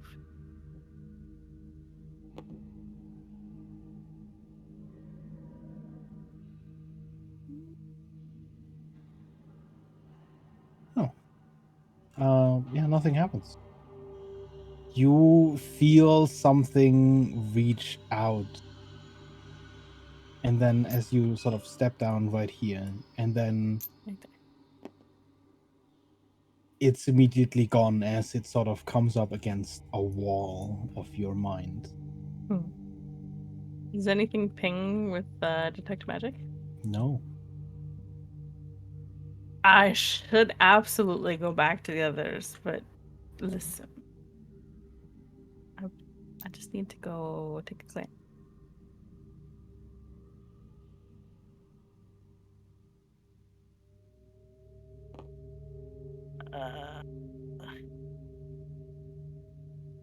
I'm just gonna go over here and take a glance at the notes and things. Okay. You skim over pretty quickly looking for things that you know you will find interesting and stuff that you may already know or find unimportant. And you make a couple of notes. Wonderful. And I will potentially move over and see what was left here. As you pull aside the cover, there is a skeleton underneath. It looks pristinely cleaned. Almost too clean. A skeleton that is this preserved would have probably been rigged up with wire in its joints. But you can tell that even the soft tissue between the joints is completely gone. And it doesn't really make sense for a skeleton to be at the center of a surgical theater.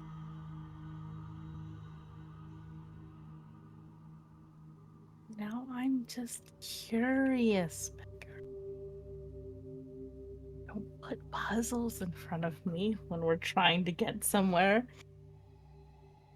with really cool skeletal designs.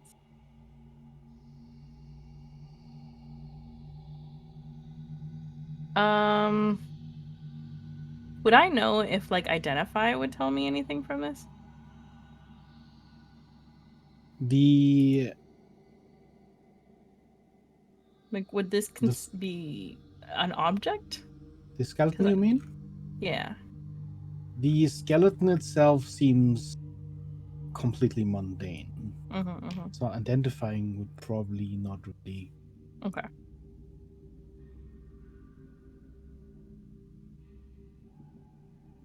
I'll take a little bit longer to linger about to see if I can't make sense of what they were doing.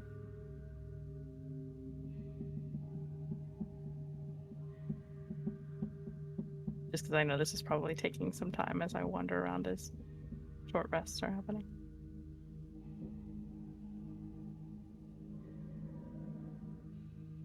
I'll have, just as a random note, pocketed any notes that I found or anything up here.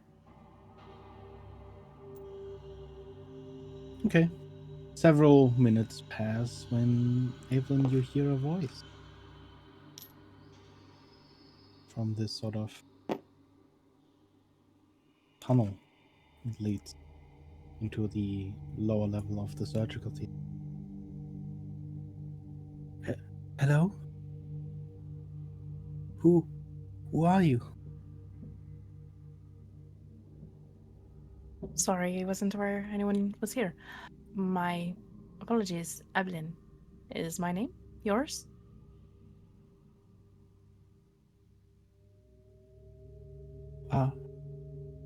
Why?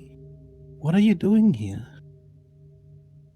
We were looking for the wizards, and it seemed it was a bit empty when we arrived, so we've been looking around, trying to see if anyone's here. Been Seems at least you are. alone for so long. Could you help me, maybe? I'll cautiously be slowly making my way over. But exactly did you need help with? Can you roll me a perception roll?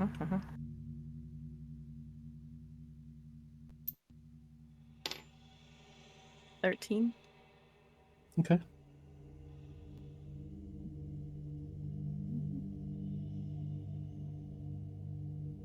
I'll move. I'm trying to very casually move up until she's within 15 feet, so true sight kicks in. But because I just don't trust anybody anymore. I just, please, I need help. With your true signs, at this point, what you see is an amorphous mass of red. And you also see Vidar, invisible, casting a spell.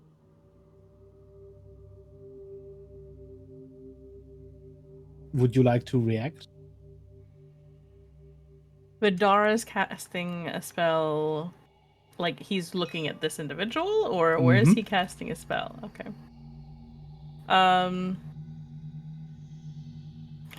Do I know what this might be from what I'm seeing? Anything I've read about? It seems like, give me Like an an ooze Arcana kind of check. thing? It does seem like a sort of ooze. Okay.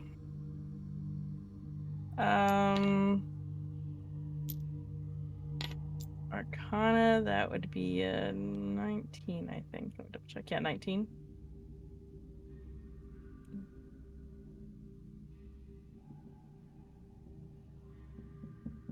You didn't pick up on it before. There are a lot of smells in the air.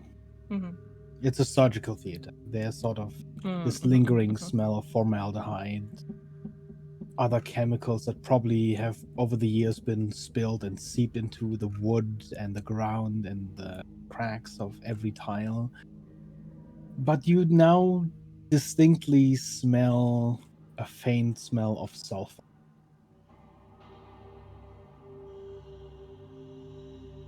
which is a trait that an oblek has. A what? An oblek. An ooze that can impersonate Mm. medium or smaller creatures whose memories Wonderful. it has eaten. Amazing. And you kind of get the inkling that the probing earlier Yeah, sure. may have was been an attempt to eat your memories. wonderful.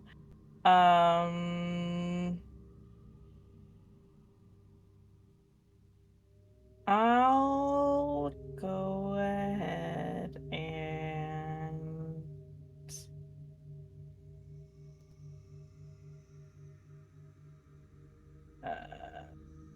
I guess cast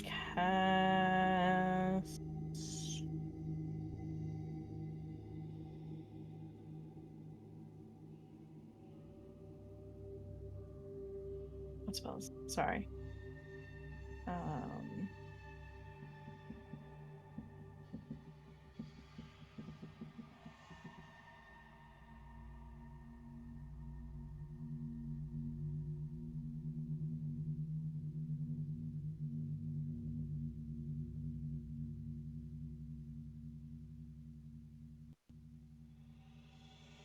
I will roll sorry, not roll a. I will go ahead and cast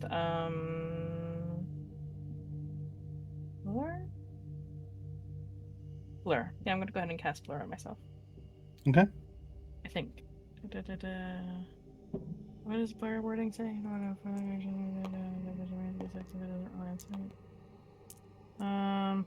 Ooze. Never mind. Ooze might not have eyeballs. I will instead go ahead and just cast a quick arcane ablation on myself. Okay. You see a flash of light as you cast your spell as Vidar lets loose a disintegrate from above it, dealing 79 damage. Jeez. You see this form of the humanoid immediately completely vanish, and you see this sort of larger blob behind it in the shadows now move and just screech and wobble away. It sort of slurps back into the shadows. Not hack it or no? Last. I was confused when I heard you talking. Looks like an old one. Must Seems have been here the whole time.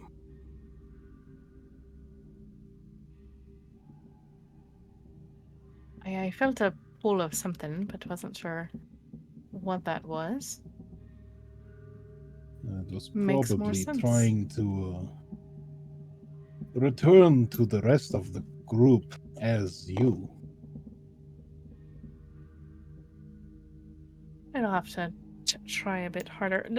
This does look like Vidar, not like also, I don't know, like ooze creature. Yes. Through But your true sight, you saw him being, I just was double checking. sort of, you saw that layer of he was invisible but not. Yeah. But beyond that, you also did not see him being a red I just blob. want to be real clear. There is that moment of doubt because the smell of sulfur is still somewhat in the air. But as the thing slinks away, as people are taking their short rest, honestly, I think this is probably a good place to call it for tonight. Huxley is very conflicted which book he should focus on now. And that's a very strange thing for him to be conflicted about. More than didn't even read it all. Now he's got more than one book. Oh my god. Oh boy.